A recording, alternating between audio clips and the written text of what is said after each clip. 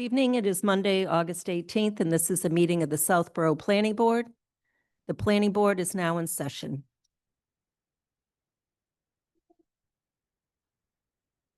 Am I getting one? Am I getting echo? No. No, that's okay, I pulled the plug. Both the plug. The first item on the agenda? I did everything except for to shut this off, to shut off.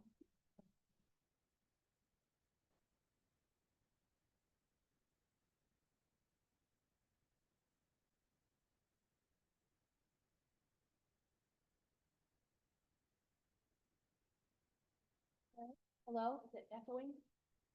Okay. The first item on the agenda?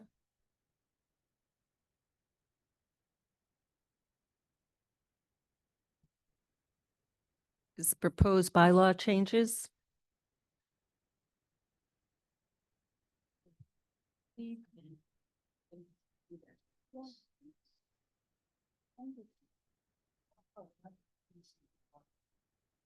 you, Margie. So proposed bylaw changes. The first is the ADU accessory dwelling unit. Ms. Houlihan. So I think where we last left it was for the remainder of the planning board to review, and if there were any suggested edits. Otherwise, I think we're in a state where we're ready for a public meeting. So I think I have no more additional comments.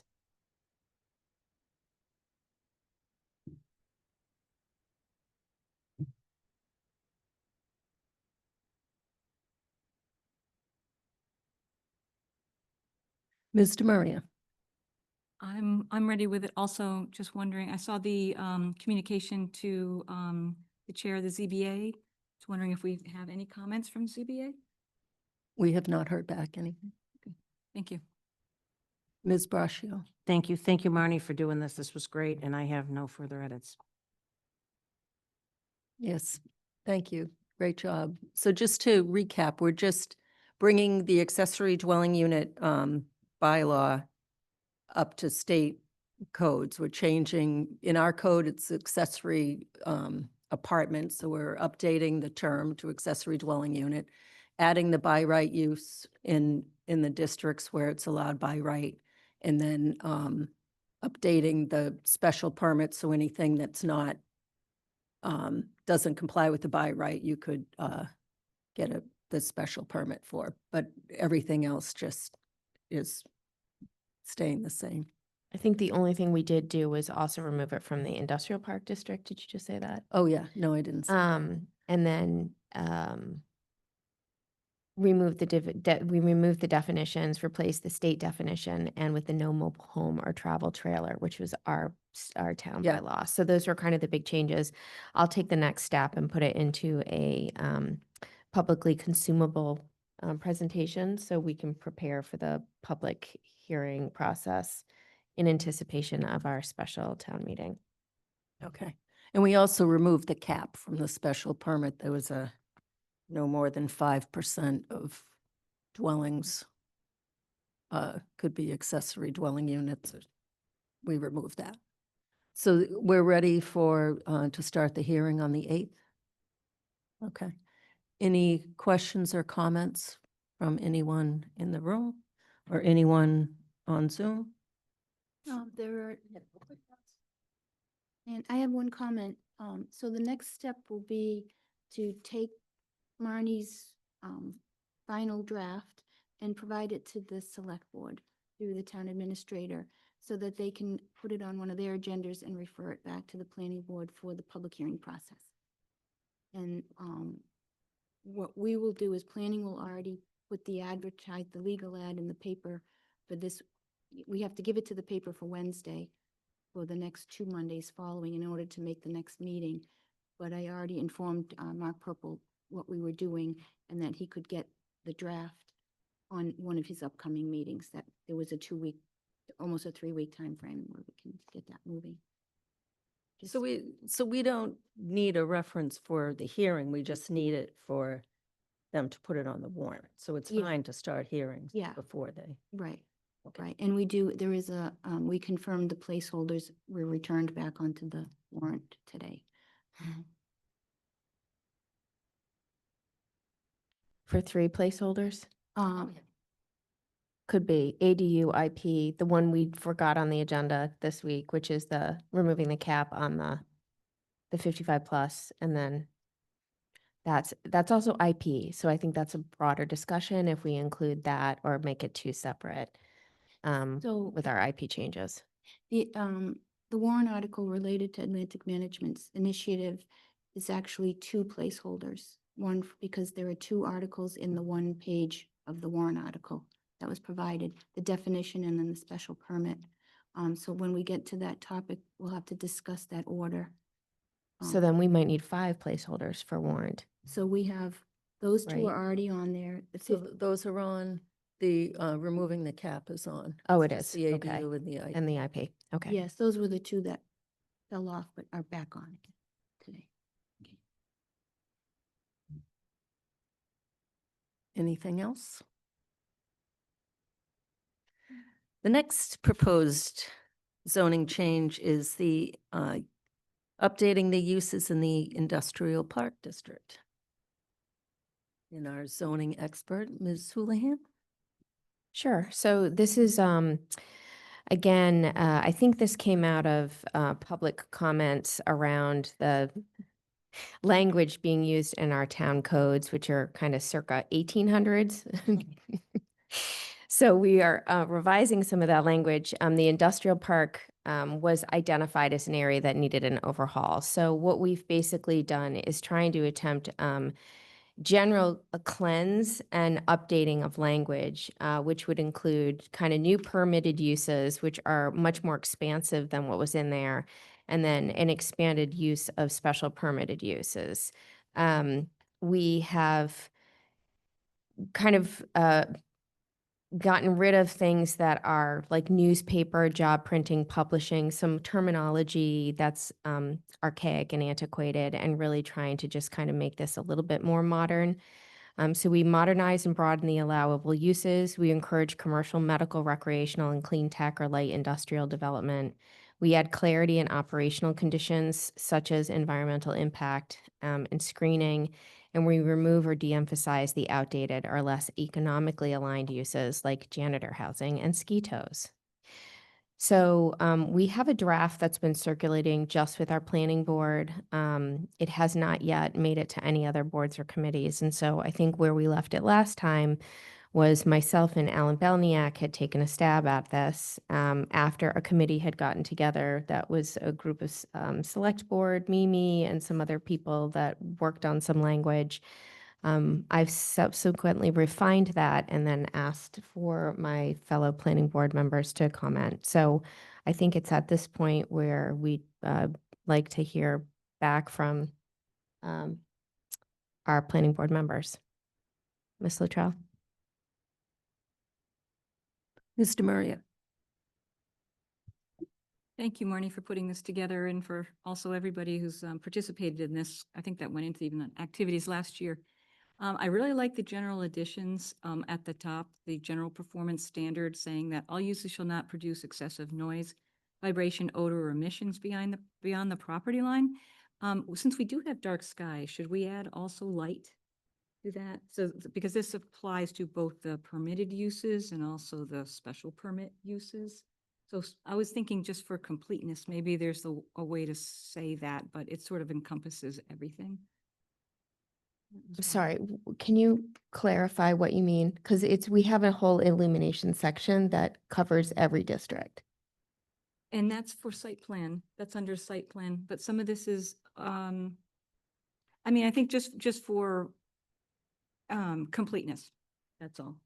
Because these others fall under like nuisance and other things that, you know. Does that make sense to not to put it there then? No, well, I guess if there's a specific recommendation, because I'm not really sure I'm following, because the illumination bylaw, it's not just for major site plan. It's a town bylaw, an ordinance that applies to anything. Yeah. I guess maybe I was thinking just if somebody's going, if this is part of the code, right? Somebody's going to the code and they're looking at that, it would just be complete, but it's okay with me since that's, we have this dark sky bylaw. The only one, and I think the uses are fantastic. You did a really nice job. The only one I think I have a little bit of concern about is number 10, which is the wholesale distribution and storage. And the reason is because, while we might think of that as maybe being like, a little small company that has little vans go in and out, it could be something like a large food wholesale and distribution. There could be refrigerated trucks, and there might be, coming in overnight. And I would like to see that instead down in special permit section. So just for clarity, can you tell me what you're looking at? Yeah, I can't. Because I think you're looking at the plain language, like what's different summary versus the actual draft bylaw. So Okay. the draft bylaw, Colleen just put up there. So it's not number 10, but It's let not me this just, one. no, it could be the light manufacturing, which is number 9. In uses permitted up to 50,000 square feet, and that's one of our topics we need to discuss. Most other towns are 75,000 feet because really nothing can get done in 50,000 feet.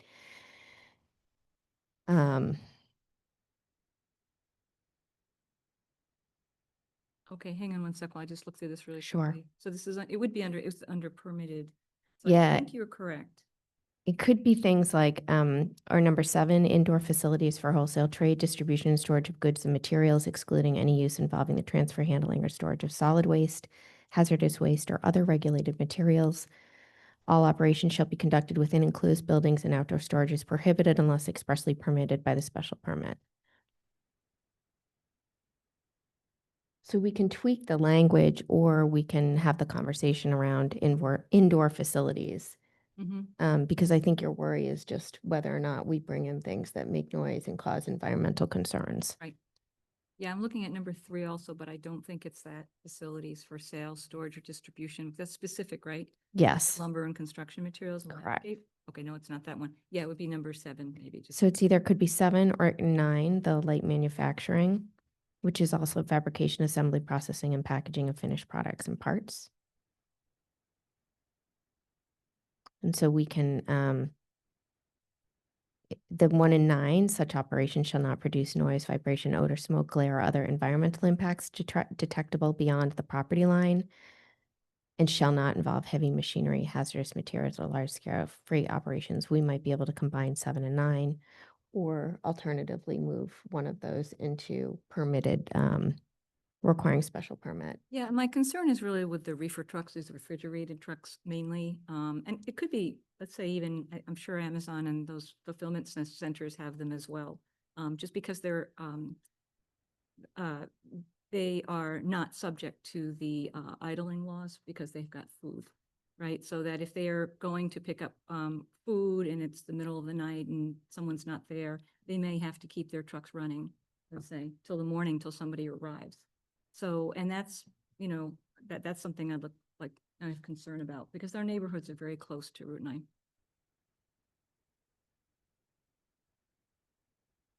Okay, so I think that's a topic for discussion for the planning board. So I wrote that note down.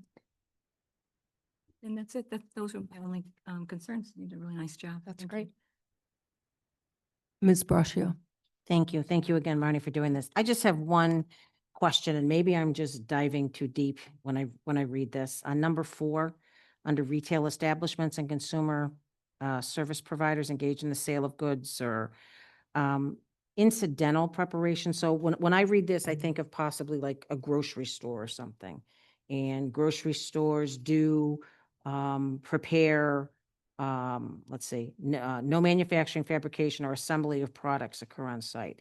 I mean, I'm thinking of like, and again, I'm probably diving too deep, but I'm thinking like maybe a bakery Mhm. or a meat counter or something. Would that be considered incidental preparation for goods for immediate sale? I mean, I looked at the word incidental and I said, that is so up for speculation. And I just want to make sure that, we're not stopping a potential vendor. Again, I'm always hoping for a grocery store in Southborough. And, I just want to make sure that we're not inhibiting them from being able to. And again, tell me that I'm wrong and I'm just diving into this too deep, but I just, your thoughts? So there are two of these. So the first one is in a permitted use depending on the square footage. So usually like 75,000 square foot building or below, which is what I would propose we put in versus the 50,000. I just think it's such a small amount of a footprint for anybody to go in. But where we say it's kind of incidental, or de minimis kind of customization, it is like a bakery or a cake place or something small.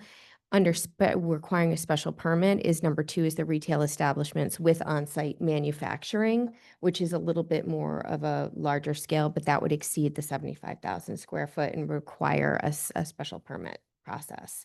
Okay, I didn't link the two, so thank you. That was my only Yep, question. no problem. Thank you. So with incidental preparation, do you think that the wording is okay as is then with that understanding? It is. Again, I try to think of it from a layperson that doesn't understand zoning and planning and what the intent may be.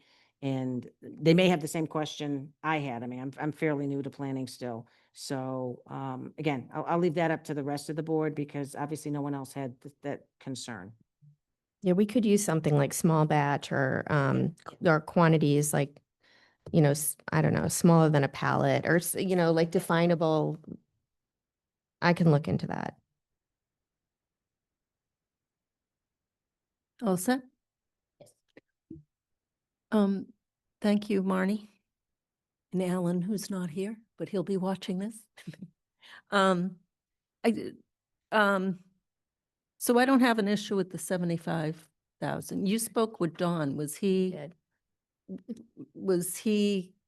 Did he have an issue with making it larger or? No, he thought it was something very specific at the time, and they thought if they put 50,000, that would mandate the person to come get a special permit because Yeah. they didn't want to necessarily have it by right. So Okay. he said that they rarely, I mean, granted, the uses by right were so limited.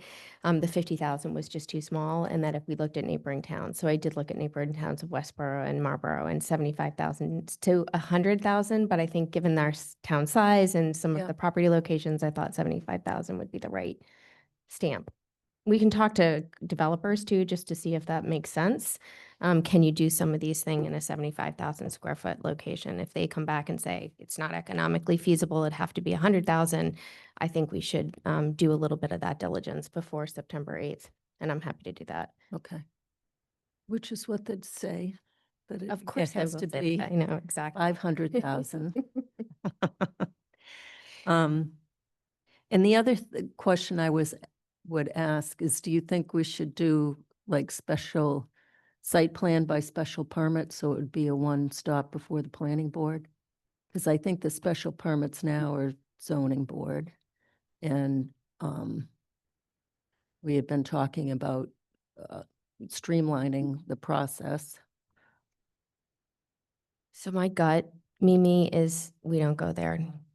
I think that it's such a controversial subject matter. Like if we can get some of the bylaws changed and then we can maybe come back and talk about it once we either have a like proactive discussion with the zoning board that we can spend more time on it.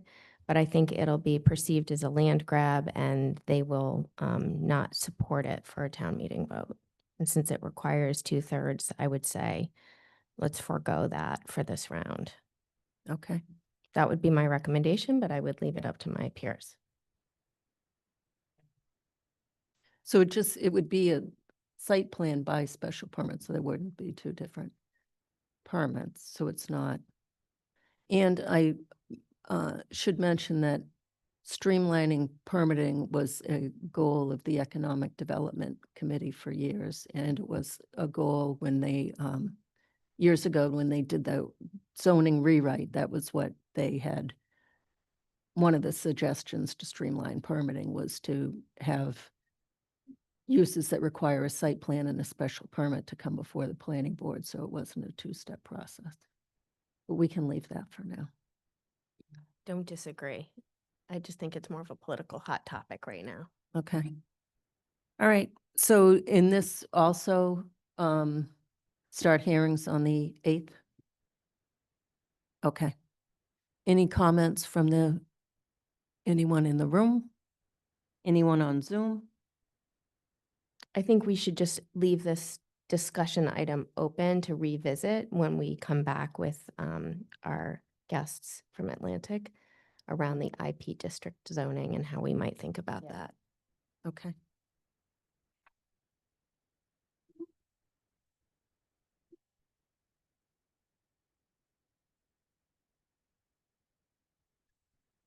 Okay, next item on the agenda, open space notification letter and open space spreadsheet.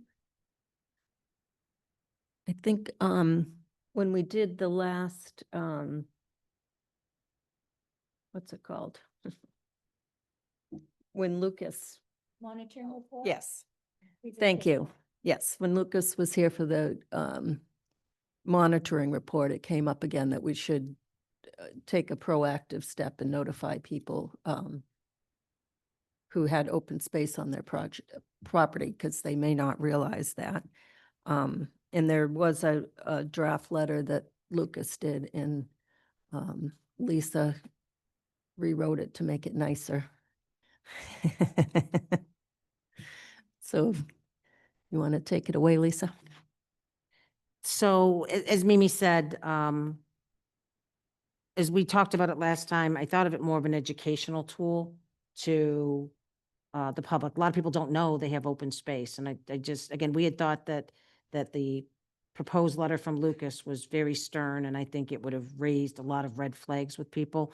So I tried to take the important parts of what he did and put it in a more educational form. So if somebody, I think we should be sending this, my opinion, I think we should be sending this out to homeowners that have open space irregardless. I think it's a larger project, because I think to effectively do this, we're going to probably want to look at each individual parcel and send something showing them where the open space is. So I think it's a much bigger project, but I think initially having, a letter and to start working toward this. So again, obviously open to thoughts from everybody. I tried to come up with something that wasn't as you're in trouble and, blah, blah. So shame on you. So again, I'm certainly open to thoughts on the first draft that I did. And, yeah. Could I just interject one thing, Lisa? Were Thanks. Were you also thinking, abutters to open space?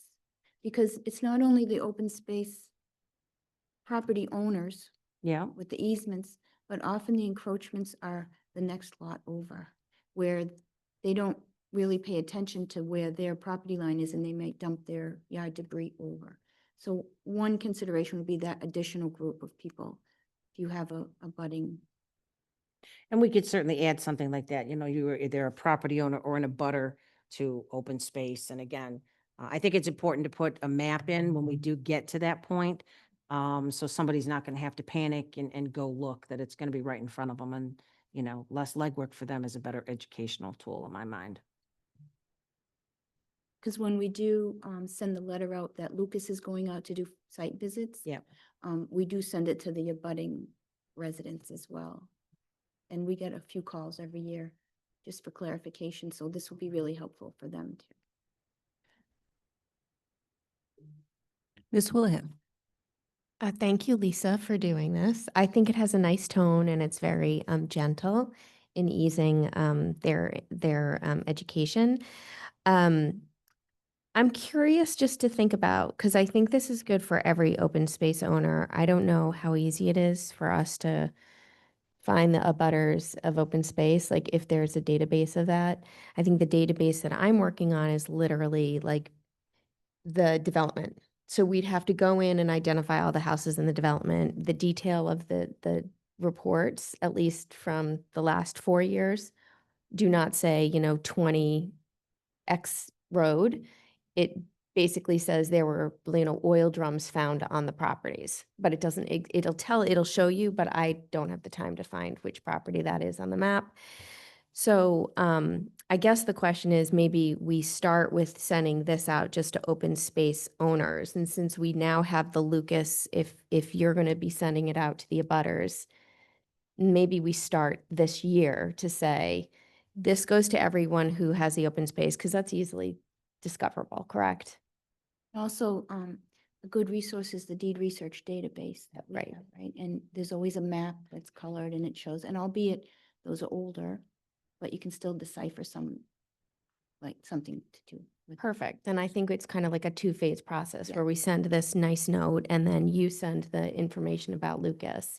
And then we follow up with the outcome of that, like maybe provide them with a PDF, link for them to click on or something like that and send electronically if they can opt into electronic communications or just start to make things a little bit easier. Okay, 'cause Um, we're also in the process of fixing the open space on the GIS mapping Oh, great. with ARPA funds that we have to complete by December. So working on that too. So it'll all culminate into a. And those ARPA funds will cover this for open space communications to take this No, we letter have or a no? budget- We have a planning board budget. Oh, great. line For that kind of work. Perfect. Lisa, thank you. Mr. Maria. Thank you, Lisa. I think it strikes the right tone. It's very nice. I was thinking, I had found out a while back that the conservation agent mentioned to me, they create like a welcome packet for people when they come into town. And it has more than just like, if you live near conservation land, it's got like, if your dog needs a collar and a license kind of thing. And so this would be a great letter also moving forward for people who move into town. I guess if we're aware that they abut conservation or they have it on their property. So I think it has lots of multiple uses. Yeah. It'd be great. It's great. Thank you. And I would be happy to work with Karina and Colleen. I mean, this is an undertaking, putting together, the maps and everything. I mean, I still have when Open Space did the deed research, I still have all of those. So I'd be happy to help pull together, any of the maps or anything we may want to include, or as Marnie said, be able to link to. I'd be happy to work with, so you guys, it's less work for you to get this done. That would be helpful because right now what's stalling us from getting the deed research database updated by Lucas, because we have a contract with them with ARPA funds, is me being able to provide them the additional 15 locations and then some fixes that I've been tracking. So yeah, I think we'll get some bandwidth in the next month or two. So I'll work with you. We'll pull like subdivision by subdivision. We'll, go and do it that way. And, but I'll be happy to, to spearhead that. So, we'll make it easy enough that all really we would ask of you and Colleen is just to mail them. If that would be helpful, I'd be more than happy to do that. Should we send this to the Open Space Preservation Commission just Yeah. for their comment? Sure, absolutely. Okay. Okay, Can we do that? we can. And thank you. I think you did a nice job.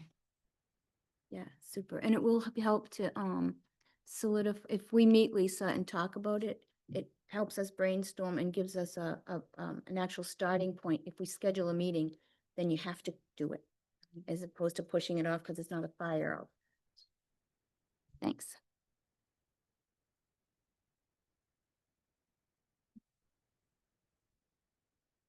Okay, the next item on the agenda is 250 Turnpike Road, 40B.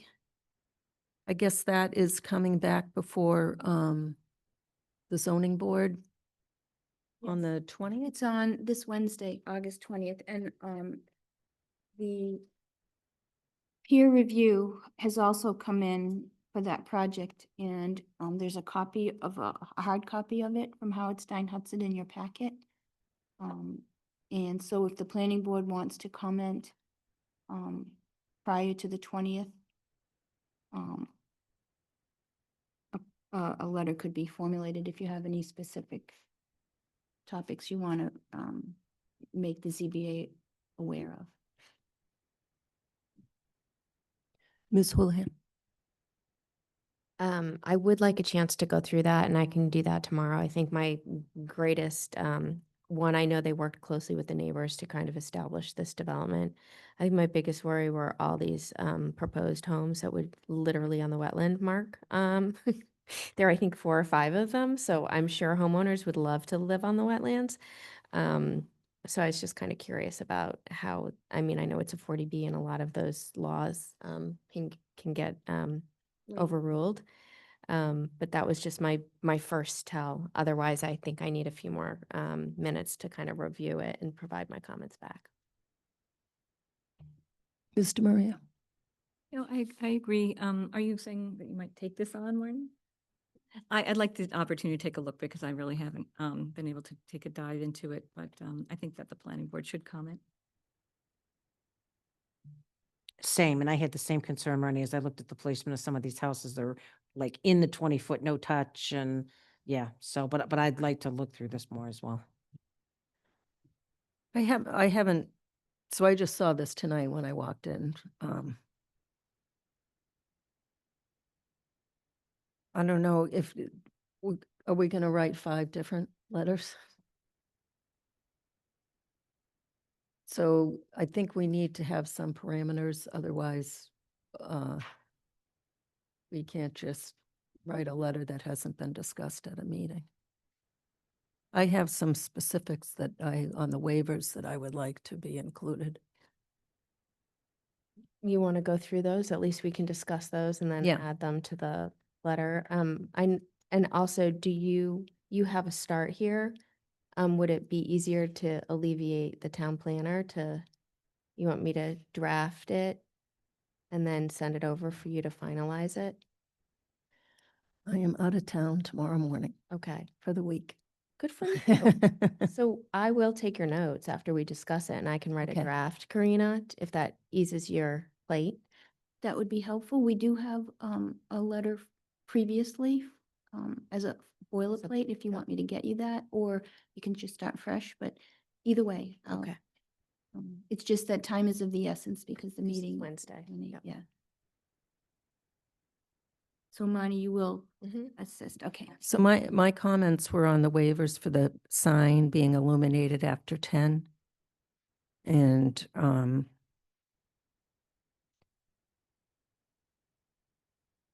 because the sign is located on the front lot, it's not located on within the 40B locus. So it's not entitled to that waiver. And B, there are other 40Bs on Route 9 and the signs aren't lit 24/7. And I think that these waivers were asked for 120, and that sign was also not within the 40B locus, and they did not receive the waiver. So to be consistent, I think that we should bring that up. There's a section of the landscaping that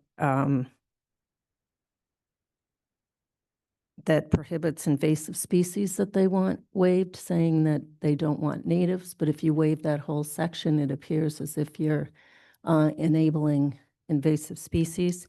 And my point on the natives, the landscape plan is almost all natives. There are only a couple that aren't. The reason for waivers is in order to make a development economic. And I think having all native is not going to make the development uneconomic. And the environmental benefits of having natives are of utmost importance.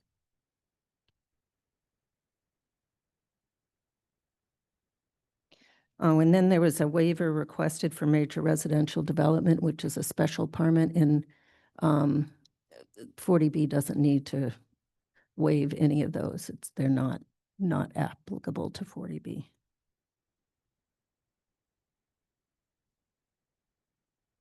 And I had one comment on specific on the landscape plan. They have 2 different planting tables. One's for foundation and one is for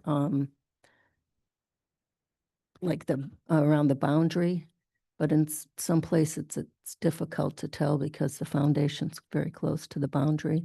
And they have the same abbreviations that mean 2 different plants.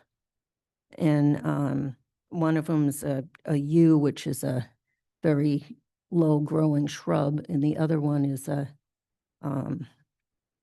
cedar, which is a screening plant. So I wouldn't want to see the yews for screening and the cedars for the foundation planting. It just makes it confusing, and I know how developments get done, and some things aren't read that carefully. And I'd like to see better screening for the abutters that some of those townhouses are right on their property line. Those are my comments.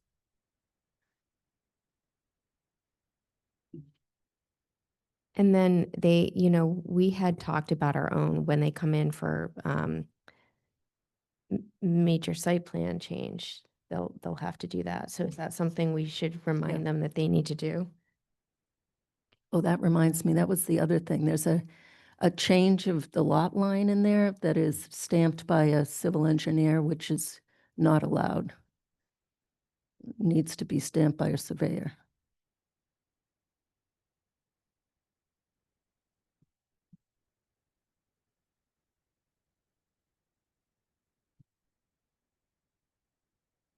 And I think the road, the easement for the road was what we anticipated. So I guess my only bigger comments that we would add to supplement to say that we've discussed it tonight was the wetland plantings, the requirement of major site plan, they have to come back with their, to alter the one that we literally just approved, If they change the lot, if yeah. they change the lot. Okay.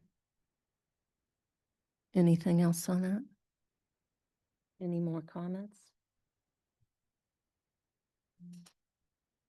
Oh. I forgot the note on the surveyor. I can send you the section of Mass General Law, if that's helpful. Okay.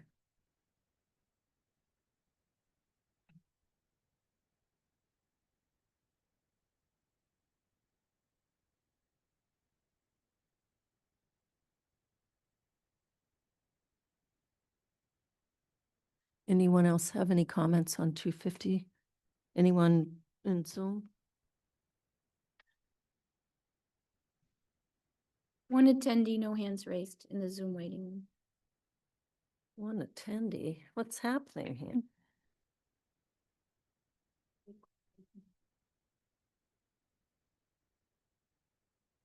Okay. Next item on the agenda is a public hearing. And we're definitely after 7. 118 Turnpike Road, Site 103, Back 9 Golf, major site plan approval, change of use, continued from 7/14. Anything you want to update us on that? Sure. So on August 11th, we received submission number 2, which we consider submission number 2, which included a waiver request letter dated August 11th, 2025, and then also a presentation for planning board review to help the planning board and the public understand what the Back 9 golf business is all about. We also, let me just see.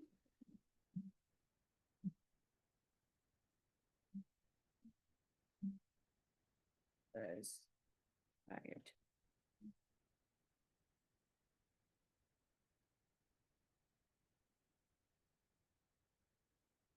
No, and that's it. That's basically all the new information.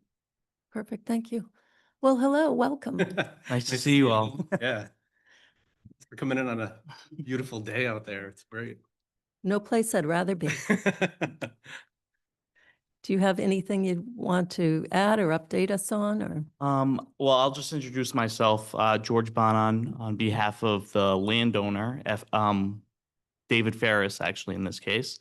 And to my left is Eric Barbieri, the business owner of, it's not the Back 9, but Well, yeah, it's Patriot Indoor Patriot Golf. Indoor- yes, yeah, DBA Back 9 Yeah. Golf. So, Karina clearly stated, our updated letters and, presentation materials, which I think have answered many, if not all of the board's questions from last time. I know, Mr. Balniak, who doesn't seem to be here today, had several questions related to wastewater, traffic. I think those are addressed in here. I don't know if he left comments with you or not, but we think we had answered everything. With that, I think we'll turn to the board and take any questions you have. Thank you. Ms. Houlihan. Welcome back. Thank you. So I reviewed everything and I think it answered all my concerns. Mine was mostly that 24/7. Yep. I think your data speaks volumes, so thank you for compiling that. I think that helps us with a lot of clarity in doing this.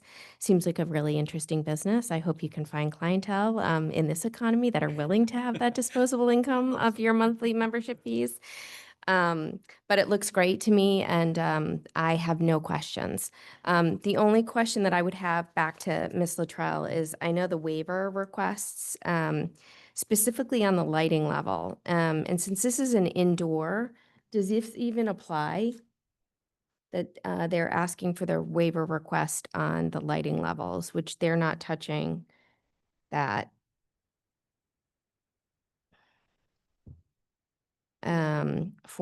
It was the 172.12.1Q, the lighting levels. And so they're asking us to basically say whatever's going on in the parking lot stays in the parking lot. It's not really affecting what's going on at Patriot Indoor Golf. So I wasn't sure if that was a waiver that we would grant, or if they even need to put a waiver in. That was my first question on that first waiver request. Well, I think that they do, because the previous site plan did not say the hours were 24/7 and that the lights would be on 24/7. So that's one of the questions on my list. And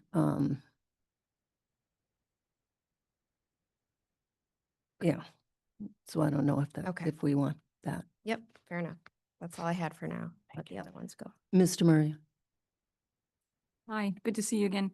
Yep, lighting was the same. Thank you. I appreciate the letter that you prepared. So this, I understand that you're proposing just to keep the lighting on inside. So it would be lit so that when persons come in overnight hours, that it's not going to just turn on for them. It will be already lit like this room, essentially, something like that. Well, we're not speaking to the lighting inside. Of course, the lighting, I believe, inside would be on Yeah. all night, Yeah. Mhm. right? But we also intend to tint the windows, so there won't be lighting exuding outside. What I was referencing when I referenced the first waiver, 174-12.1Q, was specifically the four light poles in the parking lot right now that are already on past 10 p.m. because it's an office park. Our tenants can go and come as they please, even though like normal hours of operation there and in the office setting are maybe 8 to 6 or 7 to 6 or whatever it is. They can go and come as they please. So we have to keep those lights on for safety and security. And it's been like that for years. The neighboring office parks do it. We're not proposing to change anything like that. And this specific location being on Route 9 with no residential abutters, we've never had a complaint. And we think it makes sense, both given the 24/7 business and the nature of the use, both the retail, exercise facility and office. It makes sense to keep those lights on, the parking lot lights on, as they have been. So I hope that answers the question. Yeah, it does. I mean, my concern is safety, and I think we were talking about like, would there be like a automatic light that would turn on or something like that? I think this is a better proposal than that. I wasn't aware that the lights are on all night. Is that allowed under the current permit for the? Chair Luttrell had mentioned that it wasn't in the old site plan. I can't speak to that. All I know is what has been occurring on our office park and the neighboring office parks.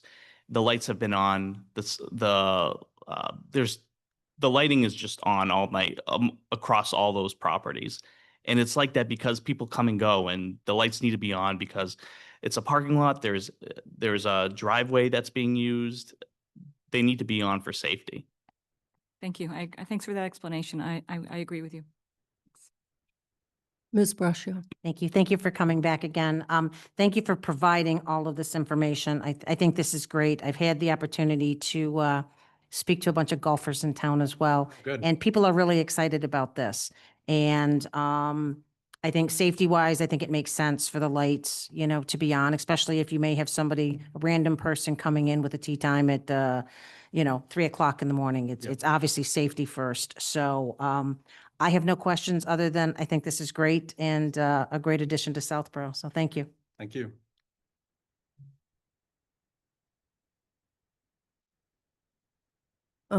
So I question the lights on 24/7. I don't think that's the intention of our bylaw. And the previous site plan said the building hours are Monday through Friday, 7 A to 8 P, and Saturday, 8 A.M. to 12 P. So I don't know where the 24/7 came from. Well, it's the normal hours of operation for the offices are, 7 to 6 or whatever they are, 7 to 7. That's just when people go and come. But, people can stay in their office and work throughout the night if they need to. And in that instance, we want to make sure that everyone's safe and secure. So we leave the lights on. With this, I do want to, or the waiver I've requested, I think is appropriate because it does give the board the opportunity to condition this site plan approval to allow the lighting specifically in the 118 parking lot to remain on 24/7. And I think it's appropriate given that it mentions safety and the general aware. Let me actually look at the exact verbiage. Safety and security for lighting needed for, whatever the purpose or use is going to be. And in this case, there's no bylaw that prevents the hours of operation for Back Nine Golf to not be 24/7. They are allowed to be open all night. And if that's the case, we need to provide them with adequate lighting so that their clients are provided safe and secure passage and access to the business. So are all lights, full lighting on 24/7? I believe so. Multiples? I believe so, yes. I would, And I'm not asking you to speak to all the lights, but if you could condition this site plan to read that the planning board is allowing the 4 street lights located in the 118 parking lot to remain on for safety and security, I think that would be appropriate here. That way you're not speaking to the rest of the lights in any other parking lot. well, so it would be the site plan, so it'd be for Yeah. the site. And if the lights are on at 120, I think that we need to acknowledge that. Sure, you can, but I don't think you need to. I think you can be specific in your conditioning. There are 4 light poles in the 118 parking lot. You can identify them in the site plan that I've provided. I believe they're there. And that's all we're asking for. Okay. I think I would like as a condition to be able to, like, in a year review and have a chance to see what that looks like, because we are dark sky compliant and lights on all night are not dark sky compliant. Well, then I may have misunderstood dark sky compliancy or because I understood it to be where the lights are at a 90-degree angle so that all the light goes down, faces downward, which is what the case is here. Those are the type of light poles we have. They're not at a 45-degree angle. They're at a complete 90-degree angle. So there's no light trespass going above it. So it's completely dark above it. Yes. And I had a, So it won't mess with migrating birds. I hope not. I don't think so. Well, light does. But I did speak to our lighting engineer, and he assured me, I sent him pictures of the current light poles, and he said those are dark sky compliant. Okay, so I think I would like to be able to have a look back. I think we've done that on a lot of site plans. The other waiver that you requested,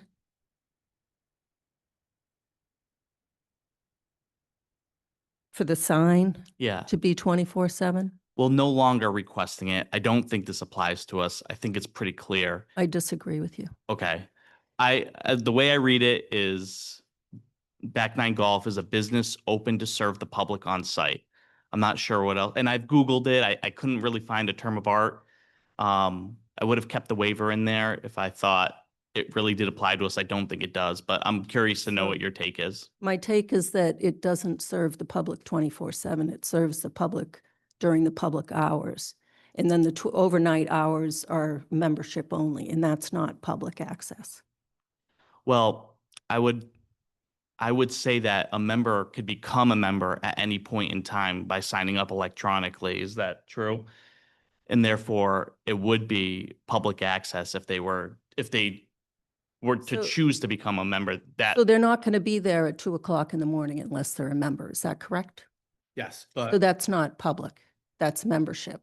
I think what George is saying, so all the billing system and everything is online. So if you Yeah. wanted to at 12:30 at night become a member, Yeah. everything's fully automated. The franchise software would assign you a username, a password, and you'd be able to book a tea time. Yeah. There was one open within that time. So theoretically, you could sign up and book a tea time an hour later and But if you weren't a member, you couldn't show up at 2 o'clock in the morning.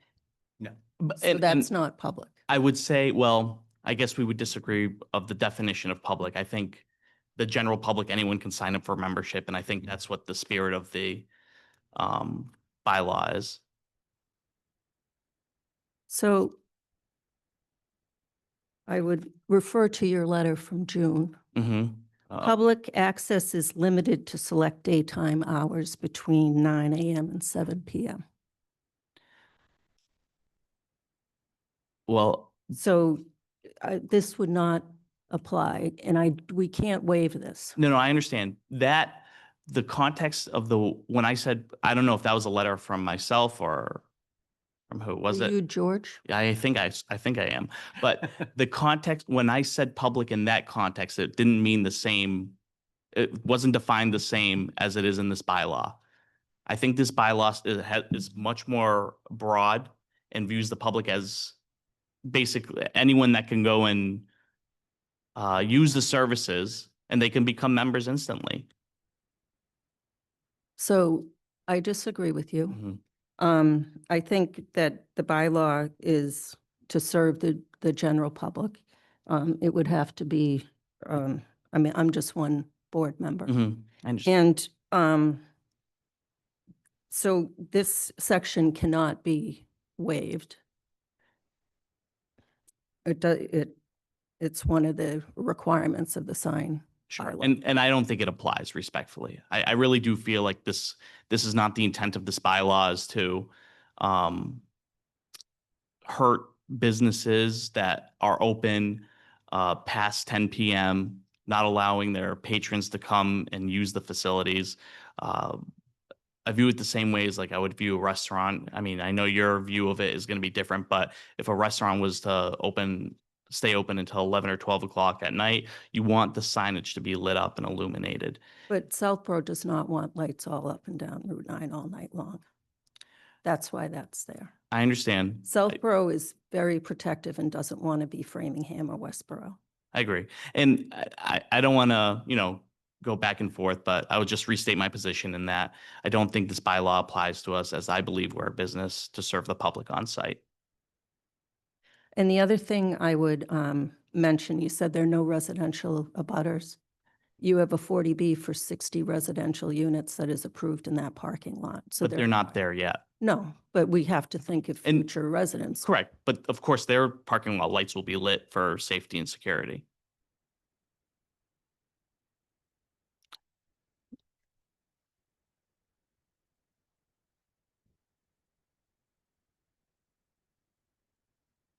And this parking lot is surrounded by a forest, basically, in a wooded area. It's really, if there was any place for this to occur, this, Wildlife doesn't like lights on all night. I agree, but in this case, the safety and security of business patrons and tenants come before them, clearly stated in the bylaw. Okay, so the question of the board is a membership public access? So I'm going to agree with the chair. I think public access is public access. Access membership is by private membership. So I would agree that a waiver, well, I don't even know, No. we can't even do a waiver. So I guess the question is specific to the signs, right? So you have a sign. So this is, you have a sign on the side of the building right now that's Beehive. So, Correct. a lot of those signs are illuminated based on the construct of the sign. So, what we're seeing, Between, not between 10 p.m. and 6 a.m. though. I would like to I'm sorry to interrupt, but I have to remind the board that this business is reliant on its ability to market that it's a 24/7 business. It's a business open to serve the public on site. It requires their signage to be lit up. It's on Route 9. Our bylaw says no sign may be illuminated between 10 p and 6 a. Correct, but you're making a determination right now by saying that the members and the business patrons of this business are not considered to be public, Right. right? So by making that determination, you're basically saying this applies. And I, respectfully, I did ask, I think, and you didn't have to, but I asked for town council's opinion on this because I knew it may have been a point of contention. I don't believe this bylaw applies here. If you believe it does, it's going to detrimentally hurt this business. My question would be, is the membership restrictive? They have to pay. A restrictive, They have to pay. You have to pay, yeah. and that's the only restriction? Do you have to be a certain age? Do you have to have a certain, anything, other criteria? So any public person can join? If they Because can, there are family memberships as well. So there Okay. is an Eagle membership where you have the ability to add a second booker on so only people with the booking rights are allowed to book a tea time. But we do have an Eagle membership that's meant for families that have 2 logins. So that could be, a person in the family that's the second booker of that. It could be 2 friends as well. But yeah, they could go in and book tea times anybody can if they have a membership. if they have a membership, correct? But public access refers to the right of the general public to enter a specific building or areas and to obtain Yeah, blah, blah, blah. General public use. yeah. Just wanted to understand if there was any restriction. Okay. Mr. Maria and Ms. Braccio. Okay, so I guess I didn't know that the lights were on all night in the parking lot. I'm going to also agree with the chair. I feel in a way that what we're discussing here is a larger issue, and I'm sorry for the proponent because the proponent's going to get caught up in this a little bit, but I also don't think that we should waive the illumination part of the bylaw. I think what we're trying to do is just maintain, our beautiful environment and safety, I think, of people who live in town. And I feel very much for people that are coming in overnight, to be honest. I think it's really cool and a very interesting part of your business, but it's also very low. It's like, I think 1.2% come in those early hours. And so I'm not sure that, members of the town have voted this bylaw to be sort of the law of Southborough.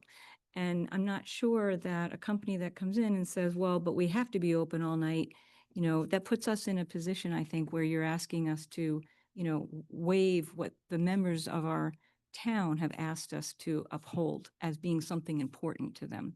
So I feel in a funny position right now. That's all I can say. I think last time, I had talked about motion sensor or something. I'm sure there are examples of that. But I think there's a larger issue here because I didn't know that the whole property is going to have lighting on all evening. Did anybody know that? I think that's the larger issue, and I'm just got to kind of grapple with that because I think that's the actual issue, not so much your, proposal. Ms. Demiri, if I may respond, I'm not asking you to waive anything. Once again, I don't believe the sign bylaw applies to us. Well, I'll leave that at that. But I'm only asking you to condition, which you're allowed to do. The bylaw expressly says that you can condition or regulate the amount of illumination on the project site between the hours of 10 p.m. and 6 a.m. And I'm asking you to exercise that to accommodate a 24/7 business that relies on the ability to be open 24/7 to market. Thank you. Ms. Braccio.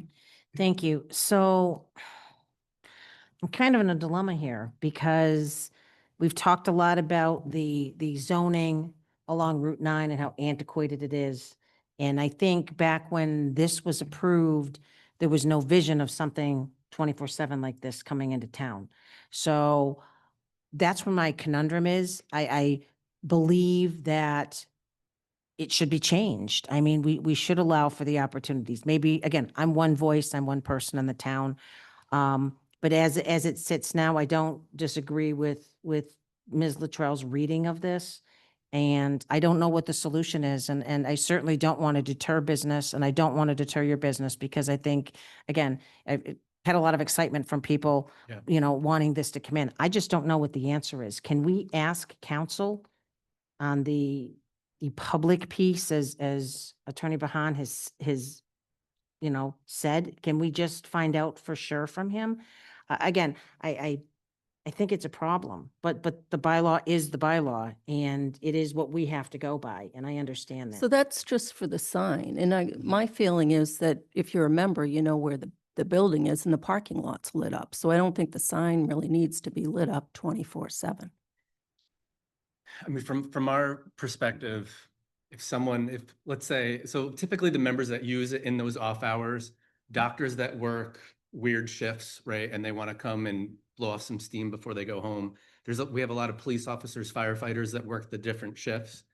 And if they're going by the space and they see the light on, they'll know that, oh, this is a place that I can join, become a member and utilize at this time that typically wouldn't be a normal time I would expect to be able to go in and hit some balls, right? So from our perspective, the ability to have the sign on shows that it's something that is available, and that would help to generate memberships and at least some awareness that it is 24/7.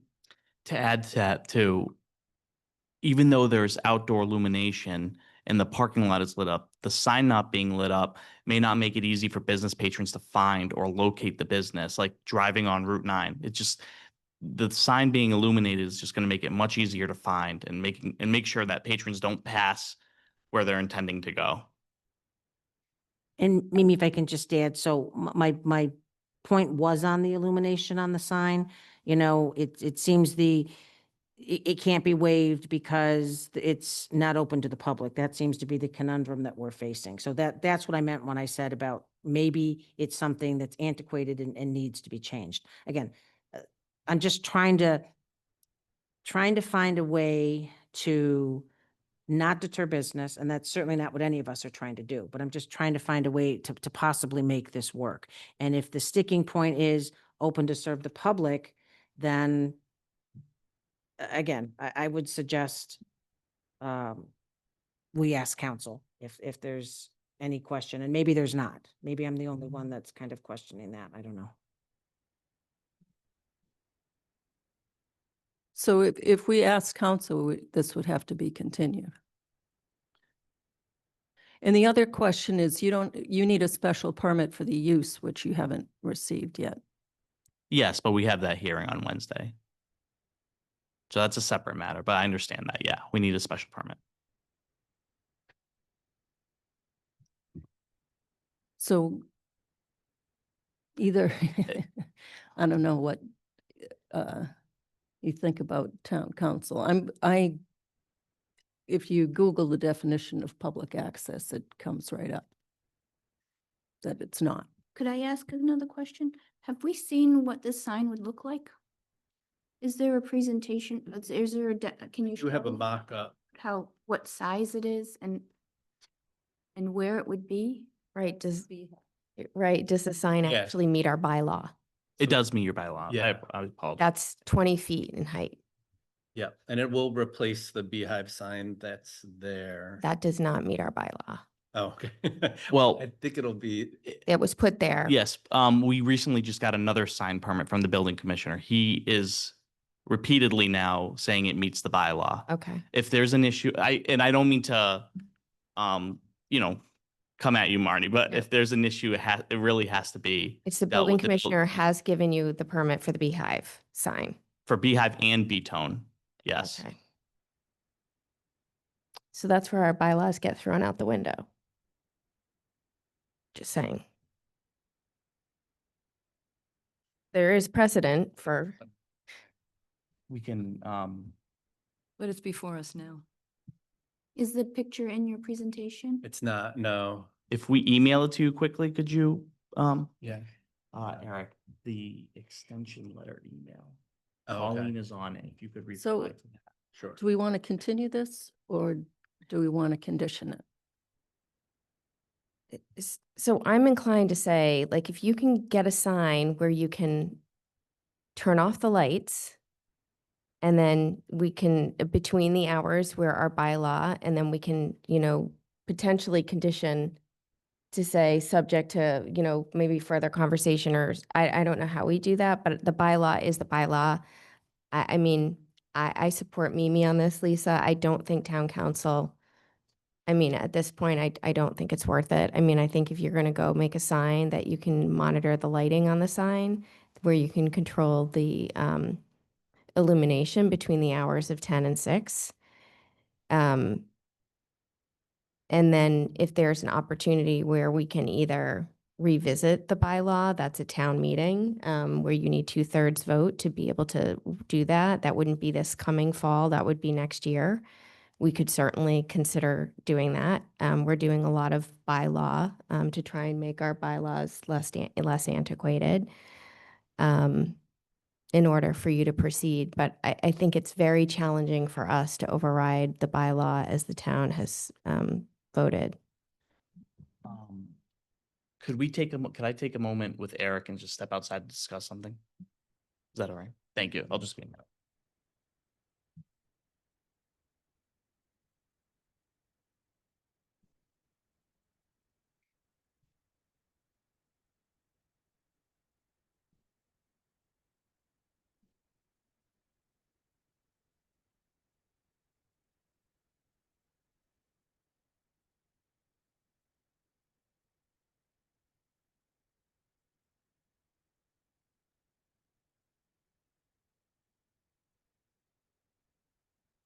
Thank you. And Marnie, thank you for that suggestion.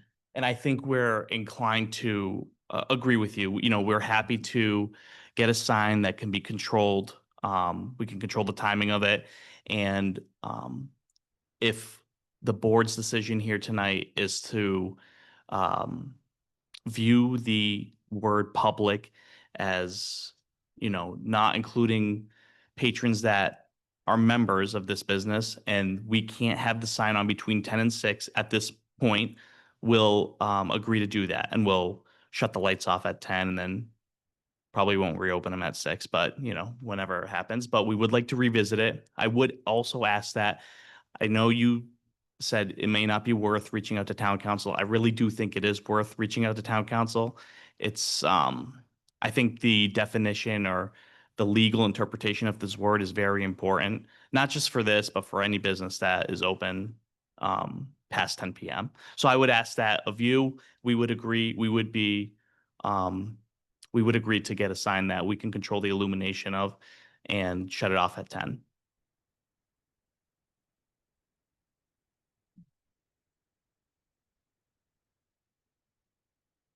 So it's a perforated vinyl sign with the LEDs behind it. So it's really not, it's not a super bright, it's not a beehive sign, no offense, Jordan. None taken.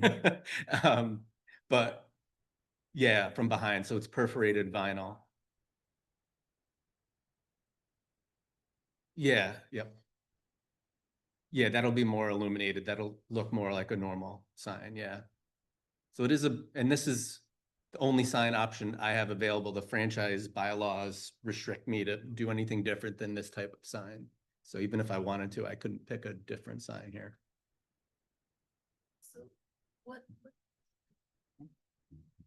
So the square footage I have, I just don't have the actual dimension. No, I think it's even smaller than that. Yeah, I know. It's super, it's in the, Yeah. yeah. Okay. And think of what it's replacing. And that's only 20 feet? According to our architectural drawings, yes.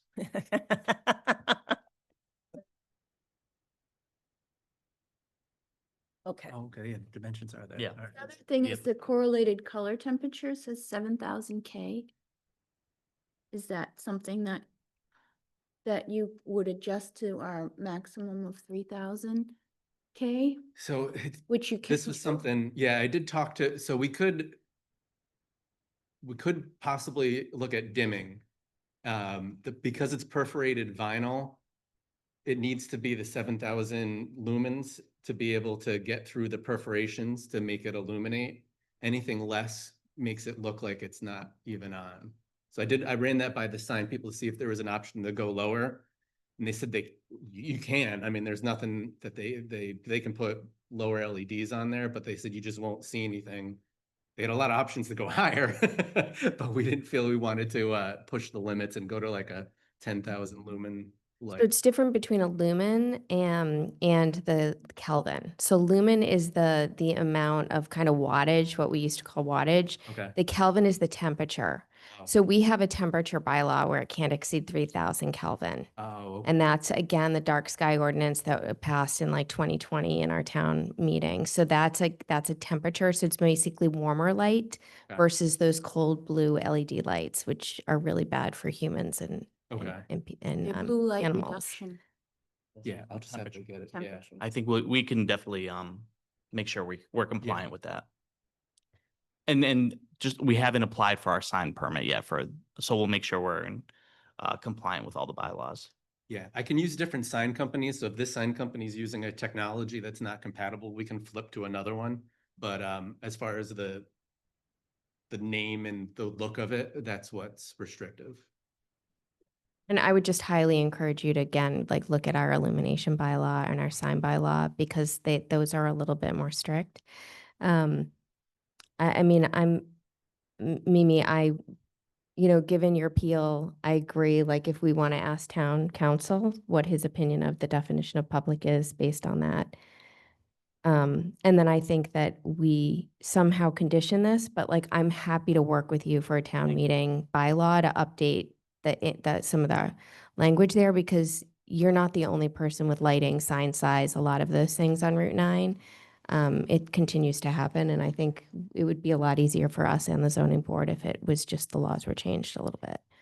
Not to put pressure on the board too, is we would, because timing is a big thing. It's a very crucial factor as it relates to this business right now. We want to get up and running for the fall and make sure that we have all those business patrons that are going to take advantage of indoor golf. And we don't want this to kind of drag out. So, whatever, not whatever, but if we can come to reasonable agreements tonight, we'd like to close it. Yeah, so we can ask for town council just for future reference. And you've agreed not between 10 and 6. 10 and 6. Mhm. And I would just say, I think that the residents in Southborough don't want 24/7 Route 9. I think that's why those laws are, maybe things have changed, but that's why those have changed. In the illumination, we just passed. So for conditions, the color temperature, not more than 3K on the sign, if that's possible.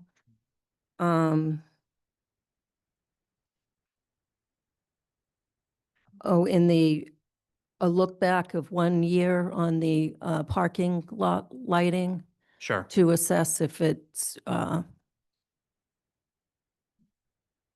too Abrupt. bright Yeah. or, yeah. Yeah. And then we can request that be changed after a year, Sure. If up to a year. If it's, just curious, I usually like to put some standards when it comes to like 1 year look backs here. So if there's a complaint to the town, something like that, if the town receives, what if I complain? well, you're a resident. Okay. You have every right to do so. Reasonable complaints, maybe. Sorry, that wasn't meant to be funny. That's lawyer talk. The other lawyer's laughing. That's such a lawyer thing to say. Is that okay? Do you know, we've done those look backs before. Do you remember what that language was? Yes, as a matter of fact, I think it's. Contractors. It is. Mhm. Yep. Read it to you. Exactly what it says. And I think that we should also condition on the special permit for the use. If the ZBA has any conditions that would conflict with what we've approved, you'd need to modify the site plan. Okay. I I mean, can't imagine that I would happen, don't- but but it's better to be Sure. safe than sorry.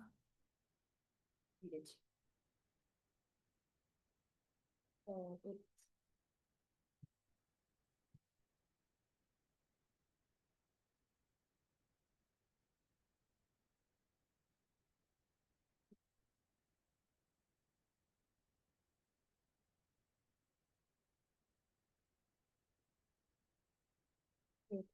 So it's condition number 6 of the contractor's yard building. Sorry. It's condition number 6 of the contractor's yard building decision. Allowed lighting for the site will be as shown on the approved plans. Lighting specification and photometric plan and in accordance with zoning code 174-12.1 outdoor illumination. The planning board shall be notified upon completion of site lighting installation. After said notification, the planning board shall have 1 year to review illumination.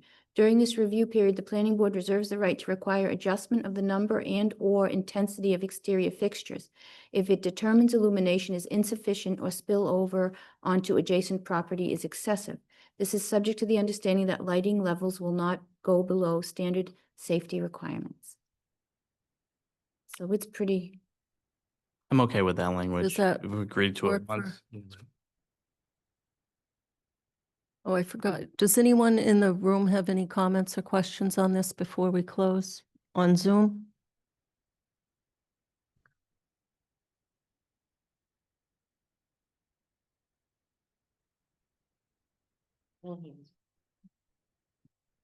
and we would also use the other standard conditions that are typical boilerplate. Sure. And I will draft a decision and then I will send it to you for review as well as to the planning board members for any final comments. Okay. This, I don't think so. Because it allows the planning board the right to limit the lighting for that hour. So we'll do the look back instead for those. Do we have waiver requests? Either of the waiver requests are not on the table then? No. Okay.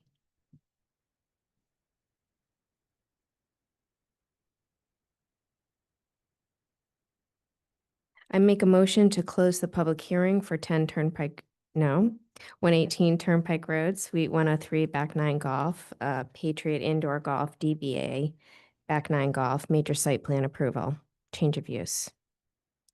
I second. I have a motion and a second. Any further discussion? Seeing none, all in favor, Latrell, yes? Houlihan, yes. Demiria, yes. Pressure, yes.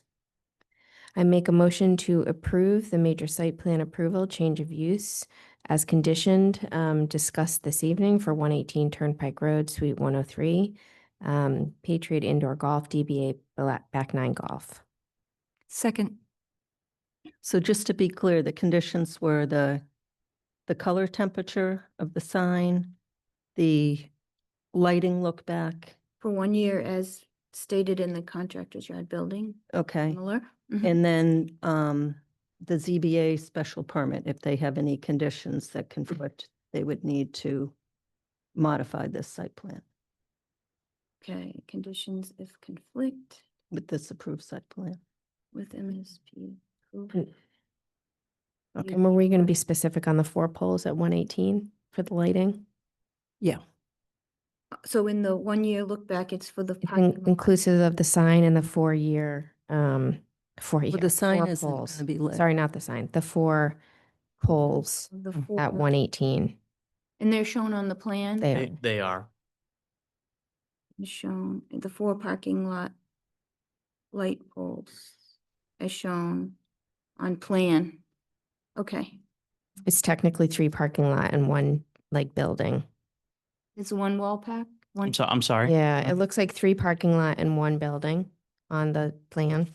And approach.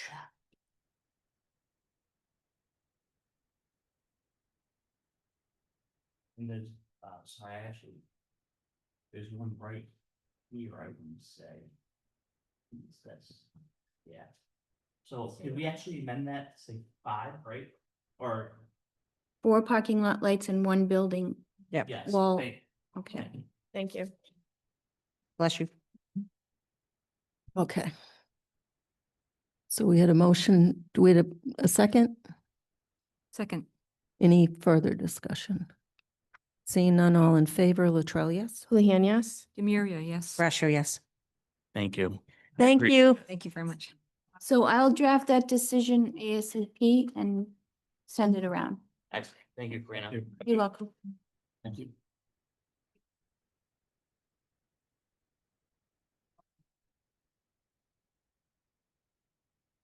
The next item on the agenda is a public hearing, 10 Turnpike Road, storage facility, major site plan, modification to major site plan approval.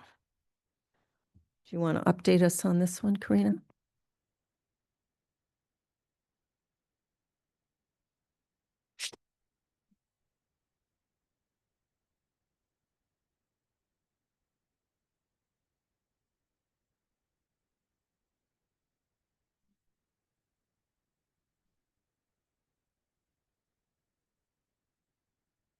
Okay. Welcome, Raj. James.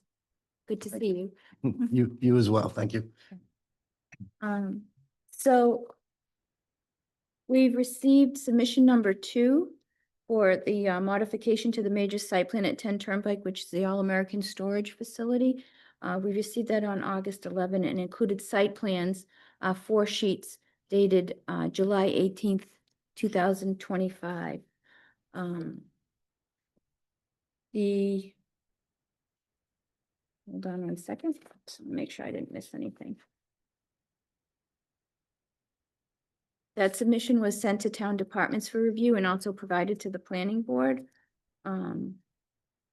We also have an extension request that is prepared, should we not close the public hearing this evening. And let me just get that out here. Right. Just in case we need it. So it's my understanding that some work has been done on the lighting, fixtures, et cetera, so I'll let the applicant explain if you don't mind. Okay, welcome. If you want to introduce yourself. and Sure. Thank you. Let us Karina. know where we are. Madam Chair, members of the board, my name is Jim DeVellis. I'm with DeVellis Reen. I'm the civil engineer for the project. With me is Raj Malhotra. Raj owns All American Self Storage, 10 Turnpike Road, Route 9. So we began this 5-6 years ago to construct the self-storage. It was a dilapidated warehouse. It was worked all through COVID. We've been here a couple times. Last time we were here, during the construction, there were some minor modifications we thought were minor. The contractor did them. And then during the peer review, they were highlighted that they weren't exactly to the design plans, the approved plans. So we went back, we submitted a comparison of the existing conditions, the proposed plans and the existing as-built, and highlighted them briefly. And I think we explained this last time, the detention basin along Route 9, Mass Highway had us modify some of the drainage, so we did that. One of the doors around the building changed. There was a retaining wall that was less than what we designed because we didn't need to, so it shortened. There was a landscape island that was added and a parking space that was changed. The biggest discussion that we had last time was the lighting, similar to the last project that was here. We got it approved under the old bylaws, which was the 5,000 Kelvin. When it was constructed, the light fixtures that was approved was not available during COVID, so the contractor changed it. Still met spillage and all that stuff. But the board asked us to go back since it was changed to meet the new requirements of the 3,000 Kelvin versus the previously approved 5,000 Kelvin. So all the fixtures were changed. They're fully shielded. We submitted a revised photometrics plan showing the location, which didn't really change, but the fixtures and the light, that one right there shows 0 spillage across the property line, and it's the 3,000 Kelvin new 2022 bylaw that was approved that we met. So I think we've satisfied all of the previously approved design criteria, plus the modifications which are shown here that we went through last time. So I think we're okay to close it eventually, hopefully tonight. If you have any questions, I'd be happy to answer. Thank you. Ms. Houlihan. Thank you. So I did review the photometric in the plan. So there are some essential things missing. So the first was the criteria around what you're using. So we needed to see the bug rating, just kind of the information about the fixtures. So what you've provided here is that it's a Mester. You have 11, which I counted actually 15. Temperature of 3,000 Kelvin. You have watts of 150 on your summary table up top, but yet you have watts of 100 and 140. So there's a lot of discrepancies on this. So I think we just need to kind of walk through this. If I can approach this. Sure. handout, I'm not sure if this, that plan, at the bottom of it has a table for the, some of the criteria. I did not see this. Okay, perfect.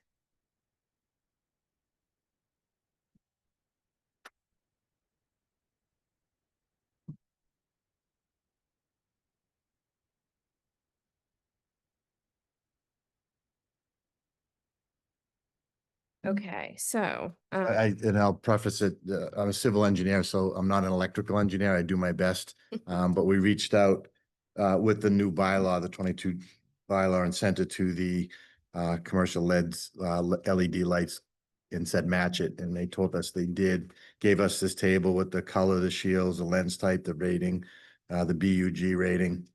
And that is all on the table. perfect. So this is a piece of what we need. So thank you for that. And this does meet that. So the other thing is I actually built an Excel template for you because I think what's missing is what you need to do according to the bylaws. You are allocated lumens per hardscape, depending on what zone you're in. So because you're in the business highway, you get 5 lumens per square foot of hardscape. So we need to understand the hardscape measurement, and then we need to multiply the hardscape measurement by the allowed lumen use. So that gives you a total lumen. So I've calculated that you have 283,500 in your lumens. And so you basically need to come come to that number. You can't exceed that number. And so I've created a template. I don't know if you want to come up and get this, but this is an Excel spreadsheet for you. I'm happy to send it to you. I've highlighted the blue areas that you need to kind of fill out. And if you want to, I'll show you. Oh, I'm talking into my microphone. There's 2 if you want to give one to Raj too. Sorry, it's so small, but I wanted to just have it on one page.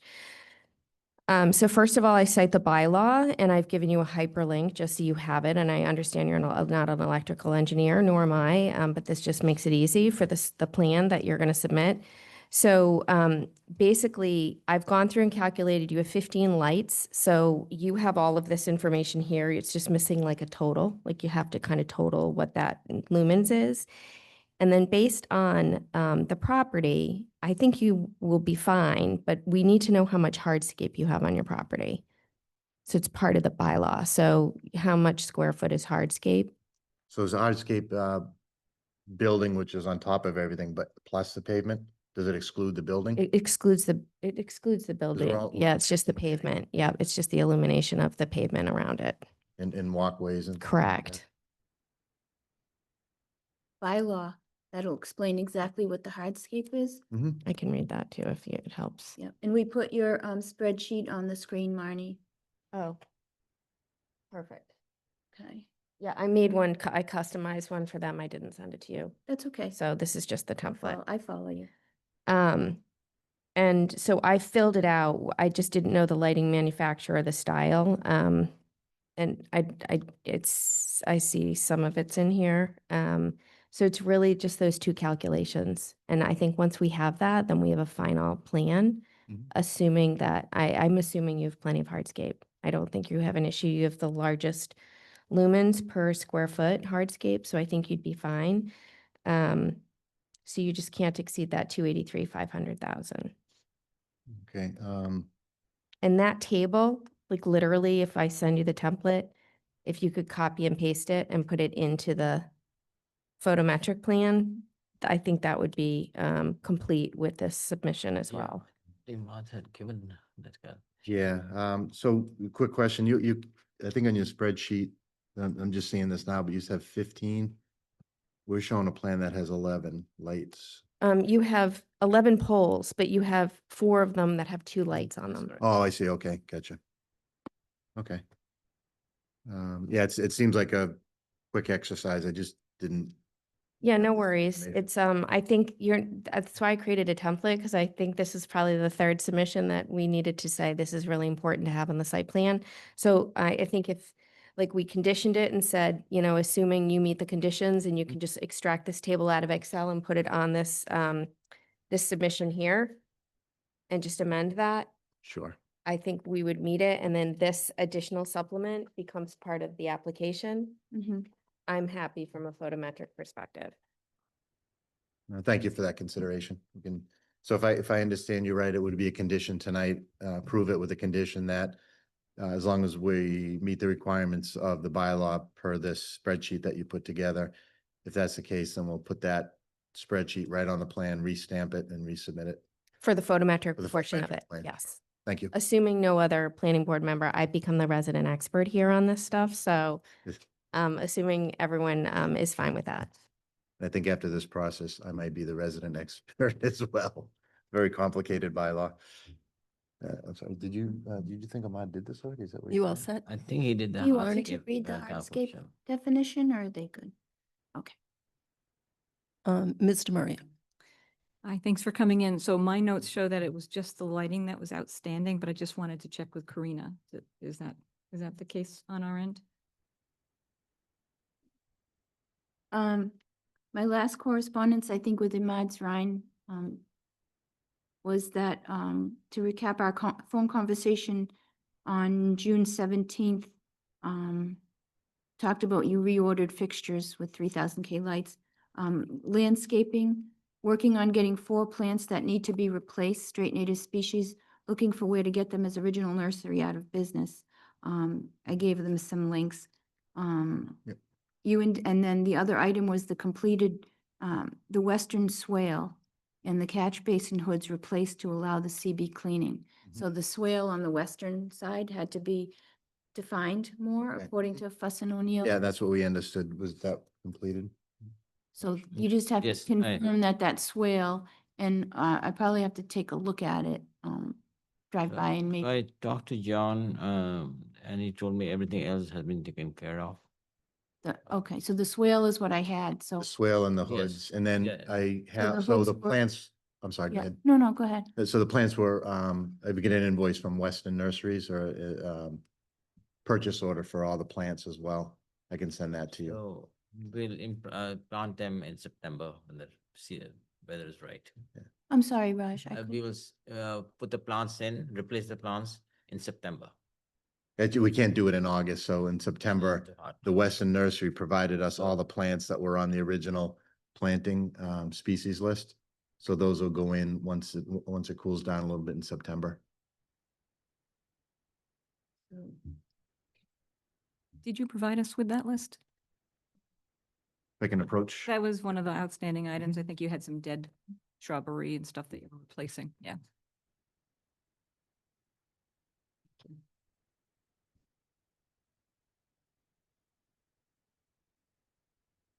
Thank you.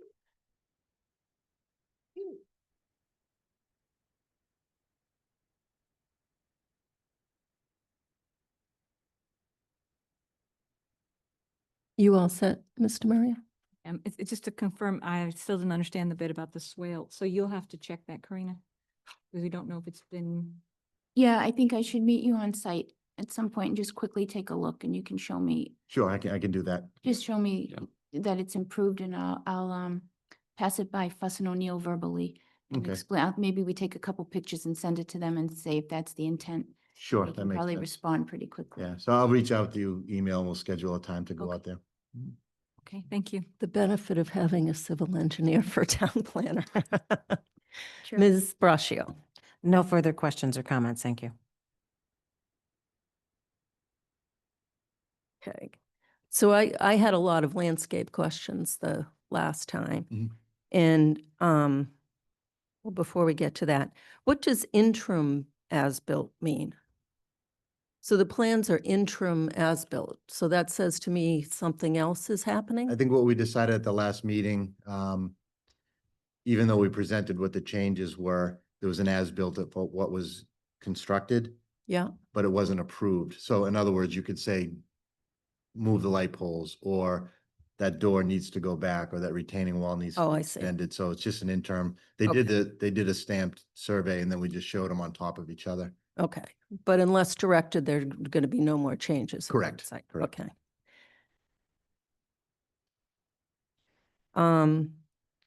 So I went out there on Friday. It was very busy, so that's good. There were a lot of people there. So I only looked in the front, in the detention basin in the front there. There's not native seed planted in there. There's no, it's like weeds and grass. Many of the shrubs aren't there.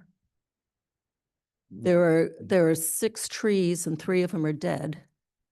Correct. So Fuss and O'Neill did an inventory of them, and those were listed in it. So they did an inventory of the trees. I don't think they did the shrubs because I didn't see any shrubs. There are all kinds of blueberries that were required around there and azaleas, and none of them are there. Look at the as-built that they did.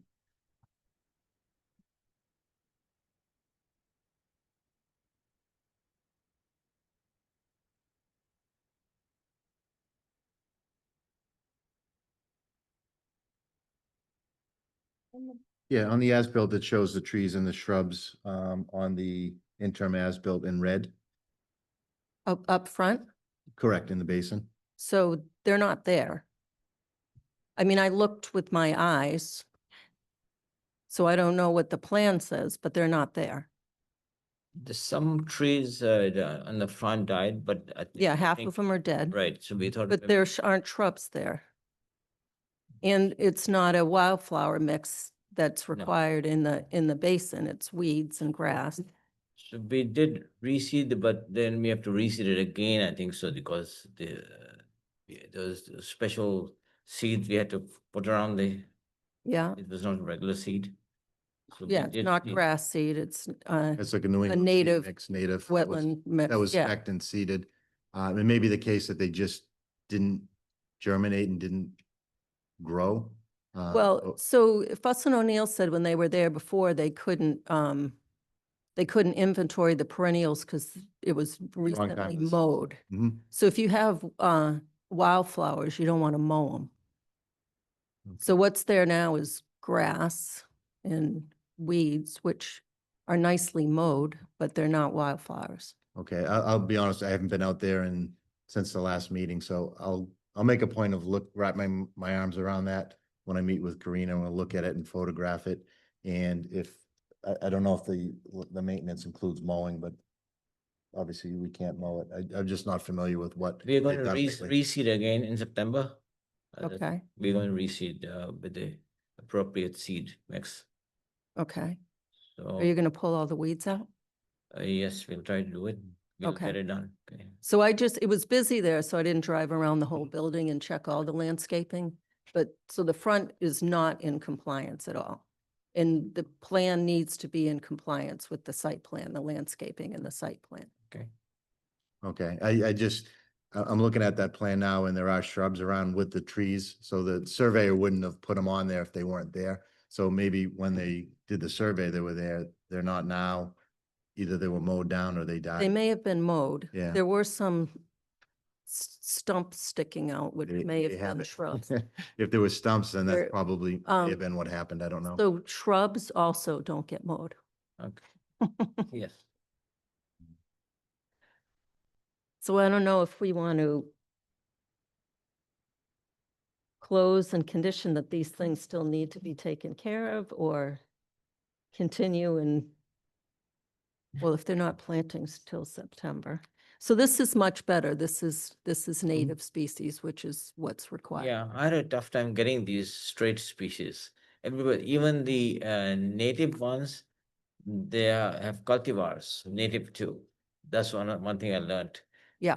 It's not only straight species, but you can have native with cultivar, So there's no such thing as a native cultivar. is it? That what is, some- that's a marketing scheme. Okay, So native means naturally occurring in the environment, and cultivars are cultivated. So those things are not so the same. this list, they told me that is straight. Yes, That's what. it yes, says. I just looked.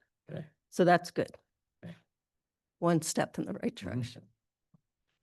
So if I could make a suggestion, because I kind of see the quandary of, could we approve it with a condition that, and we'll put a 1 year on it, so from September, come back again at the following September for another inspection? Because even if we put them in tomorrow, it's not going to do much good. Right. They're, they don't make it past the winter.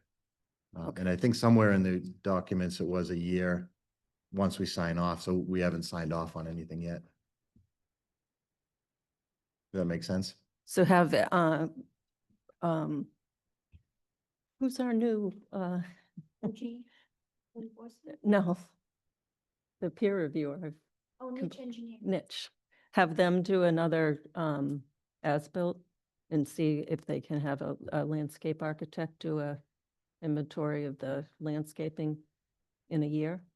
Yeah, we would switch to our new consultant. Oh, Judith Niche is, Fuss, yeah, Fuss and O'Neill is phasing out, okay, so we would have niche engineering,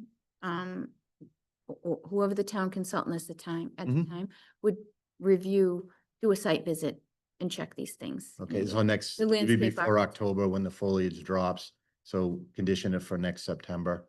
Yeah. And I don't mind going out there if, Mhm. John Christopher and you can pop a cover to show me that the catch basin hoods have been shortened. Mhm. And then show me the swale.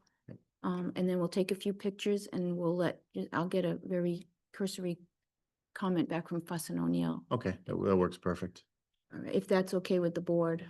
And I'm willing to do that, with Fuss and O'Neill's backup a little bit. Okay. We won't look at all of the catch basins where the hoods is. And there's only a handful we can go around. Yeah, we can Yeah. probably see them with a flashlight or Mhm. something like that, so you don't have to pop them all, but I Yeah, look you at can one. see through them. So, so I would view and, have, town consultant, do a review of the information I provide them via email. And if they're okay with it, then I would be okay with it. Okay, great, thank you. And that would be the catch basins and the swale. And then we would have, Niche do, inspection, say September 2026. Mhm. Or whoever the town consultant is at the time. To, have their landscape architect review Well, that the do- plants were done. Yeah. Yeah. Or what the timeframe you Yeah. select. Maybe there'll be a Yeah, so the range, way, so the, yeah, okay. I'm good. right? Does that make sense? Yep. Maybe early, late summer, early fall. Yep.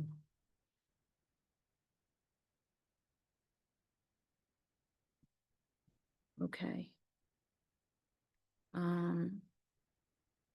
Was there still a condition? Yeah, the condition with the The lighting. lighting. The lighting, the hardscape calculation and spreadsheet, with the spreadsheet to be updated on the plan. Plan. Was that it?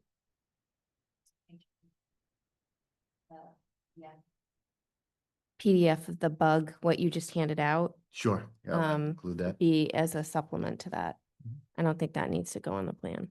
No, we'll refer. And that's expected to be in compliance with our bylaw, that calculation. You Anything looked at else? this, Marnie, right? The bug rating. Okay, so you're okay with that. So bug rating handout of 8/18/25. part So of if the- Marnie's good with the lighting, I'm good with it. Anybody else on lighting? She should be an electrical engineer. I think after this, we all will. And then there'll be standard conditions Mhm. for modification to a major site plan. I'll draft them up. There's, recording of the decision with a letter size copy of the plans as an exhibit, Okay, written proof to us within a certain time of the appeal lapsing, and just some basics. Sure. The as-built requirement that we'll have to have the as-built should be complete as-built. mhm. And that will be in order to get your full certificate of occupancy. Okay, we'll work on that, yeah. But the only difference is if we go out and the shrubs are cut and we gotta put them back in. So the survey would go back after that happens, update the plan and call it a final as-built. So next fall, Mhm. we'll have the consultant go back out and look at the landscaping In and the make fall, yeah. sure that it's in compliance Mhm. with the approved site plan. Okay, but I think what I'm wondering is if we're not holding off on the full certificate of occupancy until the fall, right? We would get the certificate of occupancy contingent upon all of this happening? Well, typically, your site plan has to be in compliance completely to get planning board to authorize me to sign off on a certificate of occupancy with the building commissioner, like recommend it. So it would be up to the board if they want to make any variance from that, if they want to have something different from that. If we can do a recommendation to the building commissioner to sign off on complete certificate of occupancy contingent upon that an as-built will be provided, because I think they can rescind certificates of occupancy if that doesn't happen. Just like a temporary certificate of occupancy. I mean, So- that's going out there on, the planning board would have to agree to. I'm hesitant because we signed off on the temporary with that you would be back in a month with the modification, which you were, but then there were 1, 2, 3, 4 meetings that there was no information. I'm not, I know what you're alluding to, the dates on it, but I'm not sure if those were our issues. I don't know. Do you know what there was a delay in the lighting? Or installed them, he had to install, right now, if you look out there, those fixtures are installed. So we couldn't have done that in a month, so. I understand we're saying to come back in a month, but in that time, it was redone and they were physically installed. So Okay. maybe that's what the. So, but, alteration so was. in that time, the landscaping still isn't in compliance. Unfortunately, it was for the surveyor, but somewhere between then and now, somebody mowed it. So I'm not arguing with you, but to wait another year for a certificate of final occupancy, it has a ripple effect on the financing and the lending and it's a long time for shrubs that were there and mowed. Let me see what it said here. I'm just looking up your security. There's also, remember, there's also a security bond in the $30,000 range, correct? Right. That was taken in order to complete some of this work, and I just want to, see what it says here. Notice of vote. Just, my computer's a little smaller here. Okay.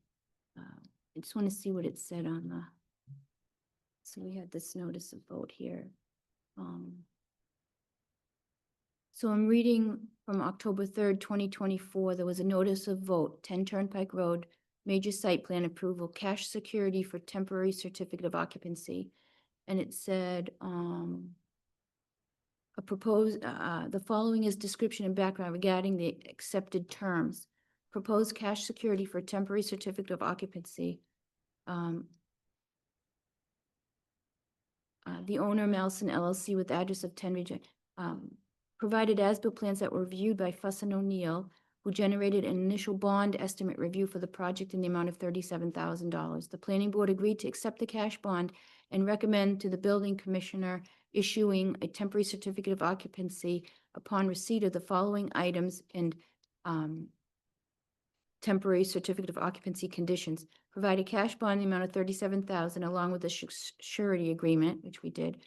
Provide an updated stormwater management report confirming the as-built drainage functions for the site with the satisfactory review by Fuss and O'Neill. I believe that was. That was done. correct. Yeah, that was the Mass Highway Yep, requirements. provide Mass DOT driveway approval drainage information to planning, which was done.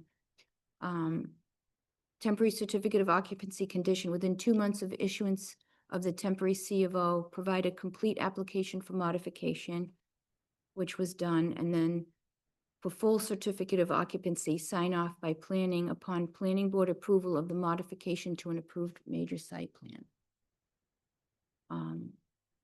So upon receipt of the cash security, executed surety agreement, satisfactory peer review of the as-built drainage and other items provided, planning will recommend to the building commissioner to proceed with a temporary C of O. So it's the last item, a full certificate of occupancy, sign off by planning board upon planning board approval of the modification to an approved major site plan. That was a condition Mhm. But in the so- temporary, So this is still conditioned on things Yeah. that still haven't been done. correct. If I could, and I'm not diminishing the outstanding items in the basin. I mean, this, looking back, a 5-year project that pushed all through COVID. One of the reasons that we did not do the light fixtures, because they just weren't available. So the contractor made a decision, the owner made a decision to change it. The timing wasn't great because the town changed the bylaws in the middle of the construction. So if the lights weren't changed, we wouldn't have had to come back for the lighting, because the board says, well, now that we have you with the changes, unauthorized changes, now you have to conform. So there's been a tremendous amount of money on throwing out the old fixtures, putting in the new ones, all through COVID. And he's done everything that he said he would do. So Well- it's just the shrubs. And it's unfortunate that they were mowed, but we can get those in. Well, so I didn't look at the whole site. I just looked at the front. If you want, I can go over there and review the whole site and see if they're there, but. So we're here because the approved site plan was not followed and changes were made without seeking a modification from the, Oh, no, I understand. I'm not The- finishing it, but I'm just trying to give you a little bit of the background. While that happened, the country was shut down. It was just, we could not get those fixtures. Had I known that those fixtures, and they still complied, right? Because the photometrics was okay, but the bylaw changed. they were trespassing, which they were never allowed to trespass. There was a 0.08 on the That's Route it. 9 side, so Not on Route 9, on on the the, other s- side. but if you look on the other side, there's a automotive place that It has doesn't, a. it doesn't matter. I'm not arguing, but I'm So just I saying have, there's an I have explanation. an additional piece of information here that might help. So the surety agreement that was created with the $37,000 cash bond, a portion of, this could be retained to satisfy the remaining work.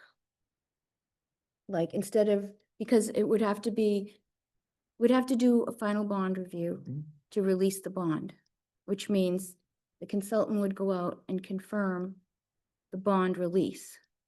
So could the bond still be held? So how did that work on Northborough Road?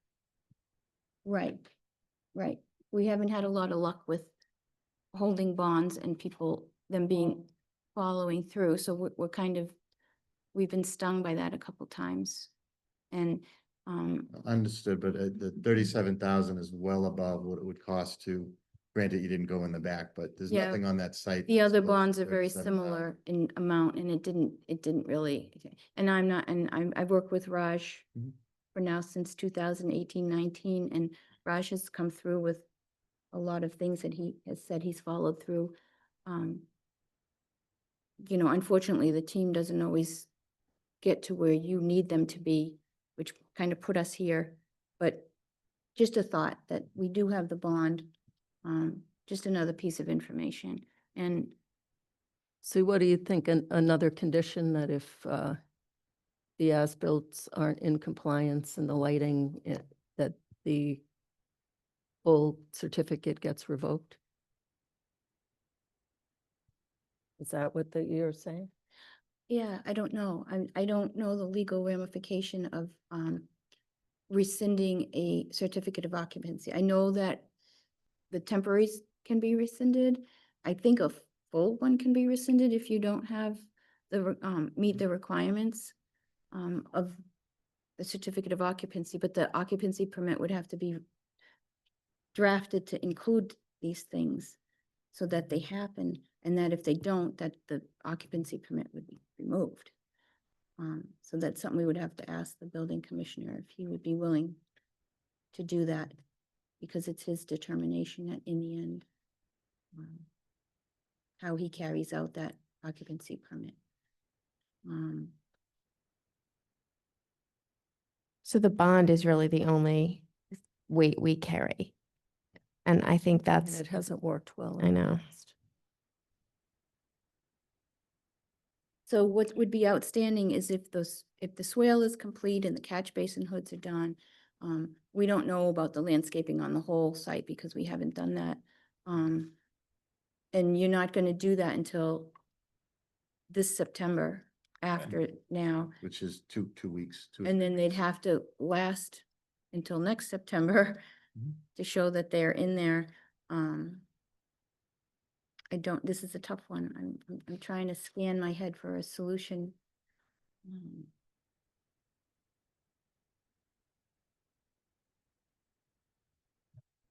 Can we sign off on the full after the landscaping is planted in September? Yeah, we could hold And then, signing off on a full certificate until after and then it's in. And next year when they do the 1 year. 1 year, it'd be a phased kind of thing that you're required to maintain your site plan Sure. Yeah, so you wouldn't. regardless of, If that was a scenario, I kind of go backwards. Let's just revisit this in September after everything's done. And then we don't have to go back a year because it's part of the requirements that you have to maintain it. 2 years, 3 years, 5 years, so it doesn't end. oh, so have Niche go out after you plant. in Sure. September. Yep, and then we'll have the surveyor. First thing, we'll have the surveyor do an updated as-built of all the new plants and species. Then have Niche go back and certify that it's fine. And then wrap this up Yeah. in Does that, September. does that work for the board? so Niche would do a Inspection. inspection or a site review just for the landscaping or for any of these items, like a full as-built, Think of full as-built. For, yeah, full for those, yeah. For the, to complete the photovoltaic. as-built review, because we haven't, that was going to happen with Fuss and O'Neill anyway. Yeah. At some point, they're gonna have to review the as-built. So you'll install the plants in September. Mhm. We'll have the town consultant give us a TA for the cost to do a as-built review, which will happen once you tell me the plants are in place. Yep. And that as-built review will be tied to, if it's acceptable,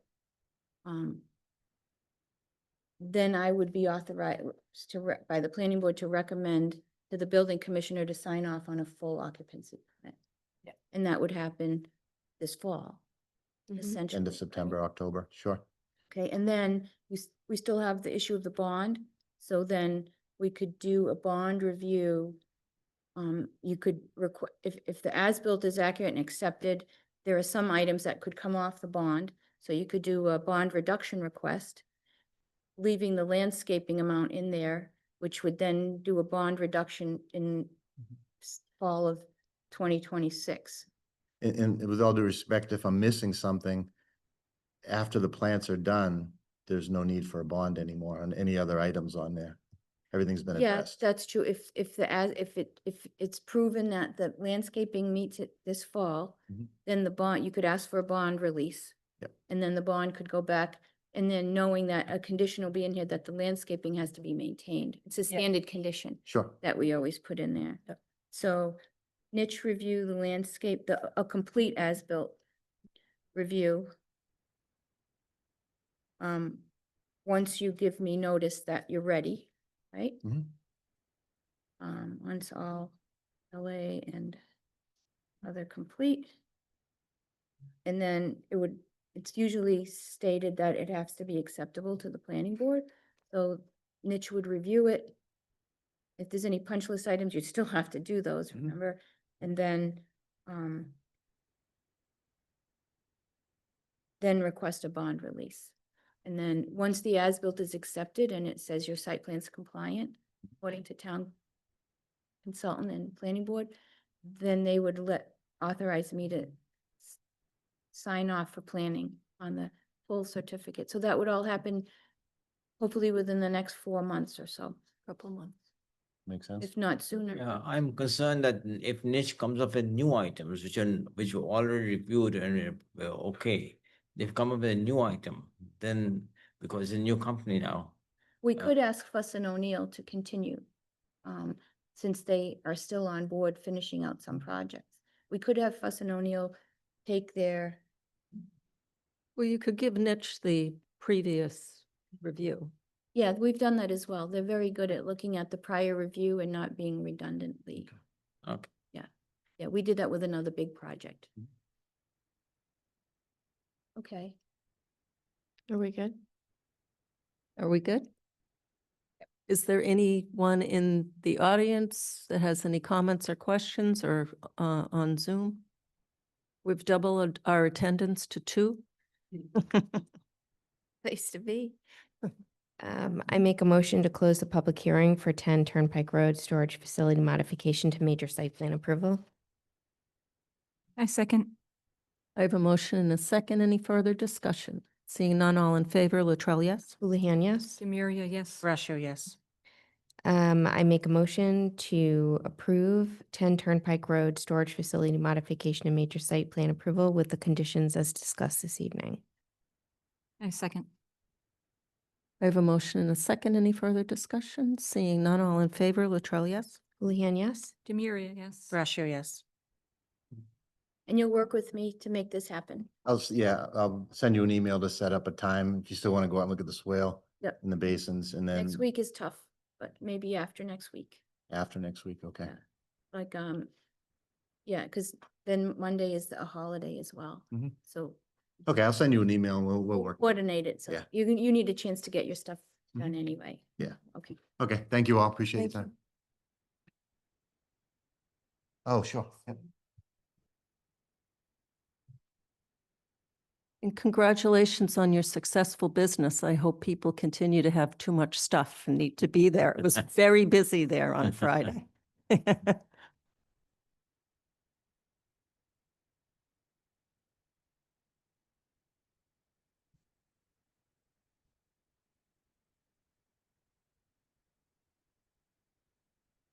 Thank you all for your time. I appreciate it. Thank you so much. You're welcome. Thank you. You, hope you're feeling better, Raj. You walking pretty good. Yes. Thank you. The next item on the agenda is a proposed zoning amendment to add highway major retail to 174-2B definitions in as a use requiring a special permit under 174-8.6 Industrial Park District.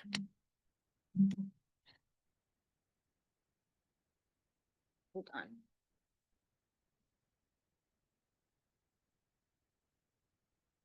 You need to update anything? Just open it. Welcome. Thank you. I hope and you've enjoyed this. That's a liberal term. For the record, Madam Chair, members of the board, Robert Buckley, Reamer and Bronstein. To my right, I have Joe Zink, who's the principal of Atlantic Management. Part of our team is Christine Hung, my partner, and Dennis McKenna, my partner, who's been assisting on this. and some people from Atlantic in the audience also. I would, just before we launch into a discussion, which in some respects may be a little redundant in terms of what was presented to the select board, but I think it's important to remember what we're here for is a zoning change, not a project at this juncture. Although I will say that if we are lucky enough to have this approved by the town meeting and becomes a reality, there is serious interest to make this a reality. It is consistent with the way that I'll get into in a moment, how Atlantic tends to operate, that they do their homework, they find out what they want, what the town wants, and before they really invest a lot of time and money, they're pretty sure that this is a winning project. So we're comfortable with that. We're not at liberty at this juncture to really get into a site plan discussion, but suffice it to say that we're very confident that if we are lucky to receive the vote of town meeting, that we will make this a reality. And we would hope that we would have a very good public-private partnership with the town going forward. With that being said, I think I'll launch into it. The next slide. That's just the team. We've done a lot of projects together. I don't know if you want to talk to Atlantic or I'll keep going. You can go ahead. All right. Just general oversight. Atlantic was founded in 1972. They have 6 million square feet of property that they've developed and managed. And they've done over 4 million previously. They're managing 6 million. They have 50 plus years of experience. They've done a number of major projects in the last decade in this area. Next slide, if I could. Next one. We thought we'd talk to some of the projects that are your neighbors to give you an overview of the methodology that Atlantic employs when they look at a site. They have an uncanny ability to see potential value and to unlock that value, both obviously for themselves, but also for the municipalities. And they've created very strong working relationships with the communities that they've worked with. I think the strongest attribute, and I'll talk to it briefly, is that when they look at a site, they bring some very talented people in-house to look at it, and they try to figure out what works, what is the market demand, and then they look at the underlying zoning and regulations. Because if you worked on our team, my legal team, you would find out that we always say, what was the public policy behind the regulation? You spent a lot of time tonight discussing policy. If the policy doesn't work, then how do you change it? And how do you make it work? And I think Atlantic has had that philosophy on a number of projects that I've been lucky enough to work with them on. One of them is just up the street in Marlboro, which is the old Hewitt Packard site. When HP left, there was a big hole created along a very attractive corridor for the city, and it was a totally different use. And I don't want to say they didn't know what to do, but they didn't know how to position the property to untap its value. And Atlantic spent a lot of time looking at it and said, one of the ways that we're going to unlock the value here is to create a whole new zoning template that would lay on top of this property and spur development.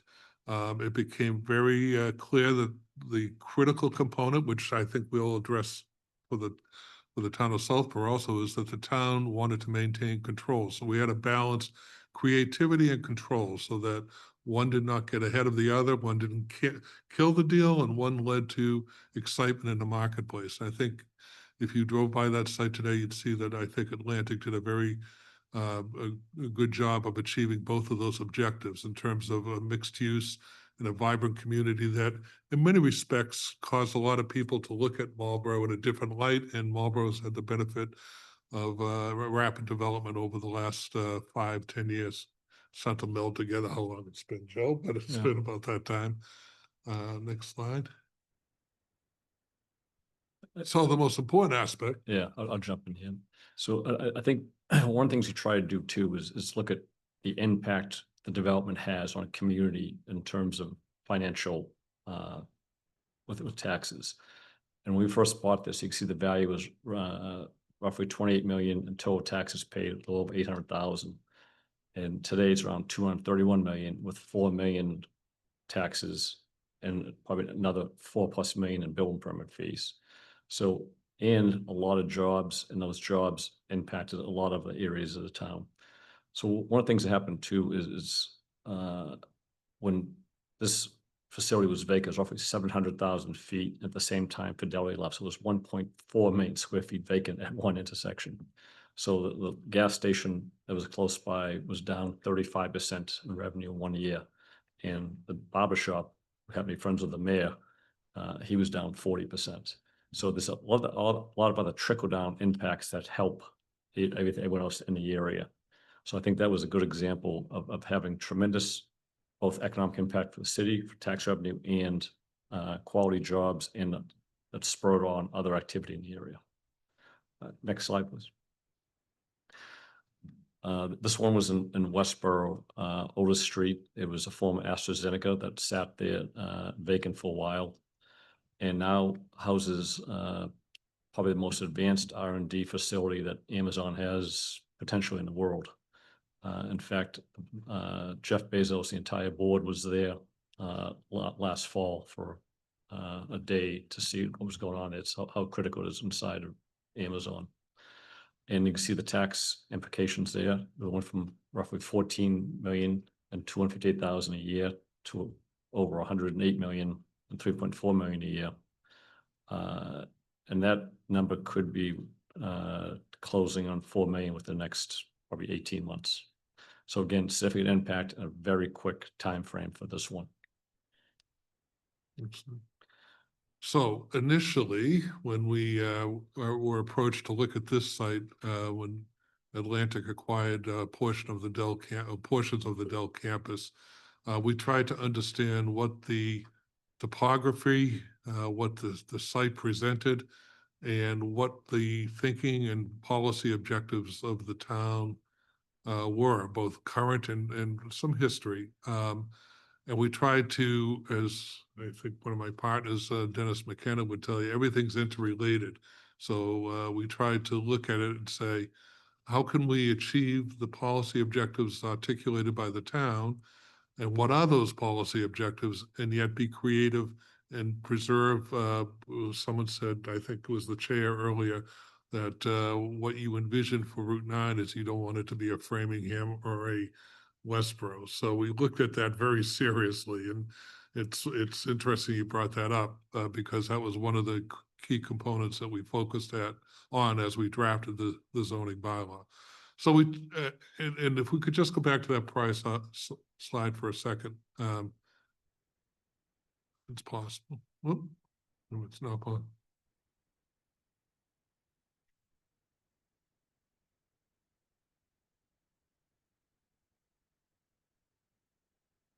The one that had the site plan or the locus.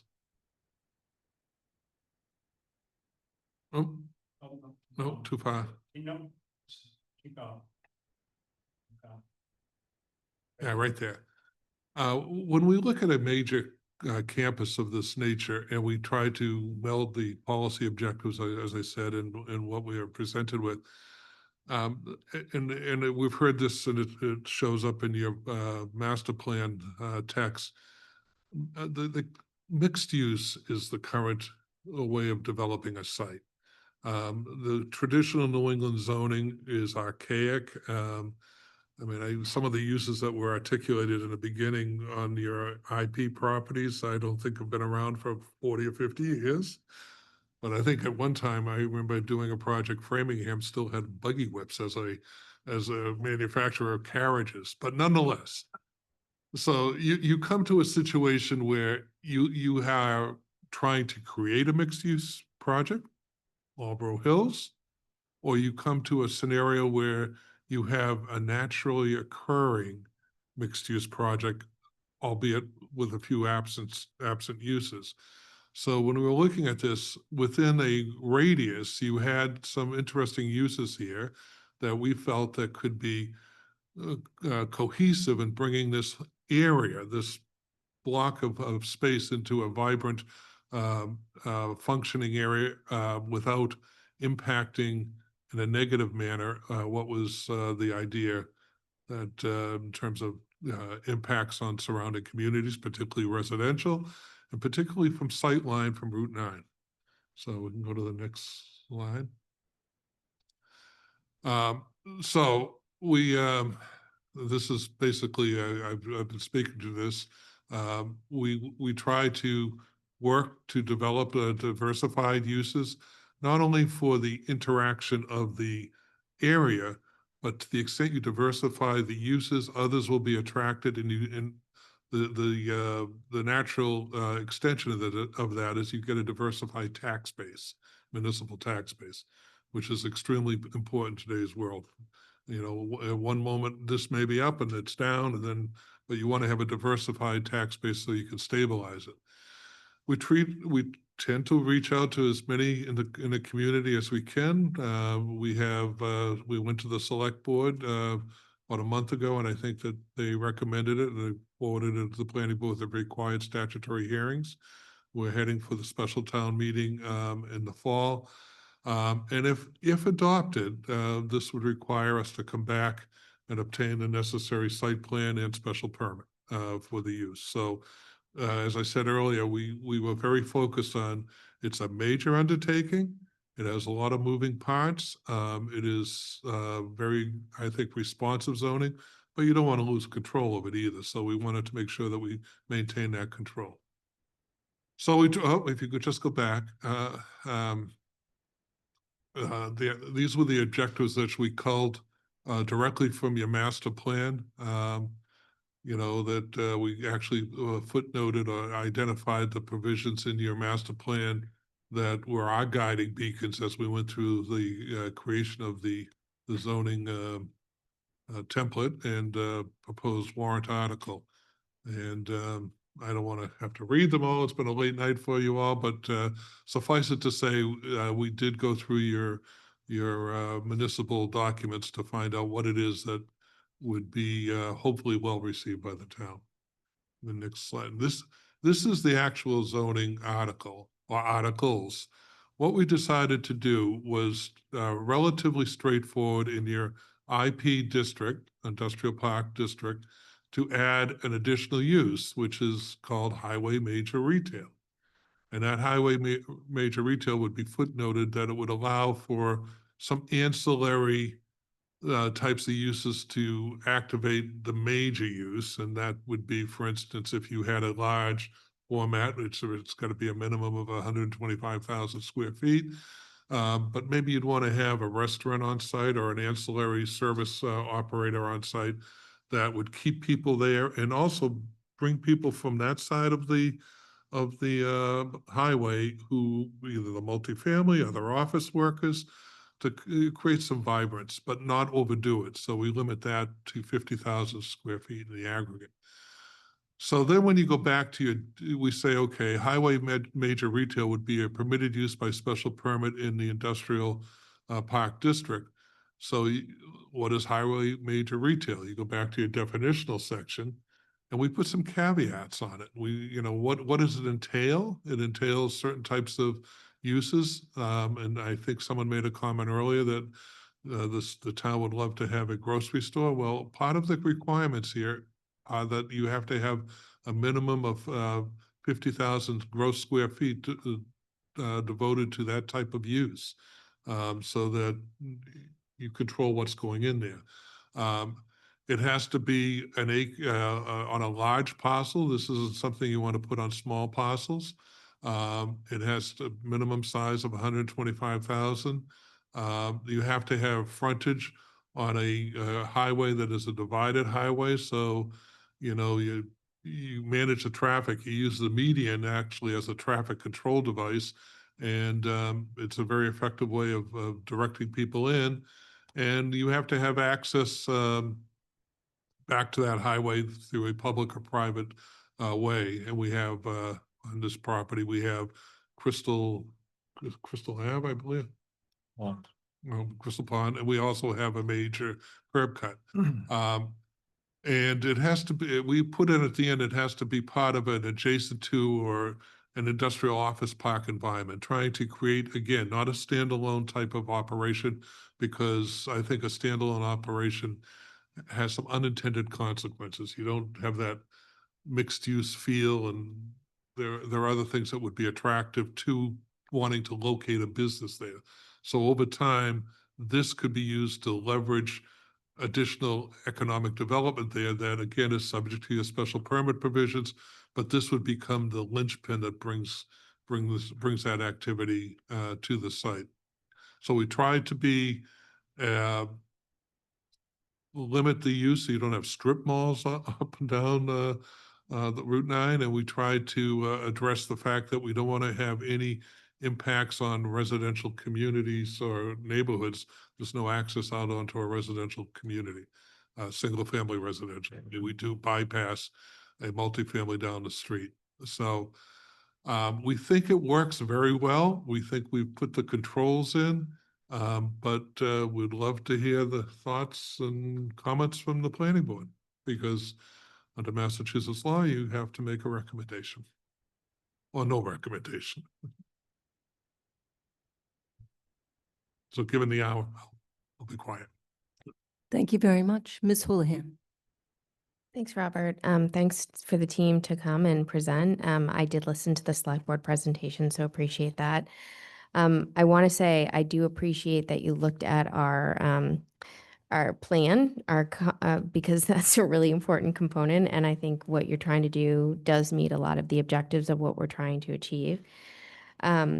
So, it's funny when it first came through, I'll be very candid, like a part of me was like, well, they needed to come to planning board first.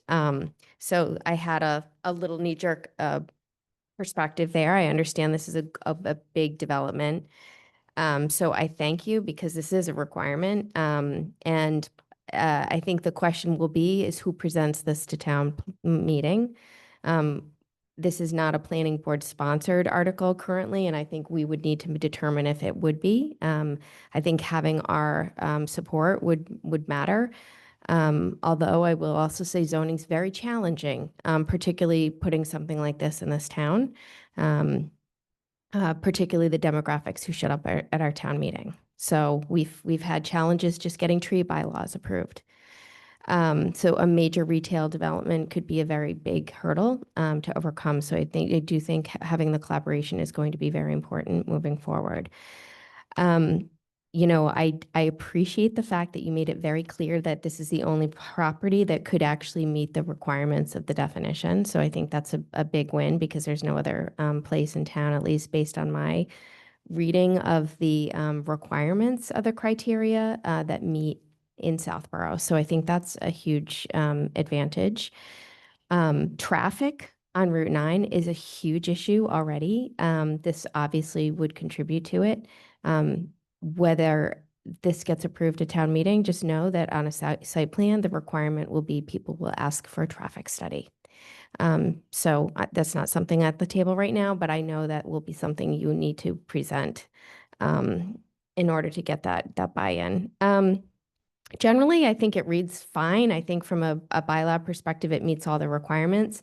I would love to understand a little bit more. So basically, understanding how you've developed in some of the properties that you put forward, you have different people buying different pieces of property or leasing property to kind of put in their goods and services. So as I read this, is that the principal structure, so there is a major structure that would have to have 125,000 square foot to be able to actually develop the property. So you couldn't just put in a 50,000 square foot property. You need one major primary That's person to that's come in, or right. company. Okay. Supplement to that, they could include a 50,000 square foot in there of the grocery or whatever those requirements are. But there could also be something separate from the primary. So the primary, let's say, is I'm just going to say Target, as an example, this is all hypothetical right now, and this particular Target decides not to put a grocery, but could a grocery like a Whole Foods or a Fresh Market come in separate to that? No, the building, it's a large format, it would have to be in the building. Okay, so that's in that requirement of that I know it's not definition. an artful description, but it's the whale theory. The building is the whale, and the parasites that float alongside the whale are the small ancillary uses that generate, make the whale more attractive, but also support ancillary businesses. Okay, So you may have a restaurant, or you may have a bank, or you may have that type of use, and it's 50,000 in the aggregate. But the magnet that attracts us is the large format retail use. perfect. And as I said, there's a lot of interest in it. No, that's, I mean, that's fantastic. And so my only, as I read through this, I do think about the little mom and pops, and there's like a couple of small convenience stores in town that sell liquor. They're already crushed because people go to other places. So like liquor would be one thing that I would eh, not necessarily support. Because we have these small convenience stores, there's probably 3 of them that are so dependent on it. I understand this is tucked away, but I wouldn't want to disservice the small mom and pop stores, and we've seen that happen time and time again. And that's really my only comment. So generally, I'm comfortable with the language. I think it meets all of the criteria to only fit here, so it would be restricted to this. So anyone listening in the public, if this were to be coming from, this is coming in front of the town meeting, it really is only serves to develop this one portion of what was used to be the EMC Dell properties. And that's my only comment and feedback to you. Madam So, Chair, may I make a thank comment? you. Sure. On the liquor, it is surprising. I've done a lot of large format liquor stores. I mean, I guess you'd call them category killers. And what you find is that if you're buying in bulk, if you were having a wedding or a big party, you may go to one of those large category places. But the loyalty generally with the small neighborhood, both from convenience as well as they like to, the delta isn't high enough to necessarily kill the loyalty. Well, and that's been my experience that I've seen, and that can be tested. But I don't think, other than on that large bulk purchase, there may be some validity to that. But in most cases, the loyalty aspect does stay in place. Yeah, my only comment, like even pharmacy, like I think about Hopkinton Drug, that was there for years and years. CVS came in There and all the time. they got nailed, right? And so I guess I wouldn't want to discourage the mom and pops by putting in something like this, because that's what Southborough is. We're a community. We really want to embrace that with the people in our town. And we welcome the small businesses. So I think as long as there's nothing like super competitive, I'm generally there. That liquor is just the only thing that, I'm only one planning board member. Mr. Murray. Hi there, and thanks for coming in. I generally like your project as well. I have like some pointed questions. I have maybe 3 or 4 questions for you. One has to do with what Ms. Houlihan was just speaking about, with making reference to the fact that this is the only property that this change in zoning could fit. But I noticed in the Marlboro example, you did an overlay on and created a campus. So why don't you do the same thing with this? And I'll tell you, I do have a concern with a future changing zoning in our town for areas other than which you plan to develop, because it could change in the future. Maybe change to 200 feet back, maybe 100 feet back if you have a, crazy night or something like that. I like it the way you have it right now, but I don't like that you are looking to change the zoning all throughout our town rather than just create a nice campus. So I just wanted to hear what you could say. It's been my experience that overlay is a tool, but it's been my experience that overlays cause a lot of confusion. A lot of people, when they're voting on it, don't understand, do I have the underlying zoning? Do I have the overlay? How do they interplay? on a large format development, can I pick and choose? Can I do the overlay here and the underlying zoning here? And what are the inconsistencies? There are some advantages in doing it as an overlay. It does provide more flexibility. We tried to keep it simple, and we tried to do a change in the IP district that could not be exported around town. That really the only place you could theoretically, there might be one other place, I haven't done the engineering on it, but it's on the other side, and I think it's a salad dressing facility that Kansas. there's a huge format, but that is such a valuable site, I can't imagine that would come down, but oftentimes, if you were to do an overlay, you can export it. And if you did it broadly here, that any IP district, if we didn't have such strict or tight constraints, then the argument is that, someone, 495 or Golden, or someone abutting a residential neighborhood could do something like this. So we tried to keep it simple and targeted. Okay, then how did it work with Marlborough with the overlay district? It worked very well because the issue was you had to do the whole thing at once, and that was a different type of an overlay in the sense that it was essentially erasing the entire site and putting all new uses on it.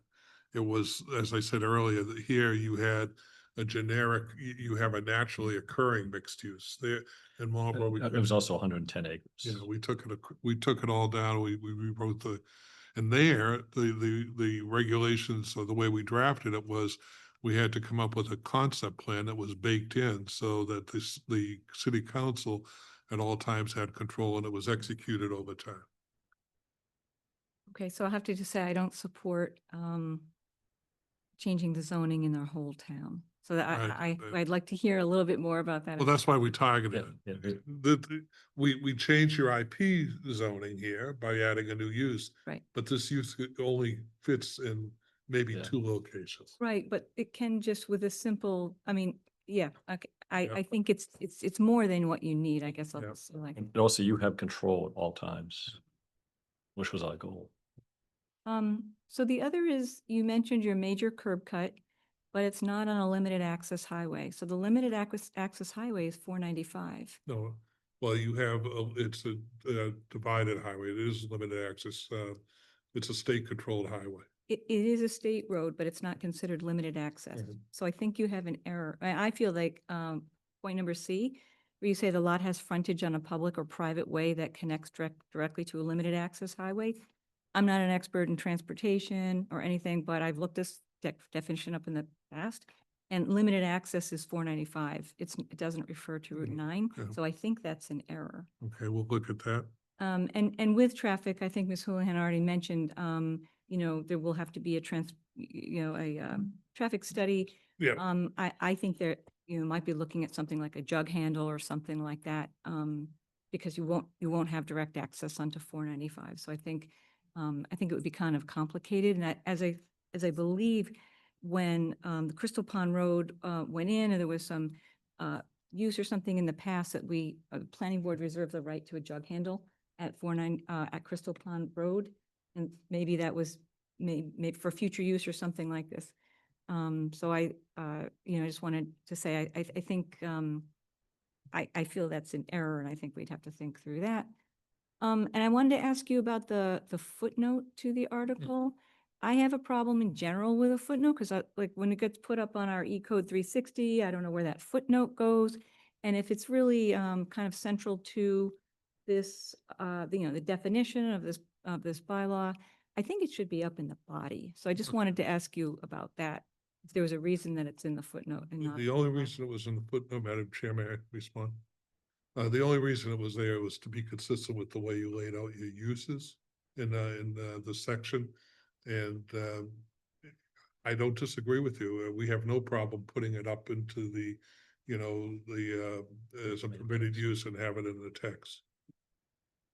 And on a limited access highway, the intent was to have a state-controlled highway in terms of curb cuts. So we will change that. If it's confusing you, it will confuse others. The limited, we'll modify that. I think it's been printed yet, has it, the warrant article? Hasn't gone to print.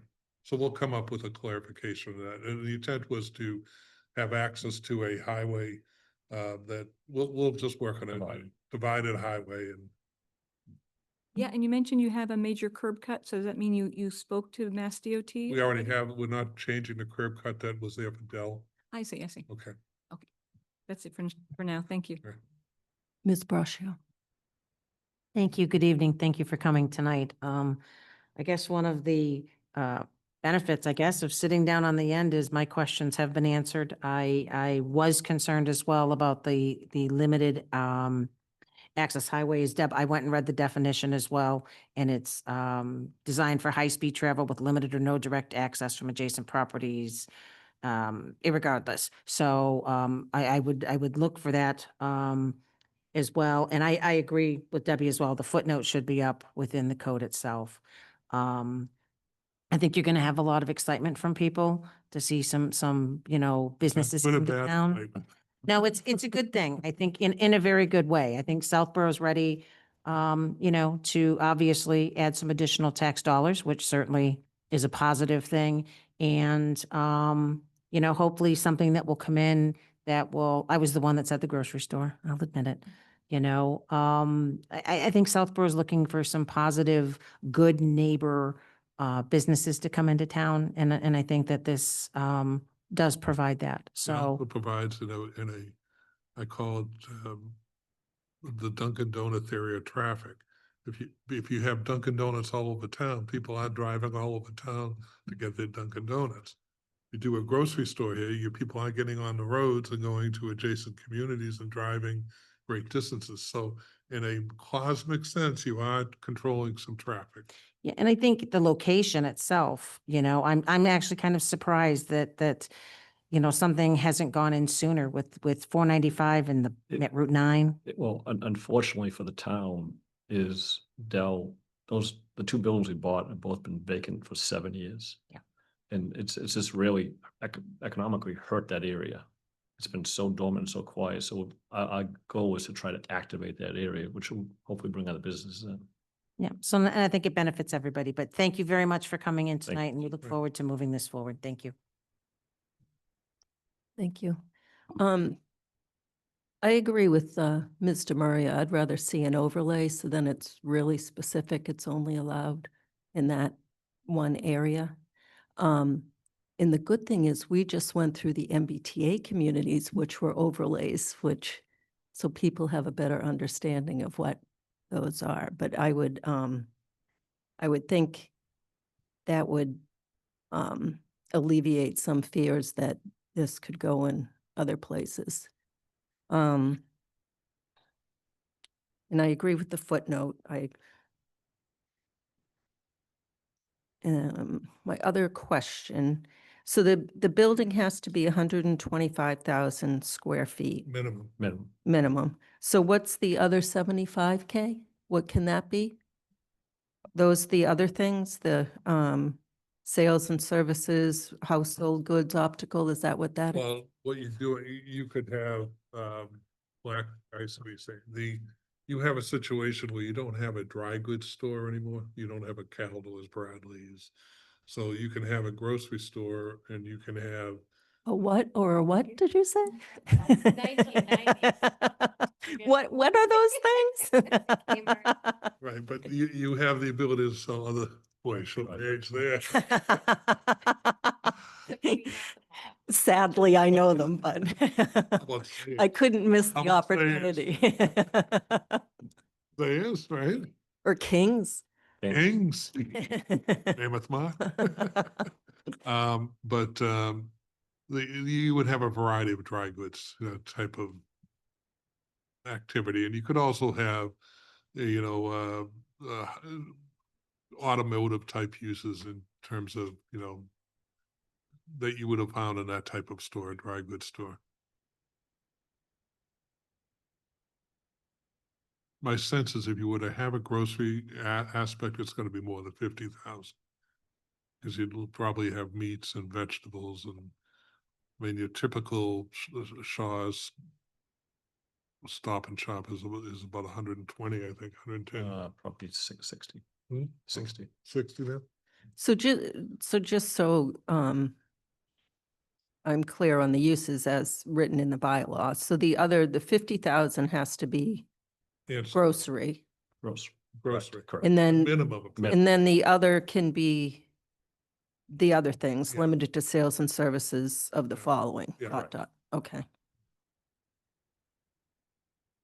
Um,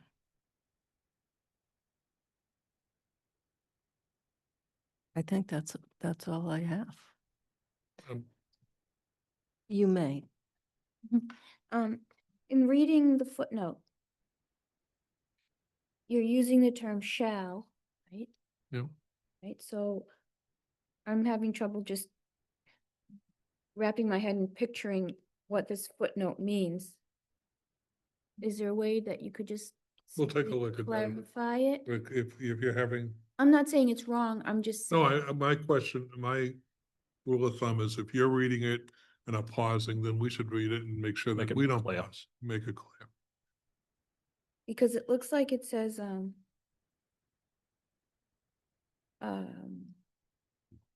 that abutting lots shall not exceed 50,000 gross square feet in the aggregate, like it's controlling projects outside of Right, so if This you, one. it's the, restrictive. it is, when you have those outside uses, let's say a restaurant pad and maybe like, I don't know, maybe a bank pad or something like that.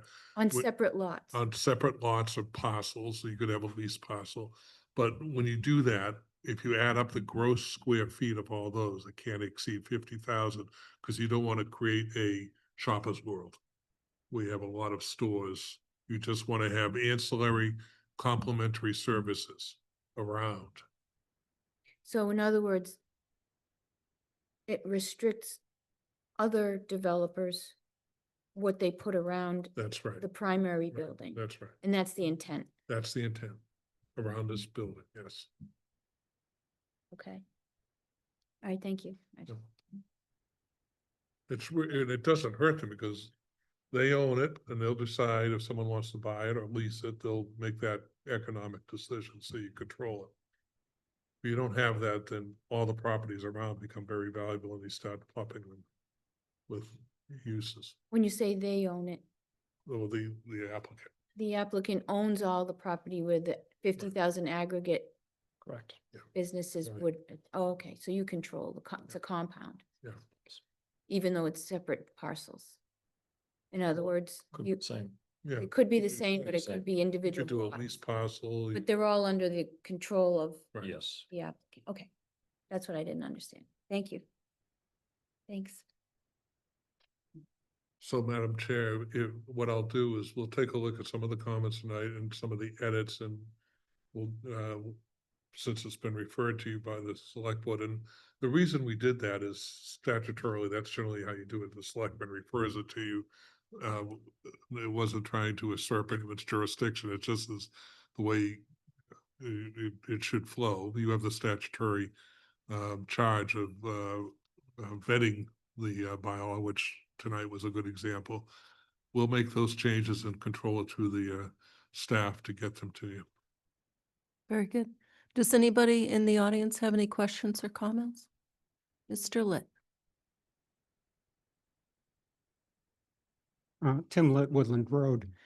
I have a few comments on this.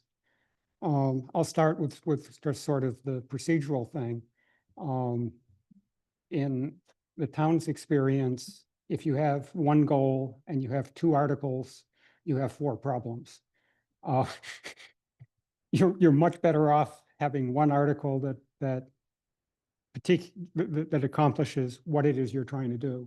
Because the way you have structured this, if one article fails, the other article passes, both pass.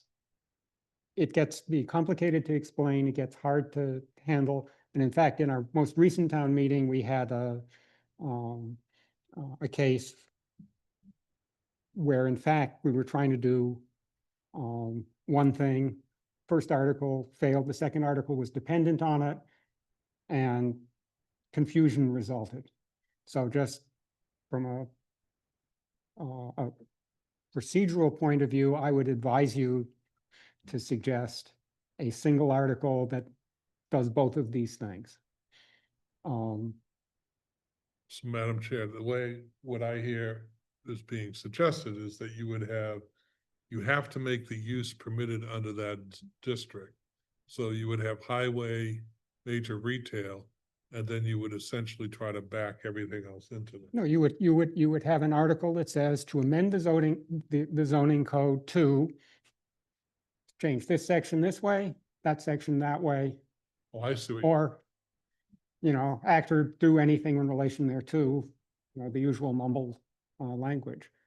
so one article amending two sections of the bylaw. Yes, and we've done that in the past, and I just think you're begging for Okay, confusion. so we'll look at that.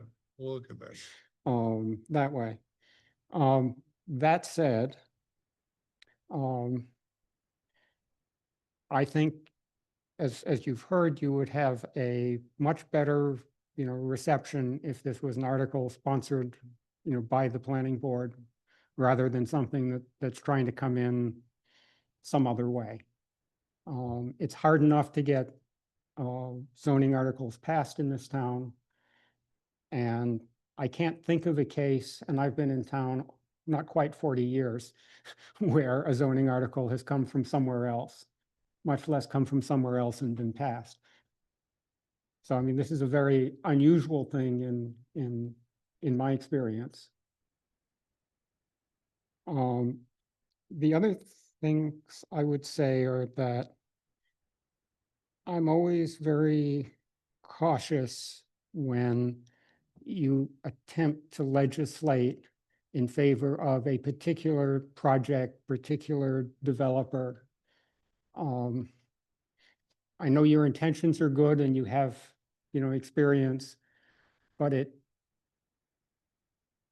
somehow doesn't, rub me, at least as a resident, the right way when, the government structure is being used to make a particular entity successful. And so, when I read what you're proposing, it basically says, we have a design for what, this place is going to look like, and we'll make the zoning, exactly fit that design. And if someday someone else gets the parcel and they want to have two major tenants and it manages to fit, well, you'd have to go back and change the zoning for that. That kind of doesn't rub me the right way. I mean, it also seems to be focused in terms of all the examples on grocery. And I sort of scratched my head and said, no, I'd love to have a grocery store here. I've been waiting for one for many years. But the same parcel would fit a home improvement store or, other large format, retail. So I'm not sure what the other people in town will think, but that was sort of my gut reaction, as I read this. And I think I'll stop there.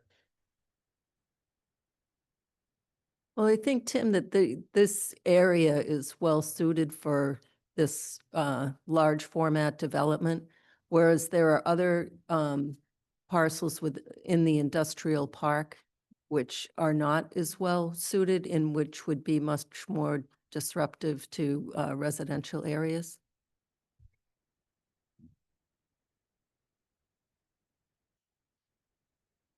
I'm not gonna, argue that point. It's just, the appearance of creating zoning to fit, a predefined and exactly fit, a predefined project. It locks in, that particular project, and it feels as, I mean, I don't want to use a prejudicial sort of word here. But it feels somewhat, uncouth maybe, that you know, you're trying to get, you know, the law to exactly fit your circumstance. And normally what we try to do in planning is to say, these are the kinds of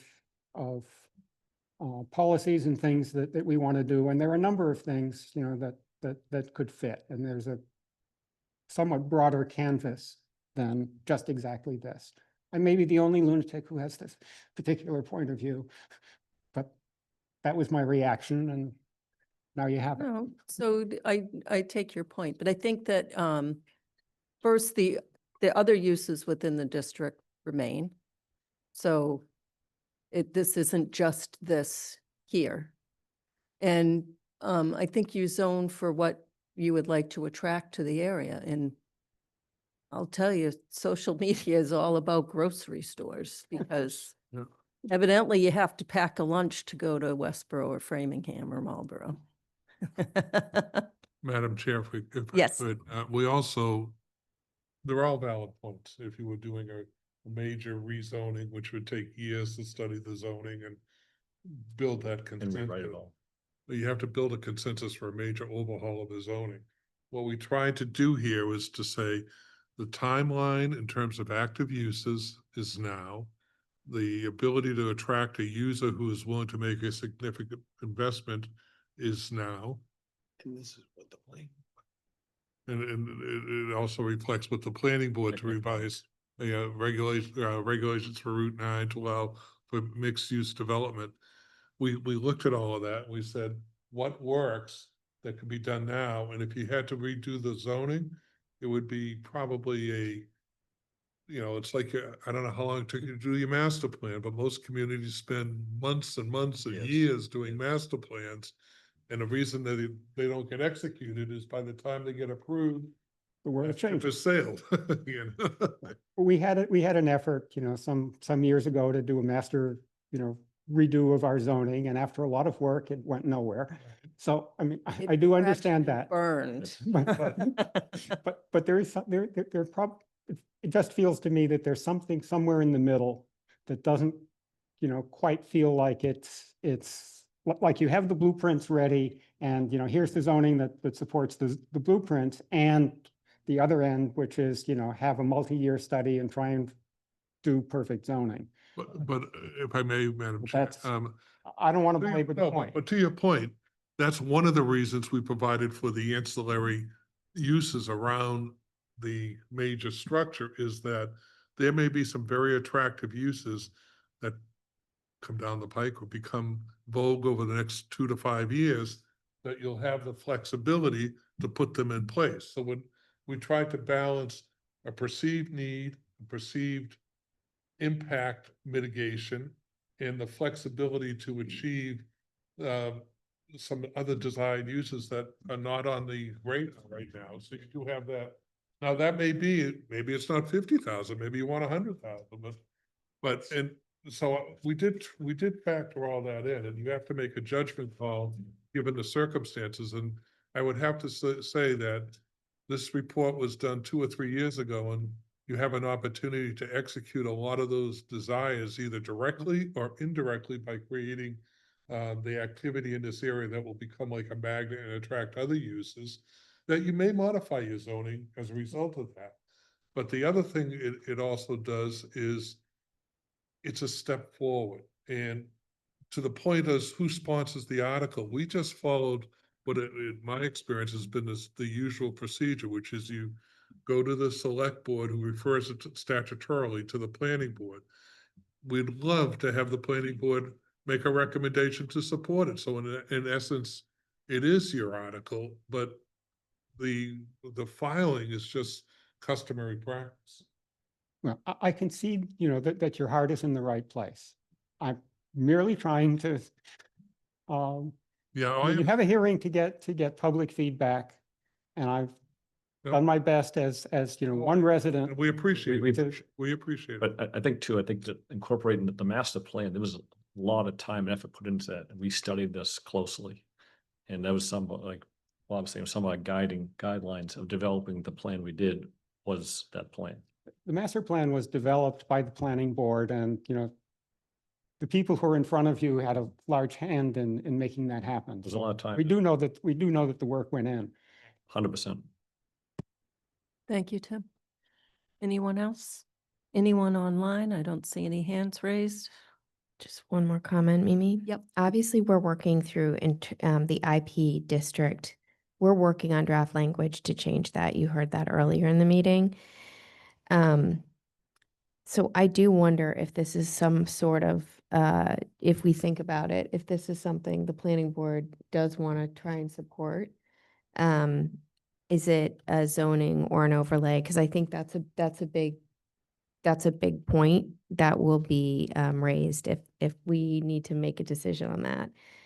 Because I think you could work and work and work, and then if we don't really want a zoning, like specific change like this, and we'd rather have an overlay district, we have 2 weeks to try and advance this. Since I'm working on the IP, I'm happy to kind of step in and work with town to be able to kind of figure out how do we do this and simplify it, because to Tim's point, 2 articles make 4 problems. And that is it's a challenge. Valid point, but I would just caution, if you do an overlay is, if you've just gone through the MBTA, it's not just a use, it's filing, dimensionals, it's a whole zoning template that is months and months and months. I mean, I didn't follow Southborough's experience on the MBTA, but I went through a number of communities myself. Well, it took forever, but our overlay kept all the dimensional regulations in the district. So we didn't change all of those things. That's all I wanted to say. So continue to the next, anybody else? Or did you have something else? I'm sorry. Okay. Can I just ask a question about the timing then, if you're going to make changes to this article, and when is the printing? Would the planning board be able to see the next version before? Oh, sure, absolutely. I mean, we would hope that any your recommendations would be incorporated into the printed article. Yeah, I think, Printed didn't for a while. town administrator say the beginning of October for printing or something? Okay. So our next meeting, September 8th. When the original town meeting date was November 3rd, I think town council had said September 1st. September 1st with a print. No, hold on, I'm trying to read it. They closed the warrant. That's when they close, but that's when they sign the warrant. So what is in the warrant, if it's not what you want, it has to be amended on the floor. Right? So I think that, That's only after it's printed. yeah, hold on. I'm Yeah, trying we to haven't read even it. started public hearings yet, so we wouldn't even have Second. I mean, we'd have a draft. Here it is. He said, at July, no, that's not it either. Give me a second to just find it. I have this. So I have it right here. Let me just look in my email. That's more direct. Once it's printed, any changes have to be made from the town meeting. Yeah, once it's printed. Hold on 1 second. That's the whole purpose of the public hearings, to take the feedback and modify. So, he had Also goes written, through our legal review, town council and all that, so it's not just printing time. oh, this was, at the June 17th select board, the November 3rd special town meeting to be held at, if you will be seeking to place an article on the warrant, please submit any request to me as soon as possible, but no later than September 1st. That's submitting. The select board is tentatively set to sign the final warrant at their October 7th meeting. That's it, October 7th. Yeah. Sorry, I couldn't remember. That makes sense. Karina, can I ask, or Mimi, can I ask a question? I don't have our meeting schedule in front of us. Karina, do you have that? How many meetings? Do we have 2 meetings in September? I know it's like the. Yeah. Okay. The 8th and the one was an 8. And the 29th. Okay, thank you. September 8th and September 29th. Yeah. So, Can I make one more suggestion? Can we put either the presentation and or just the current draft of what we have on our webpage? So I know I'm gonna be directing people to it. So, if we could get it up on, the website, that would be great. Okay, it's also in the meeting packet for tonight next to the agenda, but we can make a special spot. I mean, people aren't gonna go through the packet. They're gonna want to just Go right quickly there. go to it and see it. So if we could do that, that would be great. Thank you. Add just the warrant article, or do you want the The presentation? I think the presentation as well. Okay.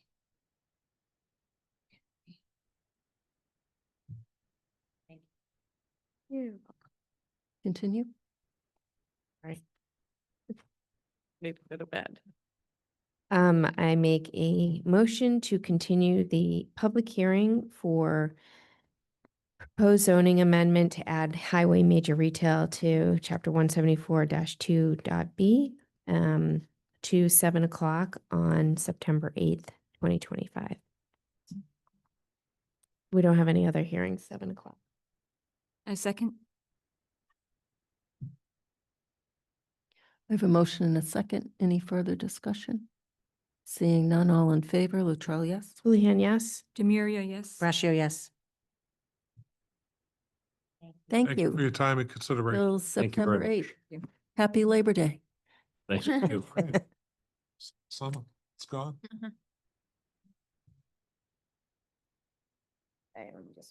The next item on the agenda is 2 East Main Street, multifamily building, major site plan approval and special permit downtown district. We have not received any information or any update on this, and I saw Mr. Bemis earlier, but I do not see him now. No. I make a motion to continue the public hearing for 2 East Main Street multifamily building major site plan approval and 2 East Main Street multifamily building special permit downtown district to 7:05 on September 8th, 2025. I second. I have a motion and a second. Any further discussion? I would just say that this is the 8th continuation with no further information. If we're in the same position on 9/8, we should think about, I already asked him to withdraw and come back when he's ready. At the last meeting, he was unwilling to do that. The only thing we have left is to just deny it until he's ready to come back.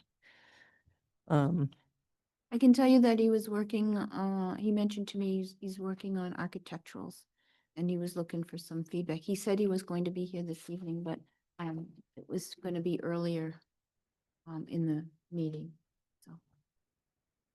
But that was this afternoon when we spoke. So I have a motion. Any further discussion? Seeing none, all in favor, Latrell, yes? Houlihan, yes? Demiria, yes. Brascio, yes. The next item on the agenda is a public hearing, 154 Turnpike Road, Suite 140, Chase Bank, major site plan approval, change of use. So this is a modification to a major site plan approval. How you guys doing? Shannon? Great. How are you? Did you want to update anything, or do you want Shannon to just kick it off? Okay. Sure. Oh, I also got one more card in today. Do you guys want this? Thank you. Okay. Hold on one second. I have to read the legal ad. Did I not read the legal ad for the warrant article? Hold on a second. If you want, I can read it and we can attend it to The warrant article, there was a legal ad for that? that was the public hearing opening. Mm. Mm.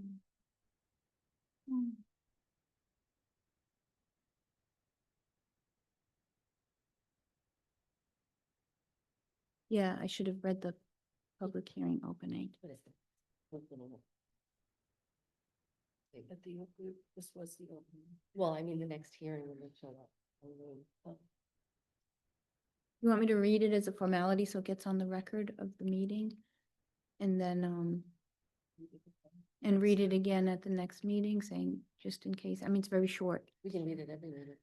Yeah, Just to be clear, this isn't 154 Turnpike. This is the previous hearing, the legal ad for the zoning amendment. right, so my mistake, I should have read this legal ad at the beginning of the zoning amendment, opening of the public hearing for highway major retail.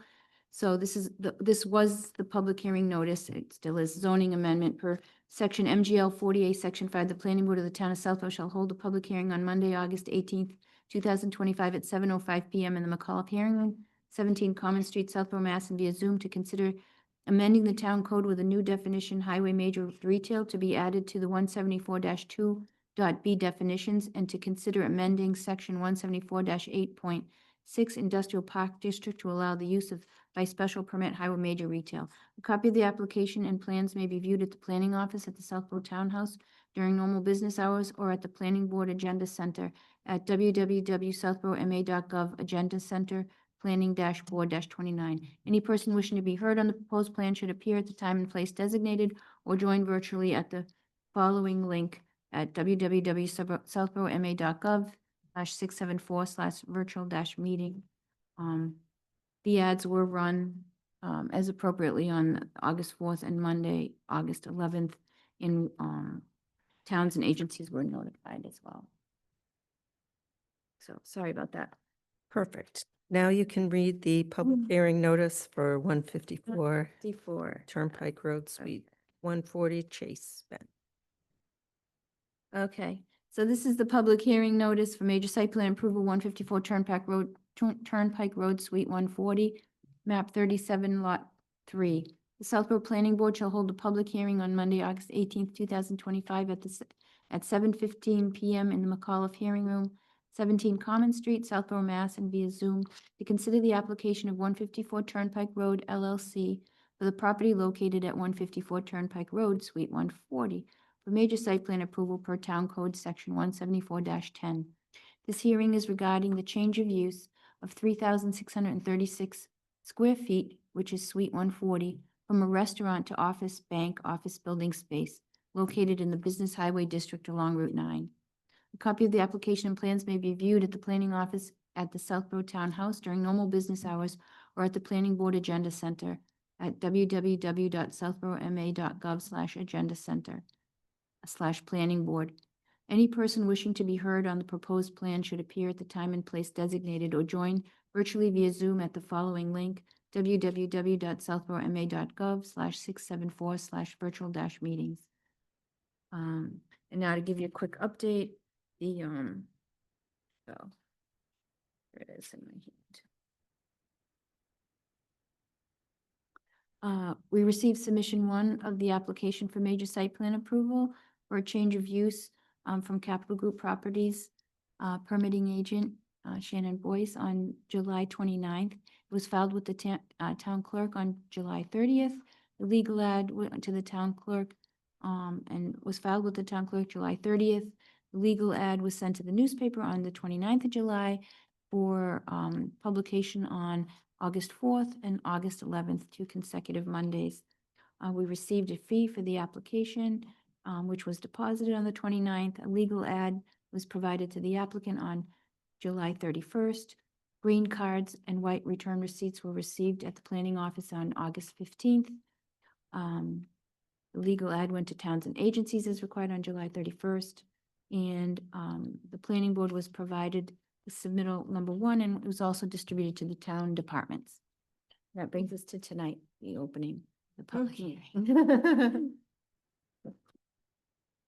Okay, Are you all set? I am, thank you.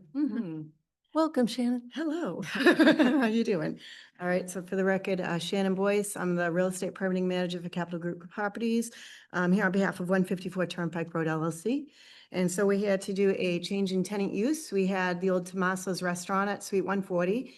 And now we have a new tenant, Chase Bank, who'd like to take over the suite. So any questions you have for me? Thank you. Ms. Houlihan.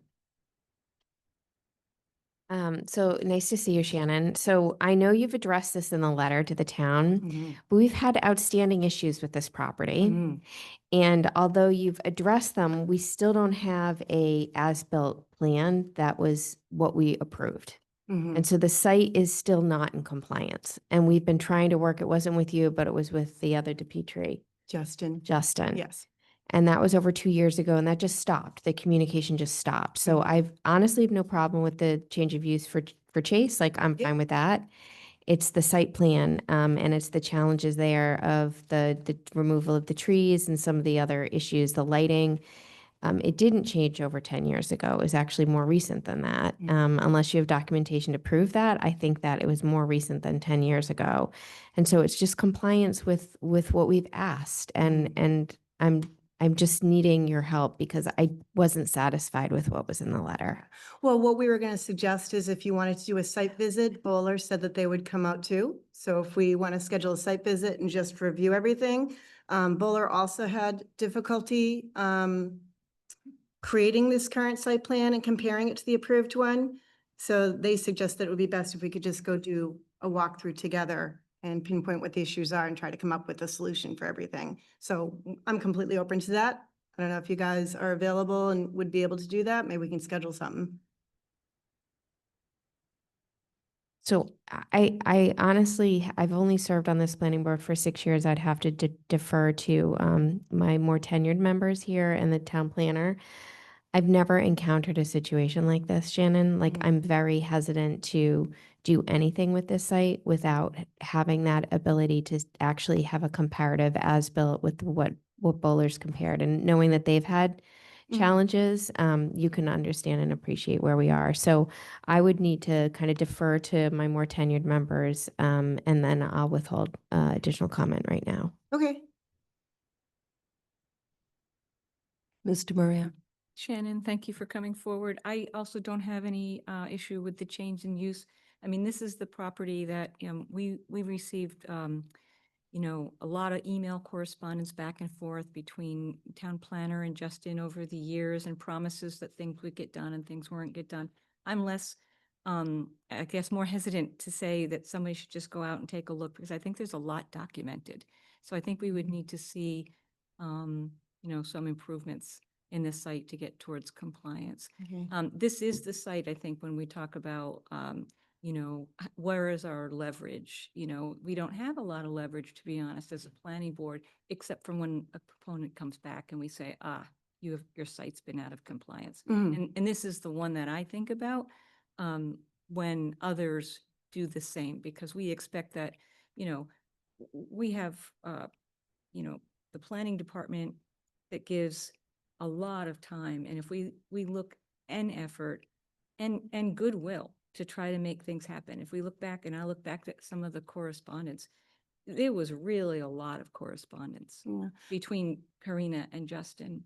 And as Marnie says, it didn't, didn't really come to fruition. We're sort of left hanging. I don't think it's a walkthrough. I think there's plenty documented, and it has to become in compliance. Well, I reviewed what Karina gave me and it didn't leave me with any direction of what we would do with it. That's why we're suggesting a walkthrough. I mean, there was a lot of, you're out of compliance and stuff, but what do you want us to do? You know what I mean? We need some direction and guidance for that to make it happen. I mean, are we looking that we want to get back to the exact original site plan? Or are you open to considering that some of the vegetation that has grown in, although it may not be native species, it's created barriers, for instance, it's grown in, do we really want to tear things out at this point? So I think it would be beneficial for the board, or if the whole board can't make it, I don't know if you can have a representative, if Karina can just do it, to come out and do a walkthrough and tell me, where can we meet in the middle ground? Where do we have to, address it and get it right back to original plan? What are the options? I think it would be good for us to do that. Okay, I see your point. Yeah, I'm open to that if that's what the board would like to do. Ms. Brascio? Thank you. Thank you, Shannon, for coming. It's nice to see you. I see you. I'm also fine with changing the use, but I haven't been on the board. I am the least longevity member on the board. And I know that there have been problems for a long time. So I am going to support my other members on this, but know that I do support the Chase Bank. Yes. But we really need to make progress. I think, Mhm. as we've heard here tonight, it's been years in the making and Yeah. we really need to get this done. And we've had a great working relationship Oh, with yeah. you. And I hope that continues. And I hope that through that relationship, we can reach some form of agreement. So thank you. I think we definitely can. I mean, I think that if we can put this on the next agenda, or if the next agenda is loaded up, we can, meet and go forward from here and figure out a solution. Yeah, I'm pretty much with my Mm. fellow board members. I'm fine with the change of use, but this is a modification for the site plan. This has been out of compliance since 2019. We were promised that, Mhm. that this site would come back for a modification of a site plan to deal with the out of compliance issues, Mhm. and then we were ghosted. And I think that I had mentioned it to you previously when you were before us for a Yes. sign, just so you were aware. Mhm. So, yeah, the letter definitely doesn't go far enough. And I take particular exception with we acknowledge the planning board's concerns regarding the current landscape conditions Mm. and the perceived deviations from the originally approved site plan, Mhm. That's legal speak. I'm an attorney. No. but it's not I mean, perceived. well, There are huge there are- deviations. And we can, when we do the site walkthrough, I'll see if either one of the DePietris would like to join us, but there's where the perceived come in. Like they said, for instance, some of the plants at the front were killed off by salt in the winter, things like that. But you're, they have but you're their- required to Yes. upkeep your site. Mhm. And if things die, you're required to replace them. Mhm. And Yeah. so I understand, I know that there were Bradford pears on the front and they died and they were Mhm. replaced with maple. Mhm. Yay, I'm all for that. I That's hate great. Bradford pears and they're an invasive species. But where are the other invasive species that are being removed Mhm. that in this I think letter? that's where a site walkthrough, I'm not an environmentalist, so I couldn't go out to that property and tell you what was invasive or what was not. So where did So- that information come from then? I spoke with Bill DePietri, And he and I said- reviewed the letters between her and Justin. And then Bowler also gave me their feedback after they did the plan. So that's what I crafted my letter around. Yeah. Okay, so I don't know where so I've been over there several Yeah. times. And it's not, the landscaping is not adequate. What's there, personally, as one board member, I think there were things approved that we wouldn't, like types of plants we wouldn't approve now. But Okay. personally, if they're there and they're living and they're compliant with the previous site plan, I'm not going to force you to pull them up. I Okay. don't think, I don't know what the others think, but I wouldn't. But all of the landscaping was pulled out and what was put back was, Like site wide, like you're saying, yeah. not all of it, like portions, you're saying all of it? was Oh, no, pulled? all of it, all of Okay. it was all pulled out. There's shrubbery in front of the building Mhm. that was removed and that maiden grass is there now and Okay. there are rocks instead of plants. And there's also the issue of the public shade tree that was removed. And I Mhm. know that in the letter, it says it was dead, but there's the And it was inconvenient. encroaching on a retaining wall from what I was told. The roots were encroaching into a retaining wall on the property. So it was like a twofold thing. Well, Yeah. so there's the inconvenient truth that an arborist for the town had gone out and had evaluated all kinds of public shade trees, and they happened to Mhm. do that road. Mhm. And that tree was considered in good condition in 2021.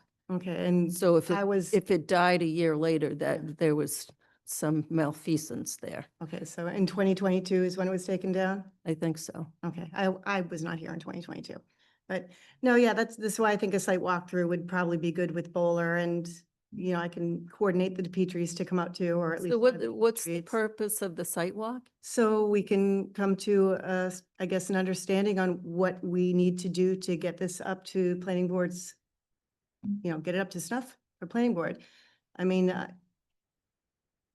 I don't know if it's possible to get it back to the original landscaping approved plan without tearing you're telling me everything's gone now. So it'd be great to know, what are you okay with us keeping? What works there? What do we have to actually change instead of us going over there and bulldozing everything and tearing it all up? Can I say? You know, So Shannon, there is a plan that Justin had submitted mhm, in the early 20s, around the time we're talking about 20, mhm, where they did a comparison of what was approved on the site plan and mhm, overlaid information of what they put there. mhm. I think I don't if you think- don't have I that, never we got a can copy of try. that. Yeah, if you Yeah. don't have it in your records, we'll try and locate it. I think I saw it when I was going through Did the you? files. Okay. Yeah, if you could forward that to me, then I'll take a look at that. Maybe I. But is saw- that, are you saying that plan is something that they would, that That's board when would they agree? started working with that plan and actually had presented or given it to the planning board back then, and then everything was- stopped. So, So- so that plan, what was, so the landscaping was pulled out and other landscaping was pulled in, and that plan overlaid what was put in. Okay. And it was not adequate. There's not adequate screening there, so more More needs to be. screening needs to put in. be put in. And it place. needs to be more in line with the approved site plan. So are they able to keep what's in there and then fill in the rest with what was approved or something like that? I mean, what is, Well, that's I my just- opinion. What does the rest? I don't of know the what thrives together, what would kill each other off. I don't know anything about. I don't think plants beat each other up. I don't know. Well, don't weeds take over an area and you know what I mean? So when we're saying there are some invasive plants in this property, right? So. Oh, I we don't go know back- if there are. I thought that's what, oh, I thought that's what the issue was. There were invasive plants instead of the natives or something. Yeah, we need to probably look at it again and re-educate, because I think there was also a fence that was gonna go up. And during discussions, there was talk that perhaps if this vegetative buffer was increased, the fence might not be required. Yeah, But we can look at the meeting minutes from back then. okay. And I'll show you where you can find those. Mm-hmm. And then you can get up to speed, and I'll get you that plan to get a Well, better idea of All right. So what you need to do. do we want to do a walkthrough or do we want me to just, I think it's difficult for the planning board as a general whole to go to a site plan during the day, to do a site walk during the day. okay. And I don't know if the benefit is of just me going there. So I just think, what does the rest of the board think? I'm thinking that there need to be more plantings in line with what was required in the original site plan, and that means adding plants. I don't think they need to pull anything out unless it's, It's nicely grown in and like, yeah. Is everyone What do in you- agreement on that? So I just think a more compliant landscape plan needs to be submitted. And also there needs to be the detail on the lighting that was so replaced. if you can get me a copy of that plan, the overlay one, if I send that to Bowler, maybe they'll be able to help me get counts of like what the number of plants in certain areas. Will they be able to help me identify all that of where I need to fill? I don't know if Bowler, as a landscape architect, who can Yeah. identify the plants, but Justin was doing a lot of the legwork, submitting the information to me. So you might check with him first. And Okay. then, but Bowler they may have the ability to determine the plants and what's there or not. I just don't know their expertise. Or if I look at the original landscape thing, if we just Yeah, there's a select what big- was approved and just fill in whatever was on the approved list, we can just use as fill. Yeah, I think you have to see the plan. I'll get you first. Okay. Take a look at that first and then brainstorm. We can brainstorm. Okay, and then before we do anything, we would have to first come back here to you and say, this is our idea. Okay, all right, Yeah. okay, so planting and lighting, Is this supposed to be an official modification application again? Or is this more of a discussion item? No, it's a hearing. Yeah, it's a hearing. So it'll be an application. so like It'll be another, A this one would modification to be, major site plan. Well, isn't this a modification to major site plan? That's so this is just a change in tenant use. It's different. It's more specific to just that space. It's just change of use. Yeah. It's not the site plan itself. It's a change of use for no exterior work. Would it be a major site plan review for the landscaping, like exterior work, because even though it's just landscaping? Well, So if you Almost think it should lighting. my apply, fear is to separate them, we'll never see the landscaping again. I'm so, not gonna do that to you. so we have to determine if this application can cover those site plan features as a revised submittal. I would prefer to keep the two separate. I don't want to have the tenant sitting out there in limbo over a landscaping issue. You know what I mean? It's a change in tenant use. Yeah, the planning board has to make that decision. With a modification to major site plan, it's Mhm. 3.5 weeks. Because it has to be publicly advertised again as a separate application. There's a fee. I'll submit another application for Right. that. So- Yeah, but I need to see, This isn't a modification. They have a site plan. It's a change of use, But a change of use requires site plan approval, and which well, we would haven't, be a modification to what's already there. right, because they're changing tenants. Yeah. So how we differentiate that is that if there's no exterior site work, like adding an ATM or expanding the parking or changing the landscaping Hmm. or changing the exterior lighting, we simply go in with a kind of a truncated major site plan where they don't have to show drainage and they have a recent site plan that reflects the parking that gets passed by with the building commissioner, that he's on board, that the change of use doesn't affect the septic. It's a truncated process.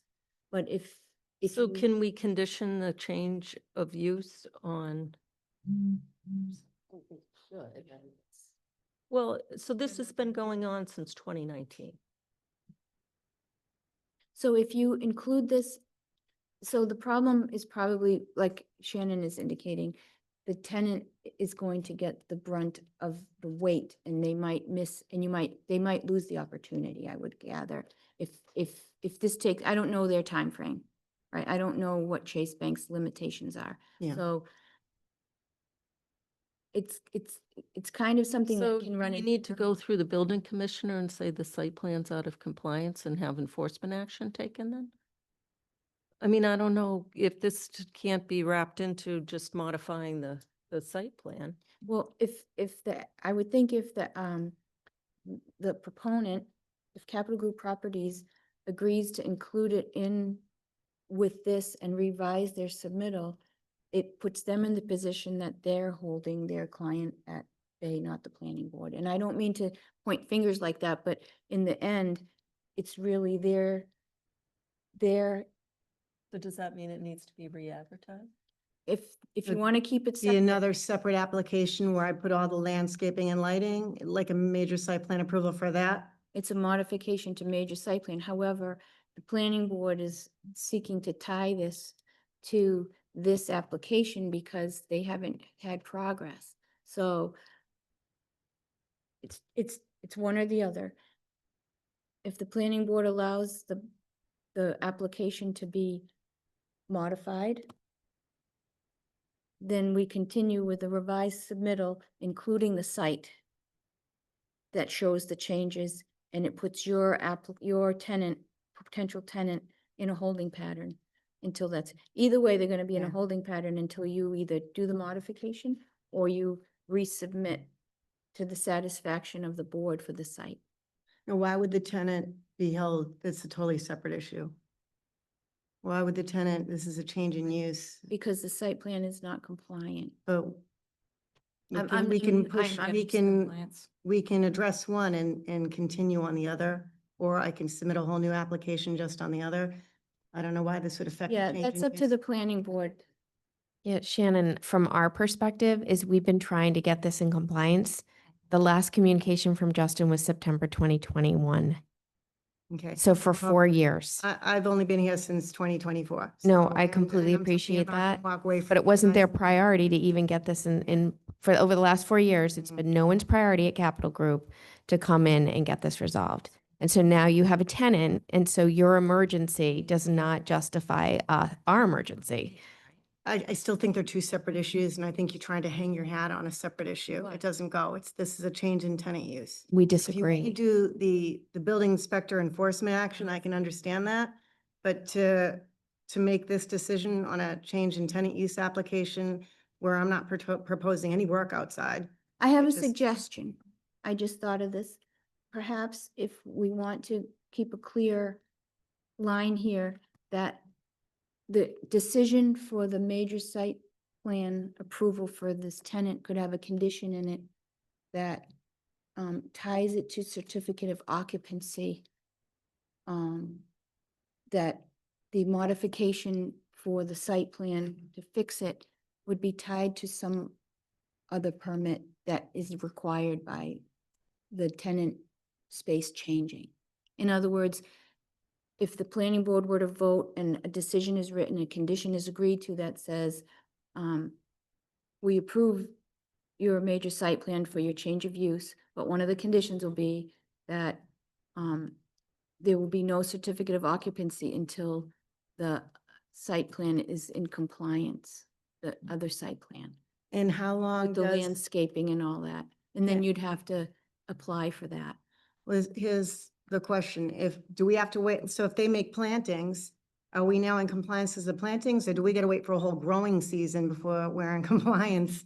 No, And, usually like, if how's that gonna work? you install what's proposed, Uh-huh. then it's shown it's in compliance. If the plants fail after a certain amount of time, you're still responsible to keep those maintained, Mhm. but you have your site plan approval. Okay. Just means if you don't fix them again, you're back in the same spot. If a year goes by and the plants die, they have to be living Mhm. and functioning for the duration of your site plan. So next time I can get out to you as far as the landscaping, if we went immediately quick, which I don't think we could, because now I'm gonna have to review that plan, get with a landscaper. Are we gonna be able to plant at that point in time? And now our tenant has to wait all winter long for us to plant in the spring? Yeah, I don't Yeah, know how to so- answer that. Madam Chair, can I ask a question? It seems to me I think we have four things, but I'm not sure. So we're talking about the landscape plan.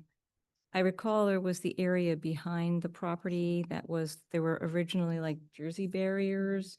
And then that was kind of maybe scrapped and there was going to be some trees or shrubs. That is not accomplished either, I believe. I'm not sure if that's the Mm. second or if that's part. That area, my understanding is that it's not native planting back there that has since really grown in. But that That wasn't was what was my asked. understanding of that. There's no fence there. It's like planting, but So it's not native. I think I think there was clear guidance on that. I can't recall. I think that initially it was Jersey barriers and it was kind of like ugly. And I think that there was a compromise that there'd be some trees. So that way no Yeah, cars or something like that. anything would be.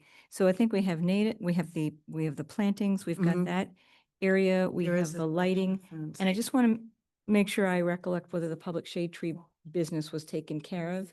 Then we also need a request for a public shade tree removal because it was removed. The public shade tree on That's on the- Breakneck? On Breakneck in the corner, Mhm, right? yeah. So I think there's four things. I don't think it's just one. I think it's these Let me four. I see. mean, together, they're, you know, And I did just find the email that was Great. from Justin to Karina, the last one that she Thank you. forwarded it to us on 9/12/2022, which details all those things. I don't know if you have that email. I don't think so. Are you able to put it on the board? I'm not online, but you want to just read them? yeah, it basically says, this was just in from Justin, the feedback for 154. He had submitted the certified tree letter, the landscape plan, Mm-hmm. the 154 light cut sheet, the 154 pole light plan, the back of parking lot, the turnpike plans revised, the landscape plans. And so, he said, "Hi, Karina, sorry for the last minute submission on this. It's been tough to get the landscape overlay with everyone so busy. So please see the attached documents, the landscape plan with overlay, a picture of the back lot showing where the fence was proposed and the wooded buffer that is currently present, Mhm. certified tree letter with pictures and light cut sheet and light plan." And so she had written in September 6, 2022, that we were scheduled to meet on 9/12/2022. And when did his letter came in? That morning, but I don't think they ever came to that meeting. And so she details kind of everything that was to be done. So Mhm. I do think that will be a good starting point for you. Okay. I can just forward it to you if you want to just come. Yes, if you I'm could- just gonna forward it to you right now. Okay. Can you just come around to type in your email? Sure, I'll type it in for you. And so you have it? So basically use this, you think is my guideline? Yeah, because I think that was, they had never submitted the modification to the site plan, but it seemed like some of the work was done. But now the question is with what was done in 2022 and what's there now, I think it might be different. So. So it may be even different from what that was in that So email. remember, this was 2022. See, what you've submitted or what Bowler just did was 2025. So Mhm. like, there's just been so much time to like trying to figure out. So Okay. I mean, that, I think that's, and I know this doesn't fall on you, Shannon, please don't take this personally, because I think we are struggling here because we've tried for 5 years to get this place in compliance, and we Yeah. just don't know how to do this. Mhm. And feel like even if we grant Chase the opportunity for the change of use, there's no guarantee you're ever going to come back to do this. Yeah, I'm not a scumbag. No, Seriously, I'm not no. saying you are. I mean, That's not I personally, but absolutely intend to apply, file a new application and come in for this.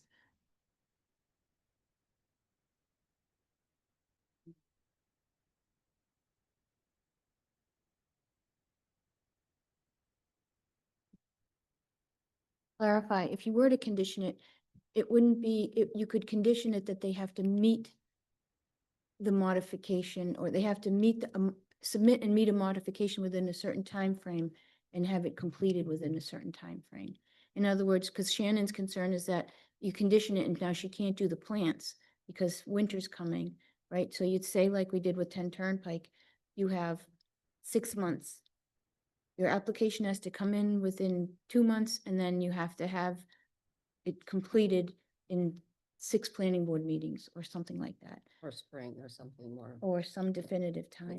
And would the tenant not be able to occupy until then? Because that would be pretty detrimental. There would be some, Their ETA was like November, December latest. Best way is probably to just do a new application, have her bring it in. Prove this and be done with it, because I just think you're gonna open up a legal can of worms. This says you can make a condition.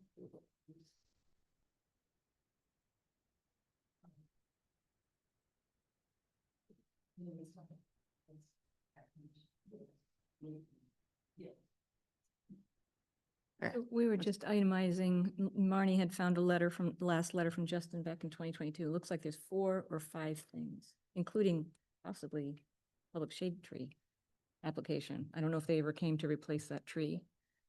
So Mm-mm. they did not, right? So we have the lighting, the public shade tree application, Mhm. we have the landscape plan, and we have the pole and, oh, that was the pole and the lighting. And then we have the fencing, the fenced area in the back that was Jersey barrier, but Can I- then there was supposed to be a planting. Can I ask the last one you just said before the barrier, the pole, what is that about? Yeah, Oh, okay. it's the all right. lighting and the Lights, poles and. Poles, So okay. In my opinion, that's a lot. That's not just a few shrubs or weeds. I think it's too much. I think this has been a problem site for a lot of years. I'm sorry that this has happened because, it has nothing to do with your applicant. Mhm. And Chase coming in, that sounds very good, to be honest. Yeah. But this has taken an enormous amount of planning board time and planning department time. Mhm. And I think that this problem is now becoming our problem again. And I think it just needs to be resolved. I agree. Yeah, but I think that how can you imagine that we could allow any further changes? And knowing that this may continue on, longer. Are you this, submitting a I don't see what the benefit is, to be honest, because the person's, the Chase is not gonna get the occupancy permit unless everything's done. So Yeah. why don't they just do everything and come back? Will it save the few weeks? You mean, These 5 things that I just mentioned, the lighting, a public shade tree application, a proposal for the plants, the fenced-in area with the cut-through was made. as a modification application? I think all that stuff, Separate. well, I think public shade tree application has to be separate, but I think Right. modification for all those things has to take place. So are you saying But a proposal for the plants. keep this project, this site plan, major site plan for the tenants for the change of use, and they are required to also No, submit I'm a just- modification?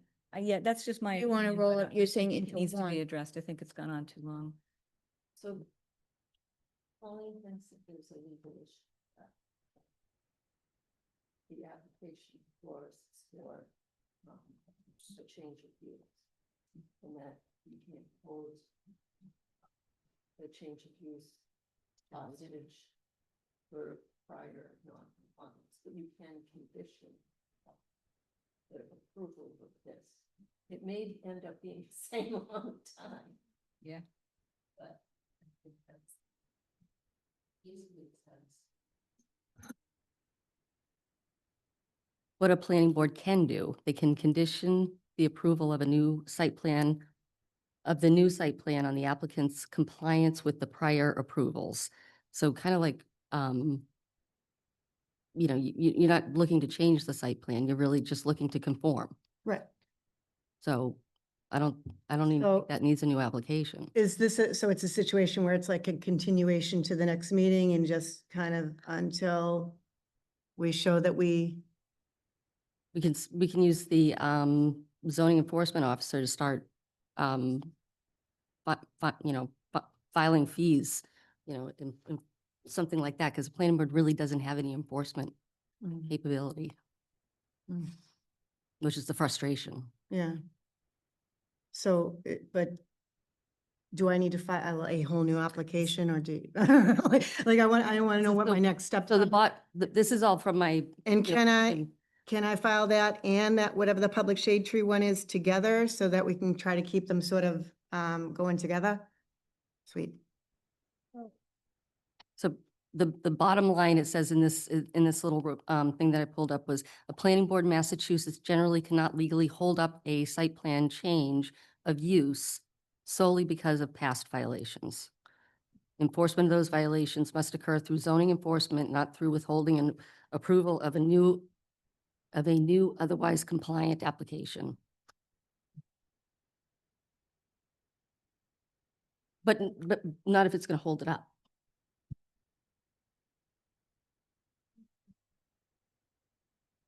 But it doesn't really fit this, is all I'm trying to say. I just think it opens up a can of worms legally, Mhm. because, it's an already approved site plan that you're in violation of. Yes. So, I think that you could condition to say that they have to submit a modification to address the non-compliance. Whether you tie it to a certain time frame or a permit, probably safer to tie it to a time frame. Then you're not, and this right? application. So you could move forward, condition it like we did with,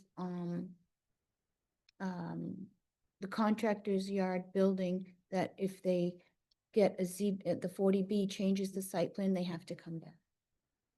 Right, with a modification, with 120 Turnpike, they have to come back for a modification because they changed the site. That's a change. So I think Okay, so I a condition. have to, come back I with have it. to Okay. submit that application.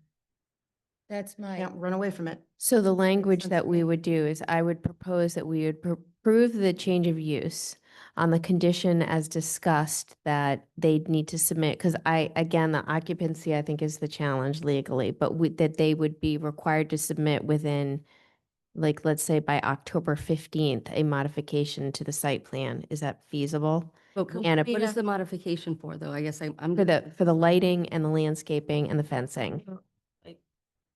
But we're So- not going back to the past site plan? We're modifying the past. They're modifying it. Oh, okay. So yeah, I then think yes. you're gonna let me basically for the plantings fill in, right? And then I gotta address the lighting, so I'm guessing that would mean that if this lighting complies to the dark skies, are we good with that? Mhm. And fantastic. And, the barrier fence, I'll look into that too. Yeah, And then Yeah, the so I guess it tree would be- application. The yeah, public. and the public shade trees, so. That's the application. mitigation. Trees. Are they gonna want the tree in the same exact spot? Public shade tree, or you just want a nice public shade tree somewhere on the property? Well, a public shade tree would have to be within the. Sidewalk looking area. right Public right away. and that you can- The, oops, sorry, that's Oh, the tree warden. But it was a 90-inch round, Yeah, 90 inch. big, yeah. huge tree. So the mitigation of the tree could come during that process. Yeah. You could figure out how the planning board would accept some kind of See if we can find a nice spot for a Solution. shade tree. either there or somewhere else, but that can be settled there. Yeah. The goal here is to, Approve the change of use with the condition that you'll be required to submit a modification to the approved site plan. Okay, Because you have an approved site plan, it's just not compliant, right. right? Vacation. And, do we want to go by October 15th or is there another date? Was it? Well, what's our planning board date in October? It is, So let's do 7 days before that. well, it's gonna be a public hearing notice, so Oh. it'll be 3.5 weeks, so it would have to be a complete application. So October 20th 10/20 is the meeting, right? is a meeting, but Meeting, what we application. need is a frame of when you would, she would be required to submit to me a complete application to get the ball rolling. And then it would fall on the next. Wait. Planning board meeting is in November 10th and then back up 3 weeks, Okay, 11. which is October 15th-ish. Well, you want the public hearing to open on November 10th? Mm-hmm. Okay. Okay, So she at least has modified, so the condition is not contingent on the occupancy. It's the condition is that they need to submit a modification to site plan and a public shade tree application by October 15th. Uh-huh. Then we'd open the public hearings for those modifications on November, whatever that date Okay. was. So submit my application by 10:15, meeting is 11:10. Sweet, I can do that. Does that work? Works for me. Okay. So we'd have to check the calendar that it's 3.5 weeks. Well, I can check my phone. So October, if we receive the application, I'm gonna say that's October 15th, 7, 14, 21, 22, 23, 24, 25. That's 26 days before the meeting. it's based Good, on the that's good. Monday timeframe though. Hold Oh, on, hold on. It's not just, 15th is a Wednesday, October 15th. 14 days. but there are 2 applications here, so hold on. Oh. So, if you're going to submit for, Yes. November 10th, right? Yep. And this the fourth Monday after. Right, so you would advertise on November 3rd, October 27th. It would have to go in the paper on October 22nd. I need to review it for completeness, so I would need it by the 15th at the latest. Yeah. So that That's was, Latest. just wanted to confirm, so. I can do that. Okay. And you might want to, a day or two ahead, look at it with me, and then, Yeah. Can I maybe make an appointment with you for like the week prior? yeah, Okay. you can call me on that. So the public hearing will be November 10th, opening Yes. Karina. for modification of major site plan approval. Okay, Is there anyone in? 6. Perfect. I could do that. let me look. Audience comment? So any questions or comments here in the room or on Zoom? Kristen Stout. Oh, Chris. So were there any other things on the application for the change of use directly? No, it's fine. There's one person in the waiting room, no hand. All right. I am going to make a motion to close the public hearing for 154 Turnpike Road, Suite 140, East Bank, major site plan approval, change of use. And I second. I have a motion and a second. Any further discussion? Seeing none, all in favor, Latrell, yes? Houlihan, yes. Demiria, yes. Brashear, yes. I make a motion to approve the 154 Turnpike Road, Suite 140, Chase Bank, major site plan approval, change of use with the conditions as noted in our discussion. Second. I have a motion and a second. Any further discussion? Seeing none, all in favor, Latrell, yes? Houlihan, yes. Demiria, yes. Brashear, yes. So Shannon, Yes. I'll draft a decision and there'll be some standard conditions in there, Okay. but that'll be the one that mostly impacts Yeah. your process. All righty, cool. I think we can get this done. I think so. Or you have to pay for the sins of the previous. Job security. All right, you guys want me to step aside or do we want to do the Yeah. 144? We have one right before you. The next item on the agenda is a public hearing, 34 Sears Road, Scenic Road, stone wall removal. Replace new driveway location proposed. Ed Tucker for the owner. 1 second, Ed, do you want to, you have to read the legal ad. Yes, thank you.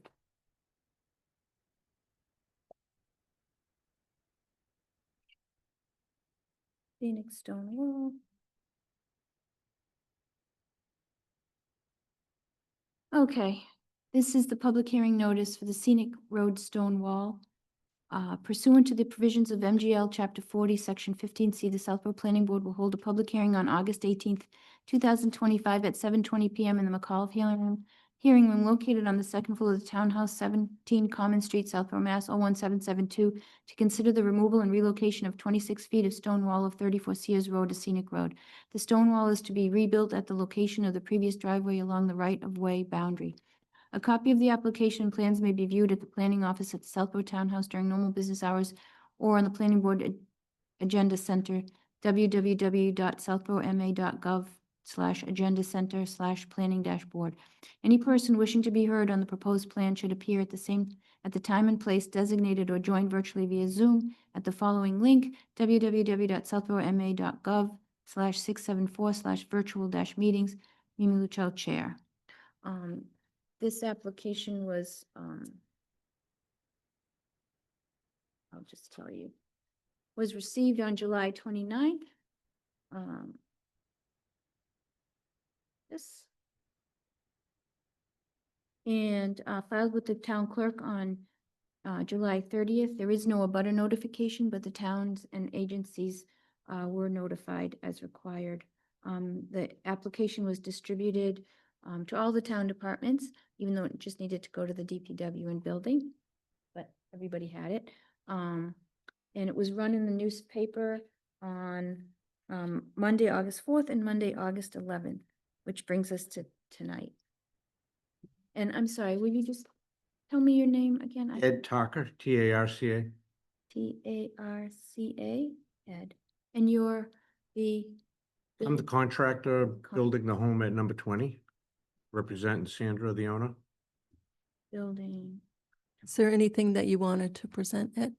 Other than the narrative that was provided during construction, it just became obvious that the 4 mature trees plus a telephone pole presented a level of blindness to people coming out of the property. And as you know, Sears Road can have a fair amount of fast traffic that we found out for the last year. So the owners have an agreement with the owners at 34 to have access. So we're requesting changing the access to number 20 through number 34. And like the narrative said, we maintaining the stones that come out of the existing section of 34. We're going to rebuild at number 20.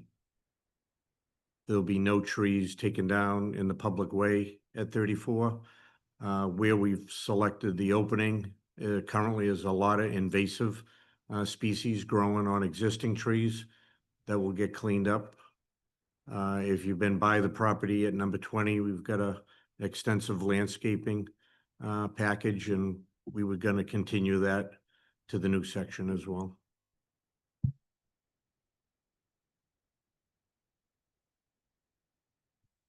All set? That's it. Okay, thank you. Ms. Houlihan. Good evening, Ed. I'm sorry for such a delay tonight. Thank you for sticking it out. So first of all, I walk by every day and I see the progress. It's a beautiful home, so it's stunning. Welcome Sandra and her husband Kevin to town. And the narrative that Robert Moss submitted, I think, was really well constructed. It really answered all of my questions. I am completely appreciative of the traffic on Sears Road. I think I'm going to get killed every time I'm there and I see all your construction workers there. It's really, it's a challenging road to navigate. That's a very tricky driveway. So I completely am in support. Thank you for preserving the trees. I think using the stones to kind of fill out the gap that you'll be closing is a wonderful way to repurpose them, and I have no issues. So thank you for coming We also tonight. plan to seed the public way after we're done parking on it. Is that something they can do, is seed the public way before you do that? You would need to check with. I think just check with DPW to DPW, yeah. Kind of. We've already spoken to them. Okay. And it's just a way of That. dressing up the raw dirt that's been there. We created some of that with all our parking off, trying to get off site. When you were going for your curb opening, your curb cut permit, right? You talked to Bill too, Yeah. with the curb cut permit. Yep. Okay. Yeah, you've already got. He is tentatively, we're going for our occupancy this week. Okay, So he's tentatively signed off of number 20. And we concurrently have a driveway permit for number 34. perfect. So I have no questions. Thank you for coming in. Thank you. Thank you, Mr. Maria. Hi there. Good to meet you. I'm just curious about how wide well, I can see that it's too tight, right, for a driveway to fit on 34. But I guess my first reaction was I've seen driveways kind of clip a little corner of another property, but I don't have experience, to be honest, with a driveway fully going onto another lot. Currently, there's a good sized tree right there at the corner. Yeah. So for us to just shift it over just a hair and infringe on number 34 makes it quite difficult and would create a problem on the north side with that tree being in the way. Yeah. That would probably have to come down. So it just became obvious that we could meander through 34 into an opening, keep the driveway somewhat level, with a better sight line north and south. And this would be under an agreement. Do we have a copy of that agreement? This would be agreement. One was 34. provided, I don't believe. Yeah, I guess my gut is it's something about it, just, I don't know if there's, other things going on the property, if there's easements or things like this. I think that's probably something that I'd like to see. Is there a reason that the driveway swings out as much? Is it because of the traffic that you were describing? We wanted to achieve a good line sight and we didn't want to take any more trees down. Yeah. The owner was steadfast that she didn't want to take any trees. Well, I really appreciate that. In back of and in front of the driveway. So you'll see there's one setback a little bit that won't impact the sight line. There's also more space between the pavement and the stone wall than there is at number 20. So when the car's moving out, you can clearly see better north and south. Yeah. No, I understand the reason for the application. I don't know how I feel right now about using another property. And I think at a minimum, I'd probably like to see the agreement and make sure that there's no easements or anything else going on that. Oh, there it property. is. Yeah, thanks. I just want to point out, Debbie, before you move on, in the narrative, it does say that, the new driveway is depicted on the attached exhibit. The owner has a written contract with the owner of 34 Sears Road, William DePietri, trustee, for the purchase of a permanent driveway easement on that lot. Is that the agreement you're looking for a copy of? That would be the agreement. And I don't know if there's any prior easements on that property either. They're both okay, they're both the They same. were both the Petrie property. So when that got hit by the electrical storm, and that Right. was the house that burned down, Mr. DePietri sold it to Sandra. Okay, so I'm And just so thinking he about owns like, the property next door. in the future, it's owned by Sandra and the DePietri still own the other lot, right? So I'm just, yeah, I just think that that maybe we should see a copy of what that agreement might look like. Ms. Braccio. Thank you. Thank you for coming. Thank you for hanging on. This one was a little confusing for me, I'll be honest with you. I went back and looked at the master declarations of easements and restrictions and the original plan of land that was done. And there's a restrictive development area. And I believe that's what this area that you're putting the driveway through. I believe it said, no structures to be put on it, and that declaration has expired 2018. Go ahead, Mimi. You can, I'm gonna dig into what he just said, that it expired. It was good for 30 years. So the declaration is under section 2, general restrictions. Those those expired in 30 years. 2018, I believe. Yeah, but that's not so the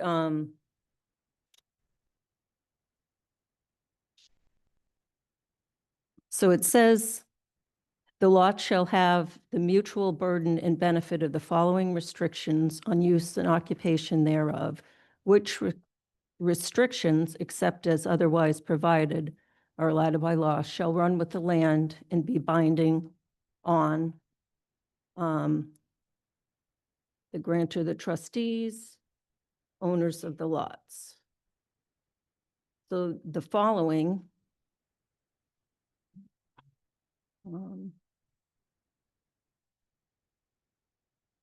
shall remain in effect for 30 years, and those are A through, Right, and that was produced in 88. yeah, so those restrictions are not the development, restrictive development area or the common driveway. Relative to the master declaration, the owners had an opinion of council that they had expired from 30 years from the So there's no common driveway? The common driveway, I believe, is Sears Lane that they're referring to. Right. It's not a road, it's a common driveway. And if you're saying all the restrictions in that covenant have expired, there's no common driveway. That I can't say. I'm not an attorney. So so, I think that has no bearing on our application.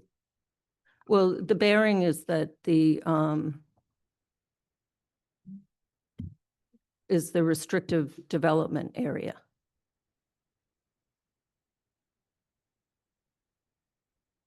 So it says the lot shall have the mutual burden and benefit of the following restrictions, and that's under section 2. The common driveway in the restricted development area are under section 1. So under the expiration in 30 years, the restrictions We have are no bearing on that master declaration. It's well, the thing is that put in place. it prohibits that driveway in the restricted development area. Again, I'm not an attorney, but we were informed that if it does relate to anything that relates to a structure, and a driveway is not a structure. Well, it allows for pedestrian and vehicular access over the utility easements on Lot 1 and Lot 4, I think, and this is not either one of those. I'm not sure what this application has to do with those two. Well, the only vehicular access is allowed not on that lot in the restricted development area. I can't answer that. I'm not an attorney. So, It's delving a little bit. So this right here, that's where vehicular and. All we're trying to do is get an opening through a stone wall at this point.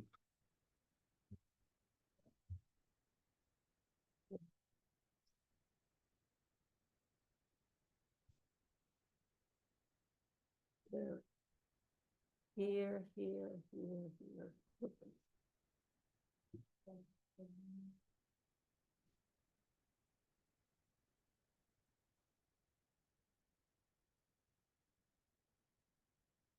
And again, I understand what you're trying to do. I'm just trying to make sure Yeah. that we abide by, Well- you know, what the law is, or if there's a question on it, that we at least get the question answered. So I, in good faith. Well, it was would looked support into that. relative to that declaration and it expired and the parties involved didn't extend it for whatever reason. And- Is there any reason you don't want to put the driveway on the other side? There's a septic system there. Oh, that's a On the- good It says it in the narrative. We have a, right where the wording is, relative to those 4 trees. The septic system goes directly across from that. And if we were able to do it, we'd have the reverse problem on the north side with the 4 trees. Do you think we should have town council opine on that restricted development area so we don't Yeah. run afoul of, And again, we could be wrong, but as I read this, it put a question in my head as to, you know, whether we would be allowing something that we I may. mean, is it a more of a private matter where we have an agreement with an owner to bring an access to, and we're not asking for an additional? so the thing is, the way I read that restrictive covenants, that the driveway wouldn't be allowed there. So for the planning board to say, yeah, go ahead, and there's a restrictive development area covenant that prohibits that activity is not something the planning board wants to do. Yeah. But if it is expired, Right, so that's what my suggestion is, we get our town council's it opinion. said for 30 years, and that was 88. So- Well, so the way I read it, that's not one of the restrictions that expired in 30 years. It's under section 2, those restrictions Yeah. expired in 30 years. And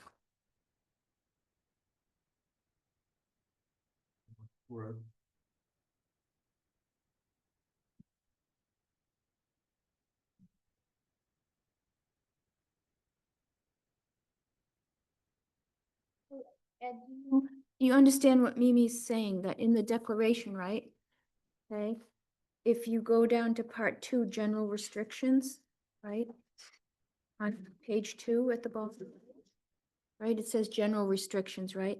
And the 30-year time frame is for the A, B, C, D, E, F, G, H that follow that. Yep, But but doesn't it, but the beginning, like, it doesn't negate the common Yeah, driveway. but that's not what it the general, appears. so those aren't the. You know what I mean? So in the, at the first page, you have, you know, talking about the restricted and the. right, number 2 also says 30 years, which would be from 1988, no? Yeah, for the For the these following, conditions that follow. the it, following restrictions. For the A, B, C, D, E, F, G, H, not for what's before it. That 30 years is for the general restrictions. So you have to maintain, someone has to be responsible for maintaining the common driveway. And that common driveway still exists, so there should be some kind of agreement for that common driveway. Right, no one's extended that agreement for whatever reason. No, but that only, this 30 years only appears to include the items that follow it, Yeah. not the ones prior to that. You see what I'm saying? That restriction, part 2, for the following A, B, C, D, those A, B, C, D expired 30 years. But the whole thing didn't expire for 30 years. Just those restrictions that are listed there after that paragraph, right? Because it says the following. That's what Mimi's trying to relate, Yeah, to, well, not the whole thing. So what we we would didn't like, interpret it that way, and neither did our council. That's, so what we would like to do is have our council opine on it, just to make sure that we don't run afoul and and continue this till the 8th, September 8th. So if this declaration was in effect, how would that affect what we're trying to do? In my opinion, you couldn't put a driveway on it because it only allows vehicular access through the utility and access easements that are over on the other lots. Okay. The way we read it was that there was no structure on there, because someone could put a structure there as well. And the driveway is not a structure. Well, it calls out that pedestrian and vehicular access is allowed on those easement areas also. But I don't know. I'm not an attorney, Yeah. which is why I'd like our attorney to opine on it. Yeah, I think it was determined Bob was supposed to come, but he couldn't come tonight, so I'm taking his place. But all their opinions were, since it had expired, anything relating to the master deed was null and void. Okay, So that's, I understand and that. then obviously the council that they asked permission for, obviously if they thought it was that questionable, they probably would have had the council come. They thought it was gonna be more of a, which why they sent me. Well, I think that, Karina, you did bring this up with Mr. Moss, didn't you? So this was a question he was aware of. I spoke to him about it, but spoke to you after, when we read the covenant, the restriction, and saw where exactly laid in the declaration that it was pertaining to those facts after. I'm not sure I was able to tell Bob that when he came in Oh, to talk well. to me. But could they, since this is the restricted area, what if they proposed a house up here in a driveway on lot 7? Would this, is that the same thing that they can't? It stops right here, see? Oh, I see. can have a house there. Okay, so this was where the restriction is. Okay, I see what you're saying. So we don't, the next meeting is not that far off. It's the September 8th. Yeah. They're closer together since summertime is pretty much over now. So you want me to ask town council to opine if they're allowed to? If the development restriction has expired. As it's not one of the general restrictions. The following general restrictions. Okay, yes. It's not the following, okay. And if it hasn't, would vehicular access be allowed on it? Is that? Okay. In the restricted area. Yeah. That's defined. Okay, town council.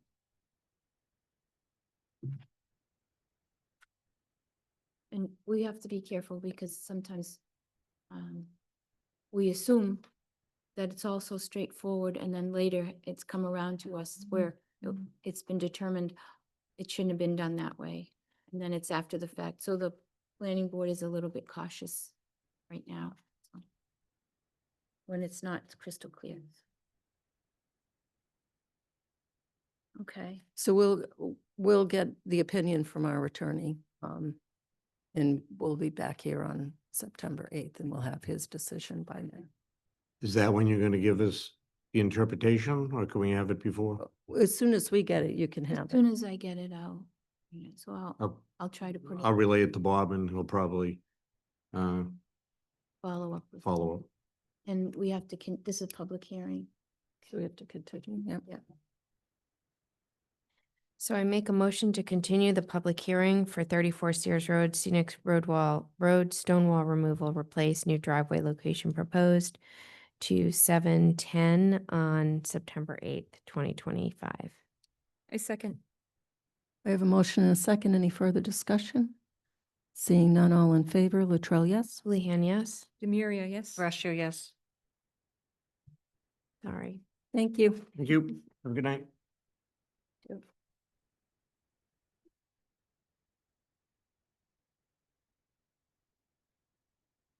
The next item on the agenda is a discussion item, 144 Turnpike Road, sign application, planning board report to the zoning board of appeals. Oh, we are back. Do you want to? Yes, I'll give you an update. Hold on. Let me just.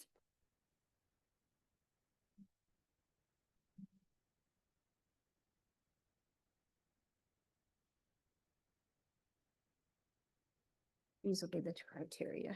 We don't have official form yet. So. We received this application for 144 Turnpike Road.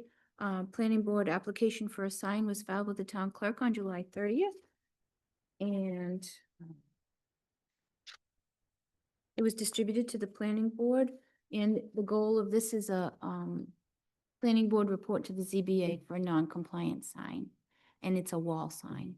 Yes, yes, Okay. above 20 feet. Everything else should comply. Yeah, so I'll let, that's what I have, and Shannon can explain more since she's more. Oh, Introduce myself. Shannon. again. All right, so now it's Shannon Boyce, Real Estate Permitting Manager for Capital Group Properties as Managing Agent for 144 Turnpike Road LLC.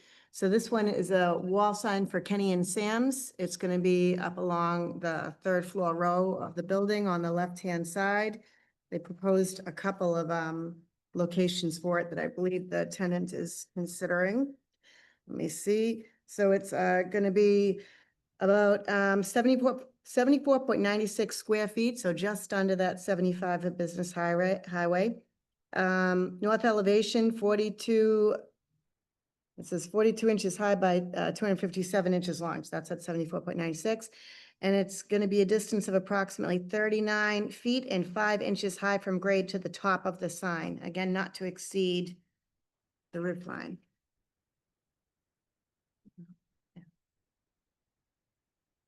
Thank you. Ms. Houlihan. Can you come back to me last? Thank you. Certainly. Mr. Maria. Hi again, Shannon. Hey, Thank you that the sign conforms to our zoning code. Do we have a picture of the sign? I think, yeah, it says Kenny and Sam's, and then I think if either the page before or the page after should show the little, show it on the building, like superimposed, I believe. Let's see if we can get that. Might be the page after. We shall see. There it is. So, oh, it shows existing. Now scroll down one. So small, I can't see it. I know. That's not what Yep. we usually. In here, I should have I it. apologize that I should have found it when I was looking for the material. Let me see. Small, it's hard to see. Oh my God. Yes. Yeah, see, the picture does. Yeah, there's the little sign mock-up right here. Yeah, it is very small on it. It's very light looking. Yeah, if you go back, yeah, see, very tiny. There they are, teeny tiny up there on the top, the white sign. Oop. The bigger picture up now. There it is. There you go. There you go. That's better. Yeah, Kenny and Sam's up there. And so they had three options, was either put it to the left, to the center, or to the right, if you scroll down right there. So that's what they're mulling over right now for that one, because I guess they get in that top floor area. Or they got that top floor area, they've been there. Can you give me the dimensions again? Oh, there. You want it again? Sorry, I'm looking at this. with So, Julianne. Yeah, so total square footage is 74.96 square feet. It's gonna be LED. Let me see, up to 39 feet and 5 inches high from grade to the top of the sign. So it's not gonna extend past the roof line. And for that 74.96 square feet, it measures 42 inches high and 257 inches long. Okay, so, That. so it complies with the maximum area, but the height exceeds. Yes, yep, Okay. yep.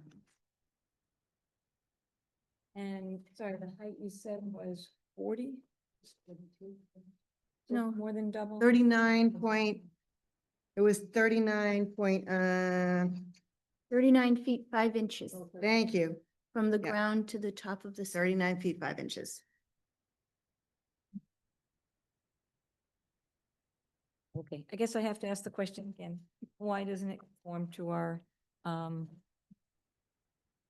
size?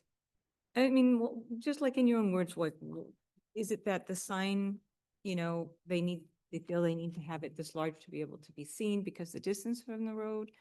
Or is it, because it's not going to be illuminated, or just help me? It's LED illuminated, that's allowed on Business Highway. Yep. It conforms with square footage. The only thing that doesn't conform is how high up, it's 20 feet up, and I believe that's because that's the floor they're on. Mhm. So that's why the sign was placed there. So they want to just go a little bit higher because they're at the top floor. Yeah, They that's, want to go to. that's, yeah, my understanding, put that there. Is there another one on that side up? There's actually no signs on that building yet, no walls. This is the first application I've gotten for that building. Yeah. Okay, I guess I just wish that it conformed. I understand, how far is this from the highway, from the Route 9? Oh, yeah, I have the measurements. There's, if you go in my photos, one of them was the setback measurement.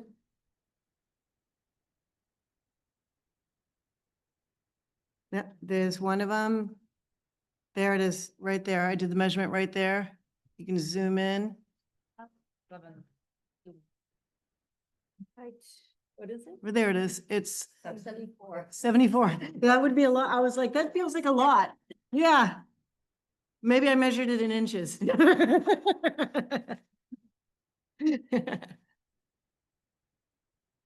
Okay. Yeah. In a way, I don't object, to be honest with you. But in another way, I think this sets the precedent for every sign being larger than our code.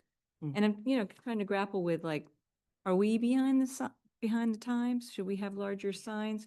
As every new business coming in wants a larger sign, they want it Mhm. brighter, they want it to show, they want it 24/7. Oh, yeah. And I don't necessarily agree with that because I think then, a sign doesn't really have meaning at that point. But it does need to be seen, so I'll see what my other board members say. Ms. Brascio. All right, thank you. Thank you again for hanging around. So I guess my frustration is we've, in the last 6 months, sat here and opined on a lot of signs, and we always have the same question: why are they not in compliance? Mhm. So I have two frustrations. One is it maybe we need to change our signs? Or the frustrating thing for me is we've expressed our concerns and we just do a report. Hmm. It goes to ZBA, and I don't think it's worth the paper that it's written on. My 2 cents. I understand what they're looking for and the need, so I just am very frustrated that it almost seems like we're just a step that doesn't have to be done, because it doesn't matter what we would say or what concerns we express. So that's not frustration with you, Shannon. That's just frustration with the process itself. So, I mean, I'm open. It's not a lot, but again, it continually happens time and time and time again. Mhm. So I'll just leave it at that. Okay. Are you ready, Ms. Houlihan? Thanks. Yeah, my only point was that it's 19 and a half feet. It's almost double the size of what's allowed in the district. Well, not size, height. Height, sorry, height, exactly. And so I think that I think it does, it continues to set precedent. This is, and my guess, Shannon, and because I don't know, we send these reports, have you, all your signs been approved? Yeah, but they wouldn't let me have my whole wall of signs like I wanted last time, so they listened to you on that. You know? Right. Yeah. They said that they would The only blanket approval. one sign at a time. One sign at a time, but they're still approving everything. So it really, it kind of, to your point, it doesn't really matter. Because I gotta say, like, most of these on the buildings that you've been submitting are close to like an additional 50% to 100% taller than Mhm. what is on our. So it is something that we should think about. Again, I'm going to probably vote no on that section A that says, you know, every other thing, the sign's good, it meets all the other requirements of the 5 questions that we have. So again, thank you for coming. Welcome. And they'll probably approve it anyway, so. So I have a different take on that. So there are allowed parameters that are just a building permit, but the bylaw does allow for a special Yes. permit for the ZBA to approve something that doesn't meet one of Mhm. the parameters. If it's too big and too tall, this says you can't do that. So I don't have a problem with it. And I think that back when offices were just, you know, Smaller. offices, they didn't need, like, they didn't have different people on different floors. Yeah. And they didn't really need the Something signage. standard. And maybe back then you couldn't really do signs on a building. You just had to have Yeah. thing in the ground. So perhaps, I don't know. Yeah, signs on buildings does seem to be something that's more relatively. Yeah, it seems more of a Newish. trend now. Yeah, newish, yeah. So who's, Oh, yeah. I am old, you know. Yeah, we got some precedent. So who's Sam and Kenny's? Oh, you know what? I believe they're a law firm. I didn't Oh. dig into them, I'll be honest. That's not very I didn't dig into them. I really didn't dig into them. I'll be honest. Yeah, so that, I think that it's in our bylaw to allow flexibility to those set Yeah, parameters. I do have a question for you that has nothing to do with the sign, but we got a complaint about landscaping. yes. And so I did go over there and it Mhm. looks, so there are arborvitaes there, which are meant to be screening trees. And they've been cleared all the way up. Mhm. So they're not screening trees. Okay, So so, I don't know why, if they were like leaning on the parking lot, you could just nip the end of the yeah. limb and not remove all the limbs. Mm, So they're they've been cleared defeating all the, the way. it defeats the purpose. And also there was supposed to be a fence there, Okay. a 6-foot fence all along that, Oh, yes. That's what we were looking at. Yes. Yes, thank you. On Friday I came out. oh, So, yeah, so this is new to me, but yeah, no, I'm aware of this. I believe So- Bill had Bill responded to you with some pictures too. I don't know if you had a chance to look at that.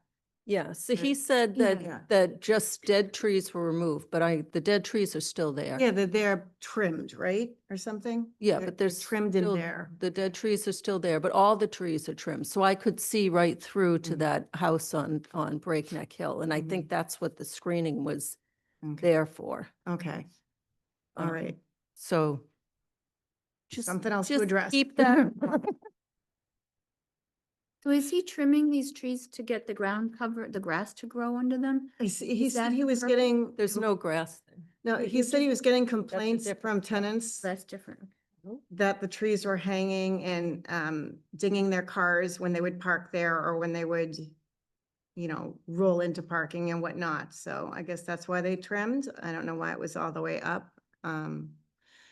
But I can look into that and see.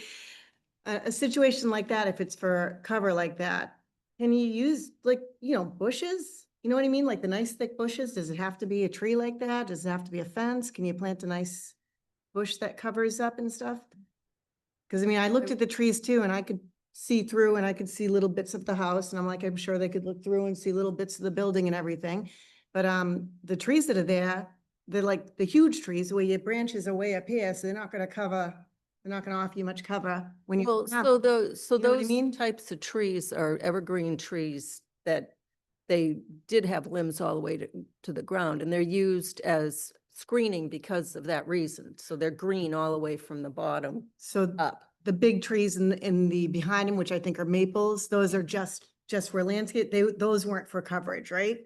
I So the know- maples are on the other side. They're not Oh, okay. abutting they're not on Those the are- south portion. Yeah, because I think I saw 3, I think, of those trees that looked trimmed up when I drove through there Friday after I left Karina's office. Oh, Yeah, I think I saw 3 of them right at that spot where you could kind of look through and you could see they the were, I house at think that there were point. more than, I Something like think they were all, pretty much all of them Really except for all. in the far west corner there. I'll take another ride out and see. But an option for that would possibly be bushes. Yeah. Screening, so you. Yeah, the ones, that type of, again, I'm not, anything I plant dies, I'll be honest with you. I can't even keep an ivy alive. Don't plant them. No. But, those bushes you see where they will continue to grow if you don't trim them down, you know what I mean? And some people use them instead of a fence, that kind of a bush, they could probably put in there. Something like that, So anything that will that will screen, cover that. yeah. I'll look into that. Do they need to be native? I species? imagine they Oh, probably yes. do. Yes, Make yes. sure that's, All right, I'll look into that. All right, so back to the issue at hand, the sign. Yeah. Sign scale is determined to be in a reasonable relation to the development scale, viewer distance, travel speed, and sign sizes on nearby structures. I say yes. I say no. I'll say no.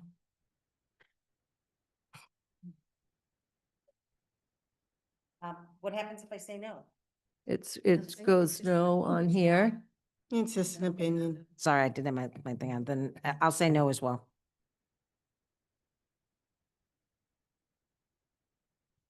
Sign size, shape, and placement serves to define or enhance architectural elements of the building such as columns, sill lines, cornices, roof edges, and does not unnecessarily interrupt, obscure, or hide them. Yes. So Yes. I'm yes, yes, Yes. 4 yes. Sign design is in harmony with other signage on same or adjacent structures and provides reasonable continuity in mounting location and height, proportions, and materials. Do we have any opinion on left, right, center? No, No. okay. I have no opinion here. There's nothing to compare it to. I say yes. I think we've seen a lot of similar kind of signs on the buildings on Route 9. Yeah, I'll say yes also. I'll say yes also. All right, just make it 4. Sign materials, colors, lettering, illumination. So no illumination between 10P and Yes, 6A. right. In form are reasonably compatible with building design, neighborhood context, and use. Yes. Yes, 4 yes. Size, location, design, and illumination are not judged to present a safety hazard to vehicular or pedestrian traffic. Any unfavorable report of the planning board shall indicate which of the above criteria were not met and shall state what modifications to the sign or signs could be made to render a favorable report. That's a typo in the code. That sentence supposed to be its own, that last sentence is more of a it's the first sentence. Just so you know, they ran the paragraph. They ran the 5th item in with the paragraph. So sign size, location, design, illumination are not judged to present a safety hazard to vehicular or pedestrian traffic. Yes. Yes. Yes. So 4 yes. Mimi- So do we want to explain the majority no on number 1? Yes, I think we at least need to make some reference or comment. And just say, I would say that the height is nearly double that of the bylaw. And that is really what is the scale for the property is only 75 feet from the highway. I don't think it needs to be that big personally. Big as in high? High, as tall, correct. So that's my rationale for the no, is all about the height. That'll work. Is that an agreement? So what could modifications could be made to render? Like if it was lower, it would be on a different floor. No, it's not it's, if you look at the building, they have, they have concrete or it's brick between each level. Yeah. So what is the height? They're all equal heights of the floors. So I don't know if it matters how tall it is. Well, so this use is on the third floor. So it would need to correspond with that floor in which they occupy. Like a lower sign, like on the second floor. No, it's not the height. It's the height of the sign, not the location on the building. I thought it was the height from the ground. It's the Yeah, the height. height from the ground. It's from the ground to the top of the Yeah. sign on the building, wherever it falls from the ground up. The size of the sign is covered It's under in the com- area of It's the in sign. compliant with the area. They have the right area, they're underneath the threshold, but the sign is too high on the building. It's only Yes. supposed to be 15 or 20 feet or something. It says 20 feet. Yeah, 20 feet. Yeah, so it's actually. So from the It's not ground, height 20 of feet the up. Sign? Yeah, no, it's not the height of the sign. It's Okay. from the ground to the top of the sign. Okay, so then I'm a yes. I'm a yes. So all this time I thought it was for the height of the sign. The For signs. 6 years, I've been thinking. Oh, it's the height no. of the See, Sign. the size of the sign is the square footage, measure- which is the height and width. Oh my Oh, how God. frustrating. Okay, so it makes total sense. Yeah, right? That it's at, you don't need to explain it, No. Karina, we get it. We get You don't need to. I need to change this to 4. Yep. Okay. That's a. You got a perfect score. Okay. For like a 1-floor thing. Alrighty. Okay. Is that, we all set? Yes. We all go home now? I don't know about all, but you can. You can. You guys have a Thanks, great Shannon. night. Thank you, you too. In a couple months. Thank you for all your help. Shannon, I'll finalize this memo that goes to the ZBA and copy you on it. Thank you. Talk to you Is guys this later. on, Shannon, is this on Wednesday? Is this what? Is this sign application on the ZBA on this Wednesday? Okay, all right, so I have to. Okay, all right, good. I just wanted to We make sure. got plenty of time. See you guys later. Thank you. Thank you. So, Sign applications.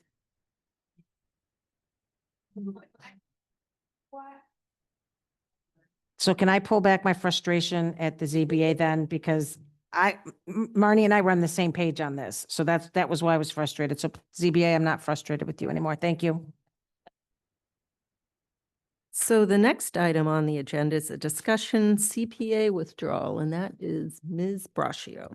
Thank you. And I'm gonna keep this quick. Colin, if you could just put up the slides as to I talk. So the reason I asked Mimi to put this on is I'm the representative to the planning board, and I wanted to give planning board my position on a letter that I wrote and make sure. Planning that- Board's representative on CPC. I didn't see it's late. I didn't, yeah. Okay, thank you. Thank you for that correction. So the select board tomorrow night at a member's request, it wants to talk about the withdrawal potentially from CPA.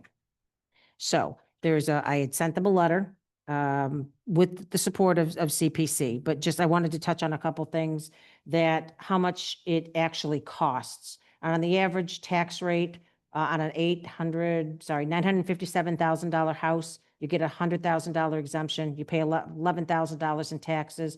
It's the 1% is on that $11,000 in taxes. So the average home is like $118 a year. So if you can hit the next slide quick, Colleen. And this is what to date we've taken in through the local surcharge, 6.1 million, and we've got a state match of 2.4. So, and as of last year, the match has gone down absolutely, but we're still at an 18% as of last year. This year, it's probably going to be increased based on early collections. So I don't know of anywhere where you're going to get an 18% return on your money. And then the last two slides, and you can just leave those up as I talk for a minute, are some of the examples of the projects that this has done. So a letter was sent to the select board, again, sharing the financial impact and that it's difficult to understand why we would walk away from this level of return. Funding for community projects. Many of the projects funded through the CPA that you see on the board might not have been possible if they had to compete with essential capital requests in the town's annual budget. Each year brings difficult budgetary decisions, and the CPA has allowed us to fund valuable projects without increasing the strain on the general fund or the tax rate. Also, another thing to consider is we have outstanding debt obligations. The town still holds CPA-funded bonds with significant remaining terms, some close to 20 years, the townhouse, the library projects. If CPA funding is discontinued, these obligations would need to be absorbed into the regular town budget, which would further complicate financial planning and burden our limited resources. And one of the other points that we wanted to make was for affordable housing, that Southborough continues to face long-term challenges in housing diversity and equity. Currently, over $1 million in CPA funds is allocated to support affordable housing initiatives, an area where additional funding is crucial. And eliminating CPA support would seriously hinder progress on this front and reduce access to state matching funds that amplify our efforts. We also asked, we encourage the select board to engage in an open dialogue with the CPC about any concerns or considerations, and that a collaborative approach is far more productive than working in silos, especially when we all share the same common goal of acting in the best interests of Southborough's taxpayers. So that was a letter we wrote. That was my position as a member of the committee, was to not support the select board doing this. I don't know where it's going to go tomorrow night.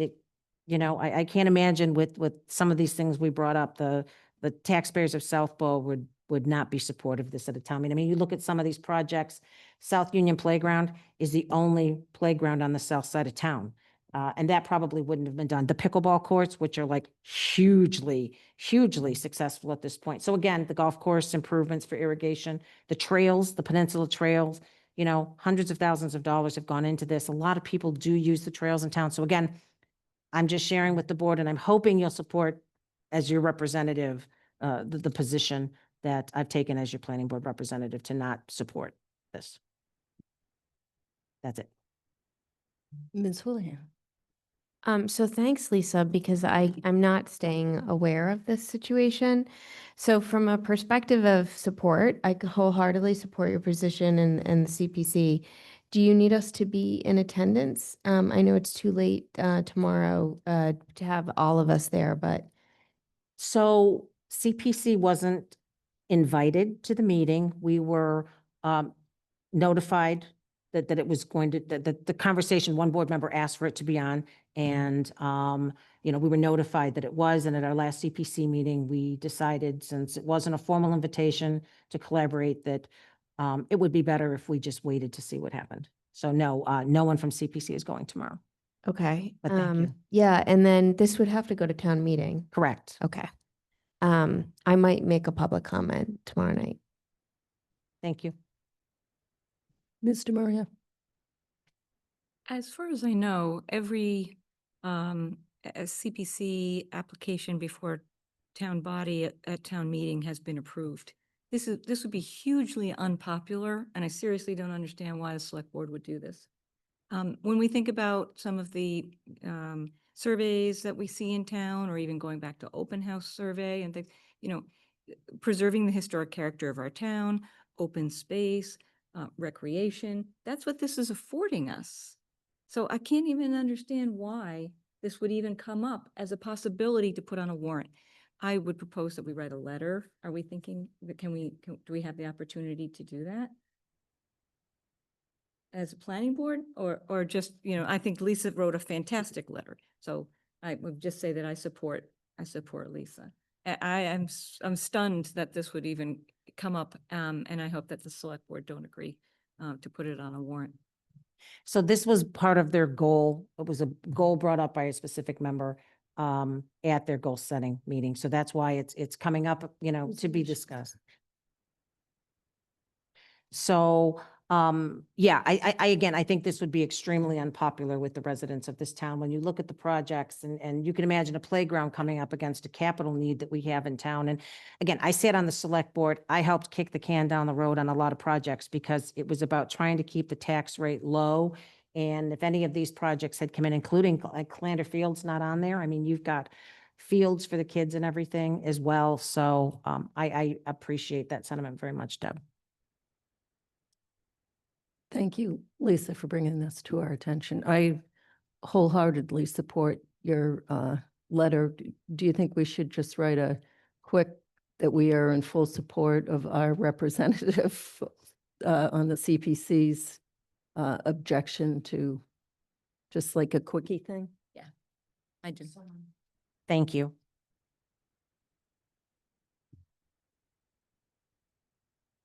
I'm writing the letter on 40B. Can someone take a quick stab at it? It'd be weird for me to write it.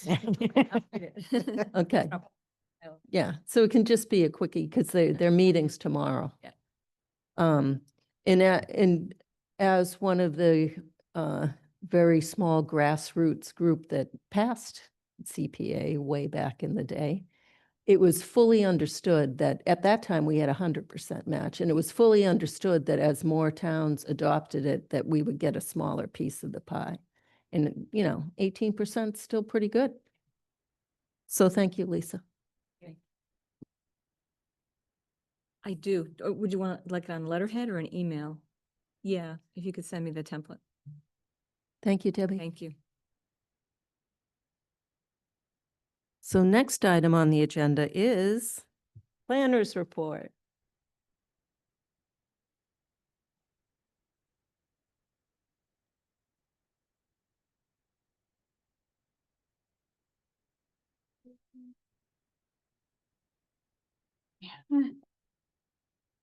Okay, planners report. So there's a big scam of websites scraping or whatever they call it, where they're taking information off of applications that are posted, and then they invoice these applicants like $500, $7,000 to pay the permit fee. Yeah, so it's already been reported to the FBI by several towns. We've informed the IT department here, so they're watching for it. Luckily, we haven't, to this point, had anything for us. What some people are doing are redacting, like in the meeting packets, emails and phone numbers, stuff like that. So we started doing that in the packet this time, just to be careful, even though they haven't come after us. So just be aware of that. So that was on the Mass Planners listserv, and someone put it out there, and then a million responses. It's happening to us. It's happening to us. It's happening to us. Crazy. Yes, the housing production plan update, it was submitted to the EOHLC on August 4th and received for review. Soon as that comes back, I'll update you. That's from the Affordable Housing Trust Fund Committee is doing that. Then also, there was the warrant article, placeholder for the 55 and over, housing cap, the zoning amendment. That's going to be pushed to the September 8th meeting, planning board meeting. So Marnie and Ellen are working on that, and that's more comprehensive than just removing the cap. Yeah, Mariana. There's a small clean energy project. So there was a legislation passed to allow like battery backup systems to be implemented in towns like a 40B. As part, actually more as under a Dover amendment, because they have a piece that may potentially go to solar, and solar is protected under Dover. So the state coordinator for our region reached out to me, and Mimi and I are going to be meeting with him in a couple weeks. He's going to come in person and tell us what we're required to do for, if there's any bylaw that we have to instate because of that. This also ties into, this Blue Star, energy, company that has hired an engineer to help potentially permit for these locations on some of Capital Group Properties locations. And I sent it to you in the email. There's 4 locations. So just getting you up to speed on that. 40 Mount Vickery. It's brought to our attention. Someone came in, an appraiser, looking for to confirm the zone of that 40 Mount Vickery, which is Gulbenkian's property. And it came to our attention that in 2014, it was rezoned per town meeting to industrial district, not residence A. So the current zoning map we never picked up that change. So while I'm having the MBTA communities added as overlay districts, which they're waiting for me to get them, we'll have them fix that as well and amend it on that. So we'll have at least that updated. There's potentially other things, but until we can look through all the warrants and see what was actually approved back to 2006. If you notice anything, just let us know. We'll update that as well. The just to recap, the warrant, the zoning amendment, advertising for public hearing, the legal notices, we're going to be putting those into the newspaper on this Wednesday. And that's for the ADU and the IP expanded uses. So that'll be done, in 2 days. Lara Davis has been working on Residence C District, and there was a question about whether that was for lots or for houses. But she was putting together a spreadsheet and found out that there were actually very few properties that qualified under that residency. Anyway, I can't really dissect it. They're all down by the train station. We found out when doing Yeah, MBTA because they were all non-compliant with their. yeah. And then she had town council review it, and when they first reviewed it, they said it only applies to lots, not building houses on the lots. And then we discovered there was 174-16, which talks about other things as well. I'm being kind of vague because I can't remember all of it, but Lara's working on it and she'll put us up to date. And this was triggered by a current property that's non-compliant that was looking for ways to fix themselves. The last thing is DPW has that project for Woodland Road. It's a roadway improvement project that includes 4 different roads, and one of them's Woodland, which is a scenic road. And Bill kind of, upon Mimi's informing him, was reminded that he needs to come for any tree removal. I think they're all scenic roads. Yeah, they're all scenic roads. I just happen to have Woodland right because that's the one. I was made aware of the plans. I didn't know. Yeah. Okay, and then the subdivision rules and regs updates will be on the next meeting. Alan Belniak's on vacation, and Bill kind of had no problem pushing it to the next meeting. They're gonna, Alan's spearheading that, so he'll get us up to speed on that. And then we just have meeting minutes. Karina, did I miss the native plant? Oh, Sorry, no, I had my fan on. I'm sometimes glad I you can't said. hear so good. So I just wanted. No, native plants. So, Sam Stivers approached us the other day in the planning office and said, you know, where would somebody go to see what is native plant and what can be allowed? Because we have people asking. And he said, it would be nice if we put that on the planning board website, maybe the Go Botany link. And so I had given him an email from Freddie that outlined where you look for native species plants to confirm, and that was the Go Botany, the land trust.